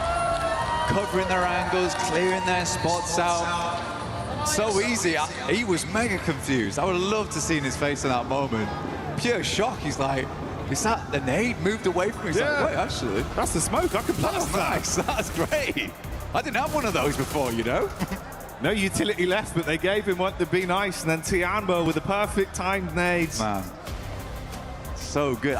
There was a small part of me that thought that So Easy was going to clutch up. Small part of me. But I am glad it was Tiamba. Oh, yeah. Tiny percentage, but it started to get a little bit bigger with how things were going. But hey, a Tiamba win is a very exciting prospect. Such a fun team to watch, Blank, bringing the heat in finals. They're just a fast-paced team, and I think what we've seen them from before is just a little bit of that sluggish gameplay where they weren't quite able to make those plays, and they've been desperately banging on that door, but it's just been not going down. And I think Milu right there just put a foot through it. So it looks good. It looks way better now. They're pulling off those maneuvers too. So yeah, great work to Tiamba. Really, really happy to see it. And it was, I think for me, it was fantastic to see these guys happy. Yeah. I think that was my favorite thing about that win. It's nice to see him smiling, nice to see the success story of how they're playing. And mate, you're right. I think if there was a door there, Milu not only kicked it down, he just destroyed the entire house. He's just a whirlwind. Yeah. Came through, blowing everyone away. And mate, I'd love to see that. I hope that continues. I hope it does continue as well. For Tiamba, it's not over yet. We haven't rung the bell. They might have been uppercutted, but they have got back up again. The count did not finish. It's scary, no? Going into these final matches, we've got 3 teams at match point right now. It's S2G, E-Arena, as well as Nongshim. Nongshim's been making some crazy decisions. E-Arena, sadly, on the other hand, have just not been able to eke out those performances so far. It's felt a little bit timid from that team. S2G, though, I think this is a worrisome squad to have in that top 3 because they could just light it up at any moment now. Unless the pressure gets to him, which it seems to be the case for quite a few of our teams. Well, yeah, that's kind of the contrast we're painting there for E-Arena, right? Where it feels like you had some flash in the pan moments, but now it's come to, you just got to follow through. It's not happening. Whereas S2G, we know they can strive for greatness. It feels like championship mentality is going hand in hand with their aggression, the way they're approaching these lobbies. All it takes, one big game. Could be a championship right there. But stay tuned for that. We'll find out. The narrative continues. Do not go anywhere.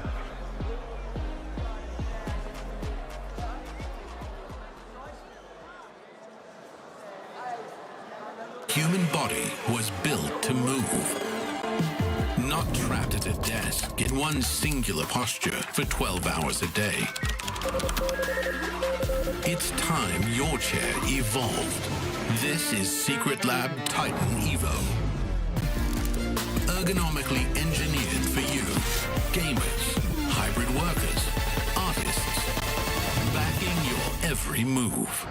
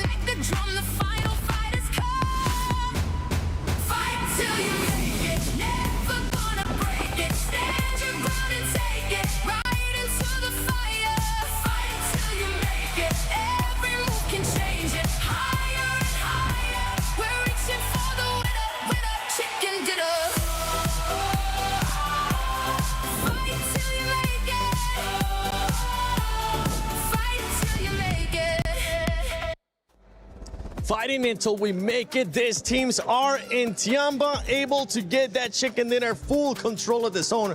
But we have to talk about something that's very important.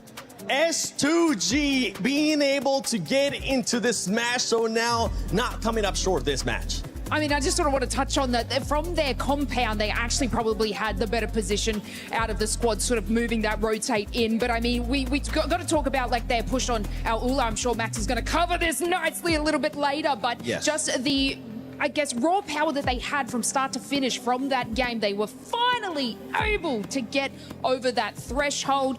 Do I believe they should have done it in the first 2 games? A little bit, but that's okay. They've done it now, and obviously this is one of the teams that can take a victory. They definitely can take a victory. This is a team that has already gotten 3 wins in Erangel in the finals when we're talking about S2G. If we're looking at some of the other teams looking to get to that Smash Zone, it's none other than Aurora. I actually thought Aurora was going to be able to make it already. They're struggling a bit today, Max. Yeah, a bit of a weird hold onto Nongshim Red Force in particular. They're looking kind of weird. But by the way, I want to bring it back to S2G. They not only make it into the Smash Zone, they've got a 9-point lead on top of E-Arena, which if we do not get a Smash, is going back to the OG rules, which is the most amount of points becomes the champion. So right now, S2G are loving it, but so are Tiamba, shattering dreams in this game, eliminating E-Arena, eliminating the final player here at the very end for Nongshim Red Force, man. They are the reason why the tournament has not yet ended. Hora Esports back-to-back great games here out of them. And for Fourth Tribes Neptura, this team, after that rondo that we saw, they're starting to struggle. They ended up the first Erangel with a big old donut, and in this one, at least they secure 4 points. I mean, at least they do. I did see that they had a really fantastic rotation around from just massive wraparounds into Milta and then out of it. But yeah, 4 points is all they're going to get for that. Fantastic nades from Hora. Oh my goodness me. You were talking about it, right, Max? Sky is fantastic with the nades today. Really, really on point. And Tiamba, I mean, honestly, the word that I would use for both Tiamba and Hora, they're feeling very intense. You don't want to go up against them. Look at those sprays. Long range, through the smokes. There's no escaping this team. What are those sprays from QZZ? Oh my god. That was crazy stuff going out from him. I mean, he was just lasering everyone through the smokes. Incredible stuff. But at the end, Hora, another solid finish, right? Yes. Sure, maybe not a chicken dinner, but it's a strong back-to-back, but so easy. In that smoke, actually, that was a smoke right from Hora Niptra. I thought maybe if he stays hidden, he could third-party it, but at the end, Tiamba put the nail in the coffin.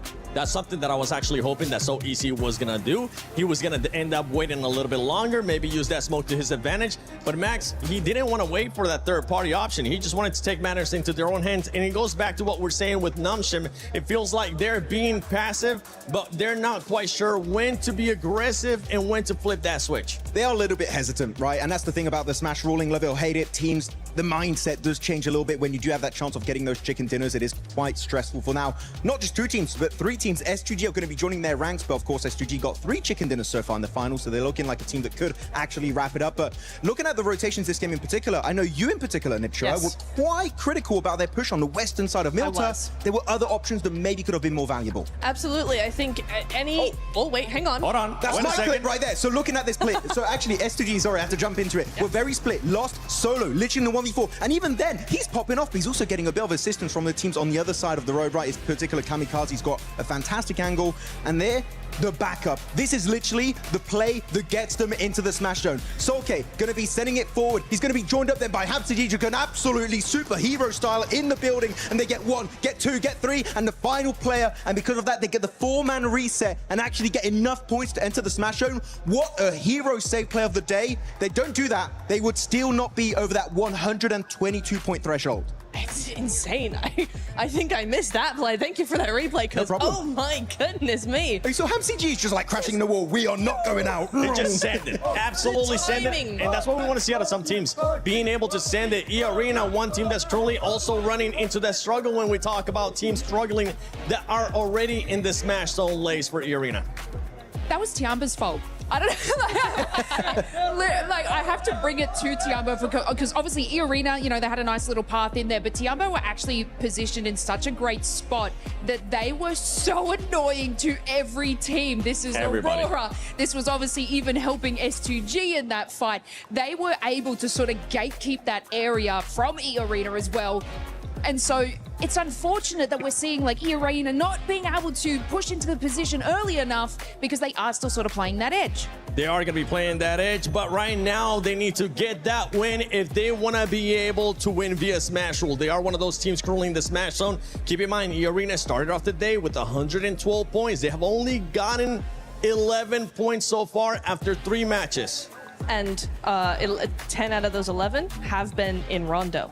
Because remember, they hit 122. That's where they were. In the last 2 games, they've gotten 1 point. What is happening to Arena? You're looking so strong. Yeah, transitioning to some of the other teams, right? I'm going to be looking at 4th Thrives Esports. This is a team, Max, that we thought was going to continue on that momentum. Remember, this is a team that usually is able to carry on momentum. They're still hesitant. They're still showing those things that we've been critiquing this whole Pmwc at EWC 26, which is hesitance at times. I was hoping they were not going to doubt themselves because they're not in the Smash Zone, unlike what we saw in PMGO Season 1, where they were actually very stressed and Ulf almost were able to close a 50-point gap over the course of those 6 matches. But no, 4th Thrives a bit shaken here. And actually, in a one play that you highlighted is that 3-1 split, right? You had Huzaifa on his own, 3 players in the city. That was a bit of a head-scratcher, right? Yeah. He was by himself. Huzaifa was by himself. I could see maybe what they're trying to do is hedge their bets, but he was in such a difficult position, and it's a shame that he actually, when they actually wrapped around outside of the town as well to go back, Huzaifa ended up being taken out early, so that's a shame. As I'm looking at the teams here, all the way up to 11th place, 92 points. These teams are getting closer and closer. They're kind of giving a bit of an advantage there, since some of the teams towards the top are choking a little bit, are not being able to get that many points. For those teams on the second page, what that's going to be costing Neptura and Lays and Maxman, it's just going to be costing for all those teams to just get closer and closer. There's a lot of money at stake right now when we end up talking about some of these squads. Let's see what we have, some of the comments on social media as well. 1 chicken for 4T, and then you see what's domination is. Yeah, but right now we're not seeing the domination. We want to see that domination from 4th Thrives, right? Yeah! Let's see if they'll be able to deliver for their fans here at the arena. But for some of the other teams, right, we're now talking about, let's go back to Hora, because Hora is stopping a lot of those teams towards the top from getting those points.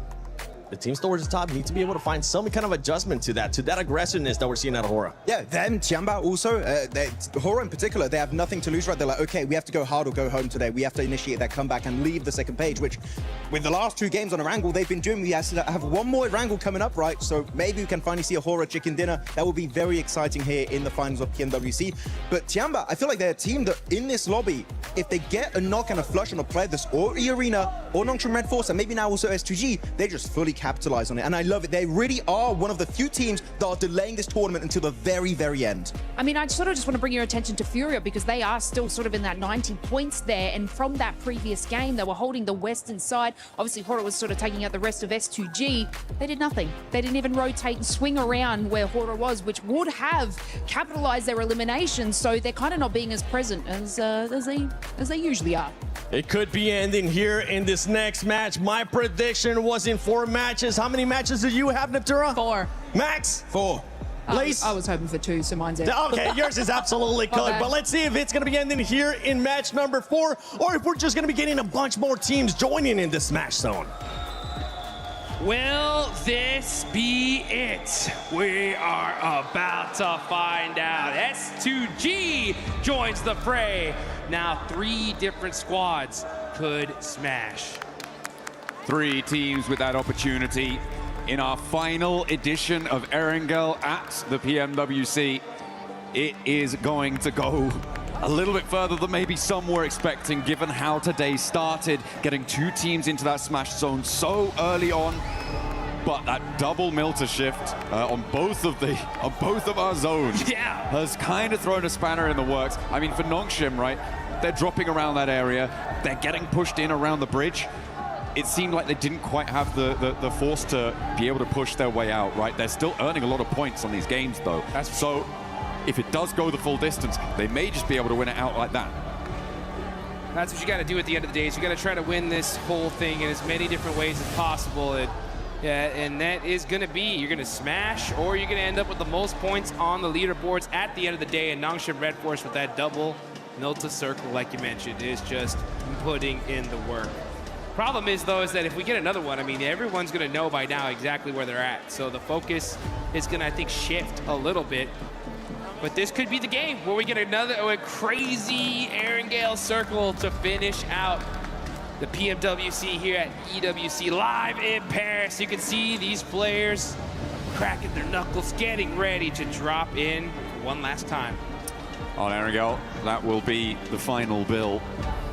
3 teams, as you say before. Out of those 3, I feel like for my money, given today's games, I'm favoring either S2G or Nongshim Red Force. I feel like for me, E-Arena today has been solid, consistent, but not a game-winning team. And I need to see a little bit more from them to be confident in their ability to fully confirm on that smash. But we've seen them do some crazy stuff, right? They have broken records on their road here, and now they're in with a chance to take that title, give Schweppes his 3rd performance at a global level to get a global stage title with those 2 PMWI trophies already behind him, looking for a 3rd time to take it home. Well, here comes the big one. We're here in Paris, folks. Let's make some noise as this is the last Erangel of the tournament. Could this be the final match? That's the question we're about to find out as we're looking now at the plane. These players are locked, loaded, ready to go. And we got one going right down the middle here in a nice diagonal coming from George all the way down to Novo. Yeah, going to give a lot of access to everywhere on the map here. Shouldn't be too many hot drops. I know we've seen a couple of those certainly earlier on. I mean, in our first Erangel, we had that hot drop over near the Gatka Fields that was a little bit questionable. Godlike not super happy about that, but there have been performances across the board here. Sorry, Ida. I think it was Ida and Tianbo actually who were on that hot drop earlier on, but still, yeah, a really tricky situation shouldn't be unfolding here this time around. Nobody dropping straight to North George, maybe just grabbing some vehicles and heading there later. Orangutan sending WizGod very far up north, isolated from the rest of the roster. Potentially, again, just grabbing a vehicle, going to break out and rejoin in a moment. As we take a look at our top players, though, it's a 3-way tie with Ulf, Nongshim Red Force, and Horror all having their representatives on our highest elimination counts. And it's a milli-circle. Let's go. I saw some people pop up in the stands after seeing that zone shift. Here we are in military. All right. Aurora are going to be down there. Nongshim Red Force are going to be close to this circle as well. Man, oh man, Erangel doesn't disappoint here. As, yeah, we had to just touch military just one more time, huh? Hey, we got to do it. We got to do it to them. Aurora already dropping there, obviously, could potentially have some fast rotates there. What we've seen as well from Nongshim Red Force is a lot of times where they've been able to transition very effectively over towards the military island. They've had 2 chicken dinners on 3 of their military island finishes, which is going to hopefully be something that they can repeat. That's what they're looking for here. So a big opportunity for Nongshim, who tends to go for the rotate of 1 player off of the shark fin, rotate down south fairly early on circles like this, try and get a foothold on the north side of the island and work from there. That's what they're going to be looking for. But if we've seen it, the other teams have seen it too. Yep. So is anyone going to try and counter that? Yeah, you know that these teams are prepared to their gills here. They know exactly what these teams are going to do. It's just, how are they going to execute it? That's going to be the question. Speaking of execution, if we look at the leaderboards right now, there are some teams that could still definitely win this whole tournament further down. I'm looking even all the way down to Team Flash, Aura, Furia, right? In my mind, though, it's getting to the point to where if they're going to win this thing, it's going to be via Smash, right? And if they're going to Smash, they have this game, and they have 1 more game to get within that threshold, okay? So if you look at Flash with 92 points, that's still quite a few away to get to that 122, but they have to do it in these next 2 games because you have to hit that threshold and then win the next game. Absolutely. I mean, from 12th down, I feel like it is pretty much done and dusted for the title, unfortunately. 74 points, putting you really, really far behind of that Smash threshold. unless everybody else in the entire lobby stops earning points and you just keep going on a points victory, maybe. But still, I'm not too sure about that one. So for 12th down, 48. Yeah, it's 48. I'm having a bad time thinking about their prospects moving on forwards, which is unfortunate.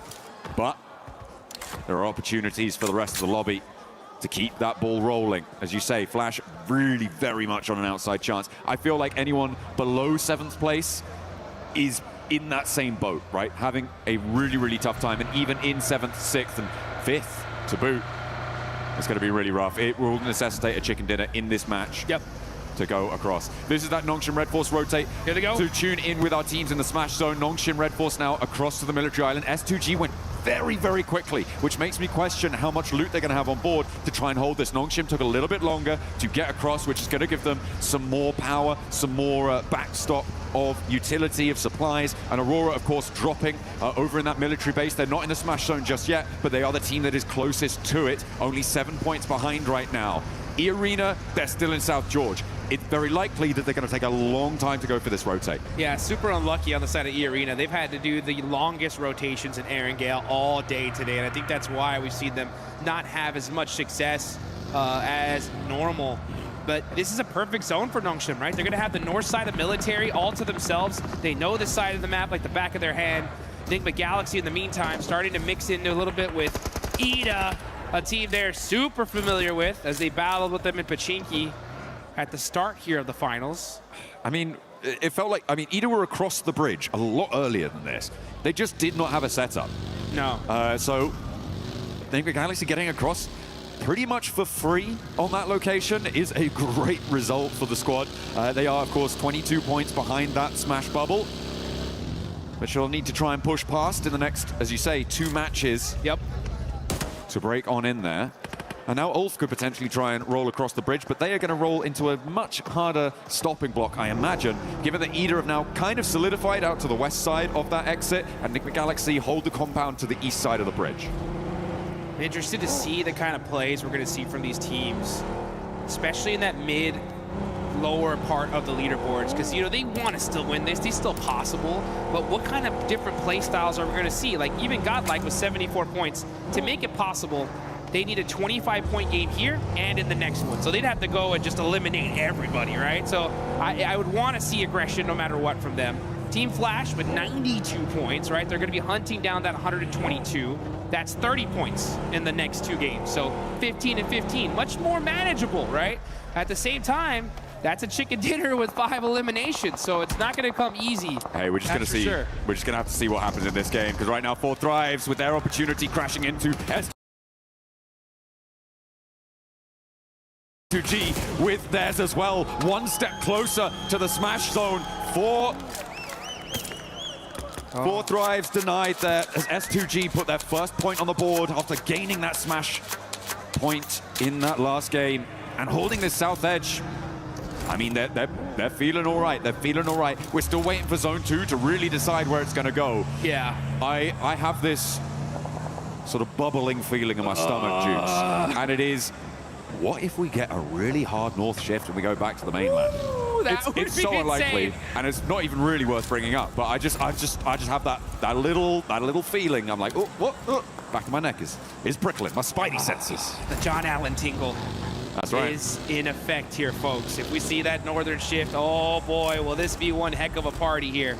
Fortunate for 4 Thrives, they're on that most southern part of military, just thinking they can kind of get some of that loot. S2G finding one of their players isolated, and that's IQ gone, just like that. Only player out of the lobby so far. Looking on over, there's still a lot of teams that are in the blue zone still. I mean, we got E-Arena still in South George, so they're going to be pushing in super late. Tianba's up there, Godlike's up there, Aura are still just crossing. Yes, Naya. So a lot of teams going to be very, very late on this rotate. Little family outing for Vitality. Pop into the hovercraft, luggage in the boot. Getting that fuel back on board. Minimal vehicles, though.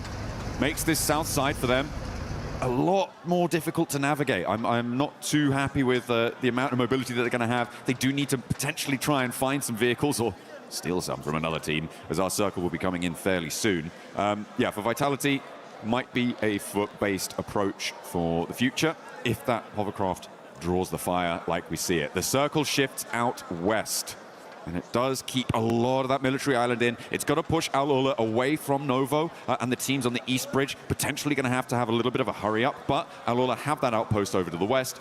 The east bridge, it's going to be a fairly easy disagreement to settle, I imagine, for Flash and Orangutan. Not for either of the two teams, but it should be a fairly simple solution for whichever team comes out on top. At the moment, looks like Orangutan might have the better end of the stick because the res does need to come through.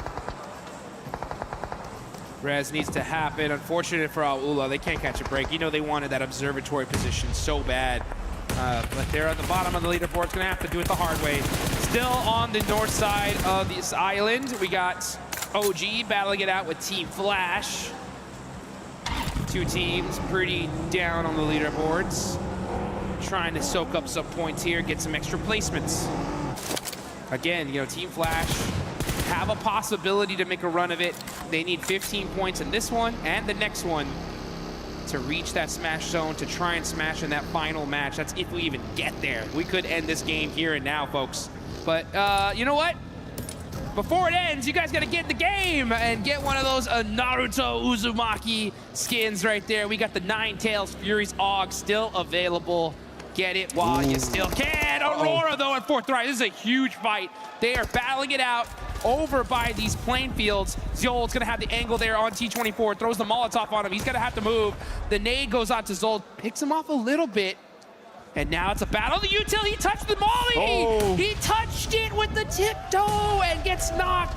Another huge mistake here out of Fourth Rise. Hey, Fourth Rise had so much momentum, but the pendulum swings back the other way, and Aurora now are another step closer. They put a second elimination point on the board. They are drawing inexorably towards that 122 metric. Now 5 points for them left to try and claim, to join for a potential smash in Miramar if we get that far, because remember, 3 teams can still win it. And we've seen 2 chicken dinners on milli circles coming from Nongshim, who have a 2-2 split on the north side of the island right now. Furia may look to try and challenge the northern point of this. And are Nongshim going to look to regroup over towards the northwest side of Millie? They will have to, at some point, decide which outpost they want to commit to. It may need another circle for them to do so. Yeah, they're in a really great spot right now. The problem is that everyone's going to want it. And they are completely surrounded by squads. And I guarantee you, the second a team realizes Nongshim where they're at, they're going to full commit to them for sure to try and stop them. E-Arena, meanwhile, going to be coming in through the zone on the north side. Where's the shift going to go? If it goes to the bridge, oh, this is going to be straight chaotic. It's going to go. It's going to go a little bit close to the bridge. Now Nongshim need to regroup. For my money, I think that southwest side might just be a little bit better for them. They're right next to Ida there. Fury are going to charge on in over the hills. E-Arena have yet to get across the zone as well to get towards that military island crossing. Godlike are going to contest them on it. This could be the make or break moment for E-Arena. If they can get across, they've got the backline of that coast to keep them a little bit safer, but they have to get there first and challenge off Ulf. Maybe Nigma Galaxy will join in that fray, but they have to get across. Yeah, they're going to have to get across, and it's going to be a tough one right now. I mean, there is so many different teams crowding these bridges, and on both sides, on the eastern and western bridge. You can see Nongshim, though. They got those sandbags. They're going to be holding this hill. This is a great spot in this circle. They're going to have so many different sight lines. They can rotate away from it if necessary. They just got to watch out for the crash. These guys are set up for this one here. I'm not kidding. They are the biggest threat in this lobby right now. It's crazy. Nongshim in a command point in this circle with the chance to smash this away, put another military victory under their belt as well, would be incredible. What a way to close it down, but they have got a long way to go. We're only 12.5 minutes into this game, and there's going to be at least 15 more of them ticking away. Every second, a drop of sweat beading on their foreheads of one of our players. There's Godlike keeping an eye on E-Arena. Oh, it looks like we did get a huge knock. That's XZY. Okay, that's resable. Yeah, that is resable, so you should be able to get safe. Yeah, okay, so Nongshim gonna keep their player up here. Okay. Remember, they don't know who it is until it's flushed, so they still don't have a clue it's Nongshim just yet. We'll be able to get that healing done unlikely that there's any full crashes onto this Nongshim position, given that the direction of crash would need to come from the north side at the moment, and Furia, Alula, generally not going to have the greatest of times getting across whilst each other are still there, not to mention Enigma Galaxy pushing in from that north side as well. So I feel like for the next circle 2, maybe, Nongshim Red Force going to be very, very safe and secure in this position in a central spot. I'm also looking at S2G on the southwest side. No one really contesting them. Of course, you do still have Falak from 4th Rise, the last player to stay alive, who could potentially find a backstop position, find an off angle, a cheeky little a snake in the grass play.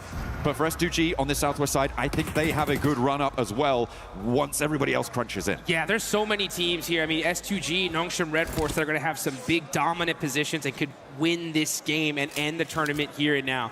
The question is how are they going to handle these fights? Do they take some of the fights early on like they normally would? Maybe not, because it's going to give away their position and a lot of attention is going to be laser focused on them. A southern shift happens. S2G have the high ground. Now, this is really important. Sure, S2G have that high ground. This is really good for them, but Nongshim's decisions in the next minute or two are going to be pretty make or break. The teams on the northeast side will have to figure out who's going to take a crack at it.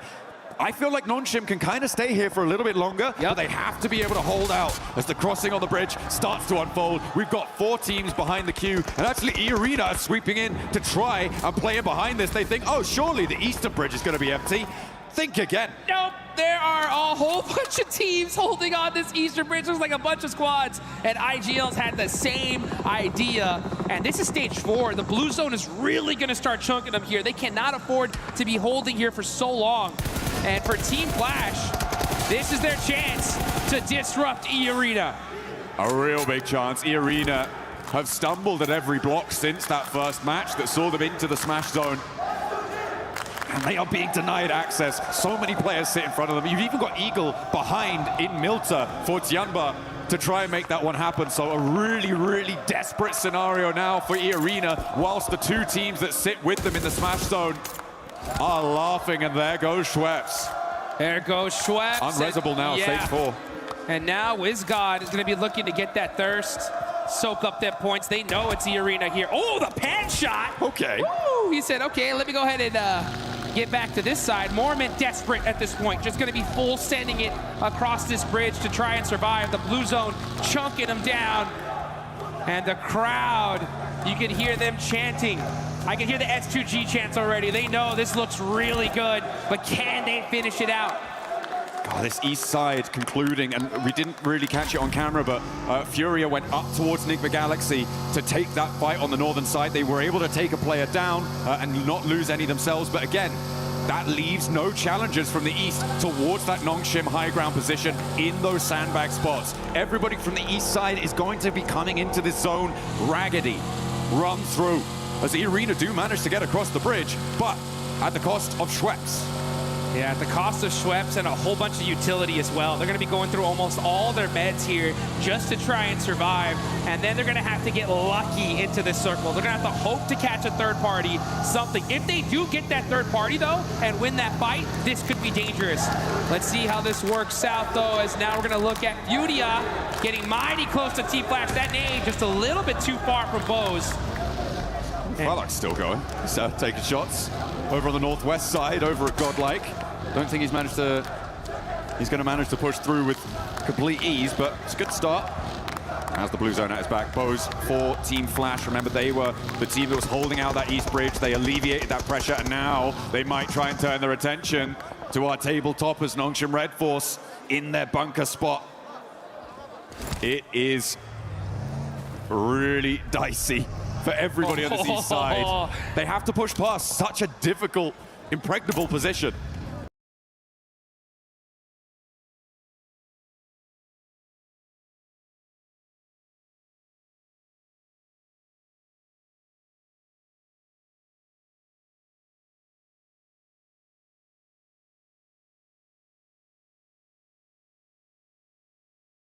Hey, they found a spot though, right? E-Arena was able to find a little bit of space here and possibly some eliminations as WizGod is trying to drive by. He thought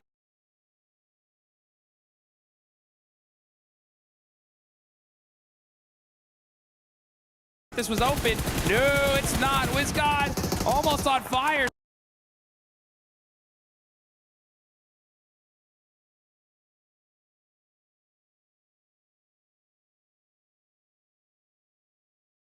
Somehow still alive, and now getting taken out by Alula. All right, okay. Well, that was a crazy dash out of the open.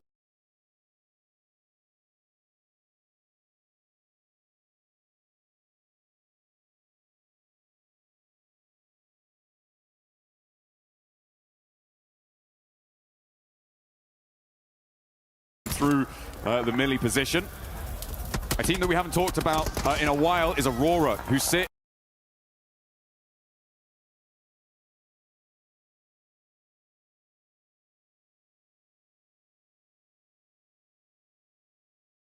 as a blocker to Alula, and remember, they are a team chasing towards that smash zone. And they find a spot on towards Mormon as well, and knock over to E-Arena, and they are now down another player. Vitality pick up that flush. So Aurora denied the point, which could be pretty crucial.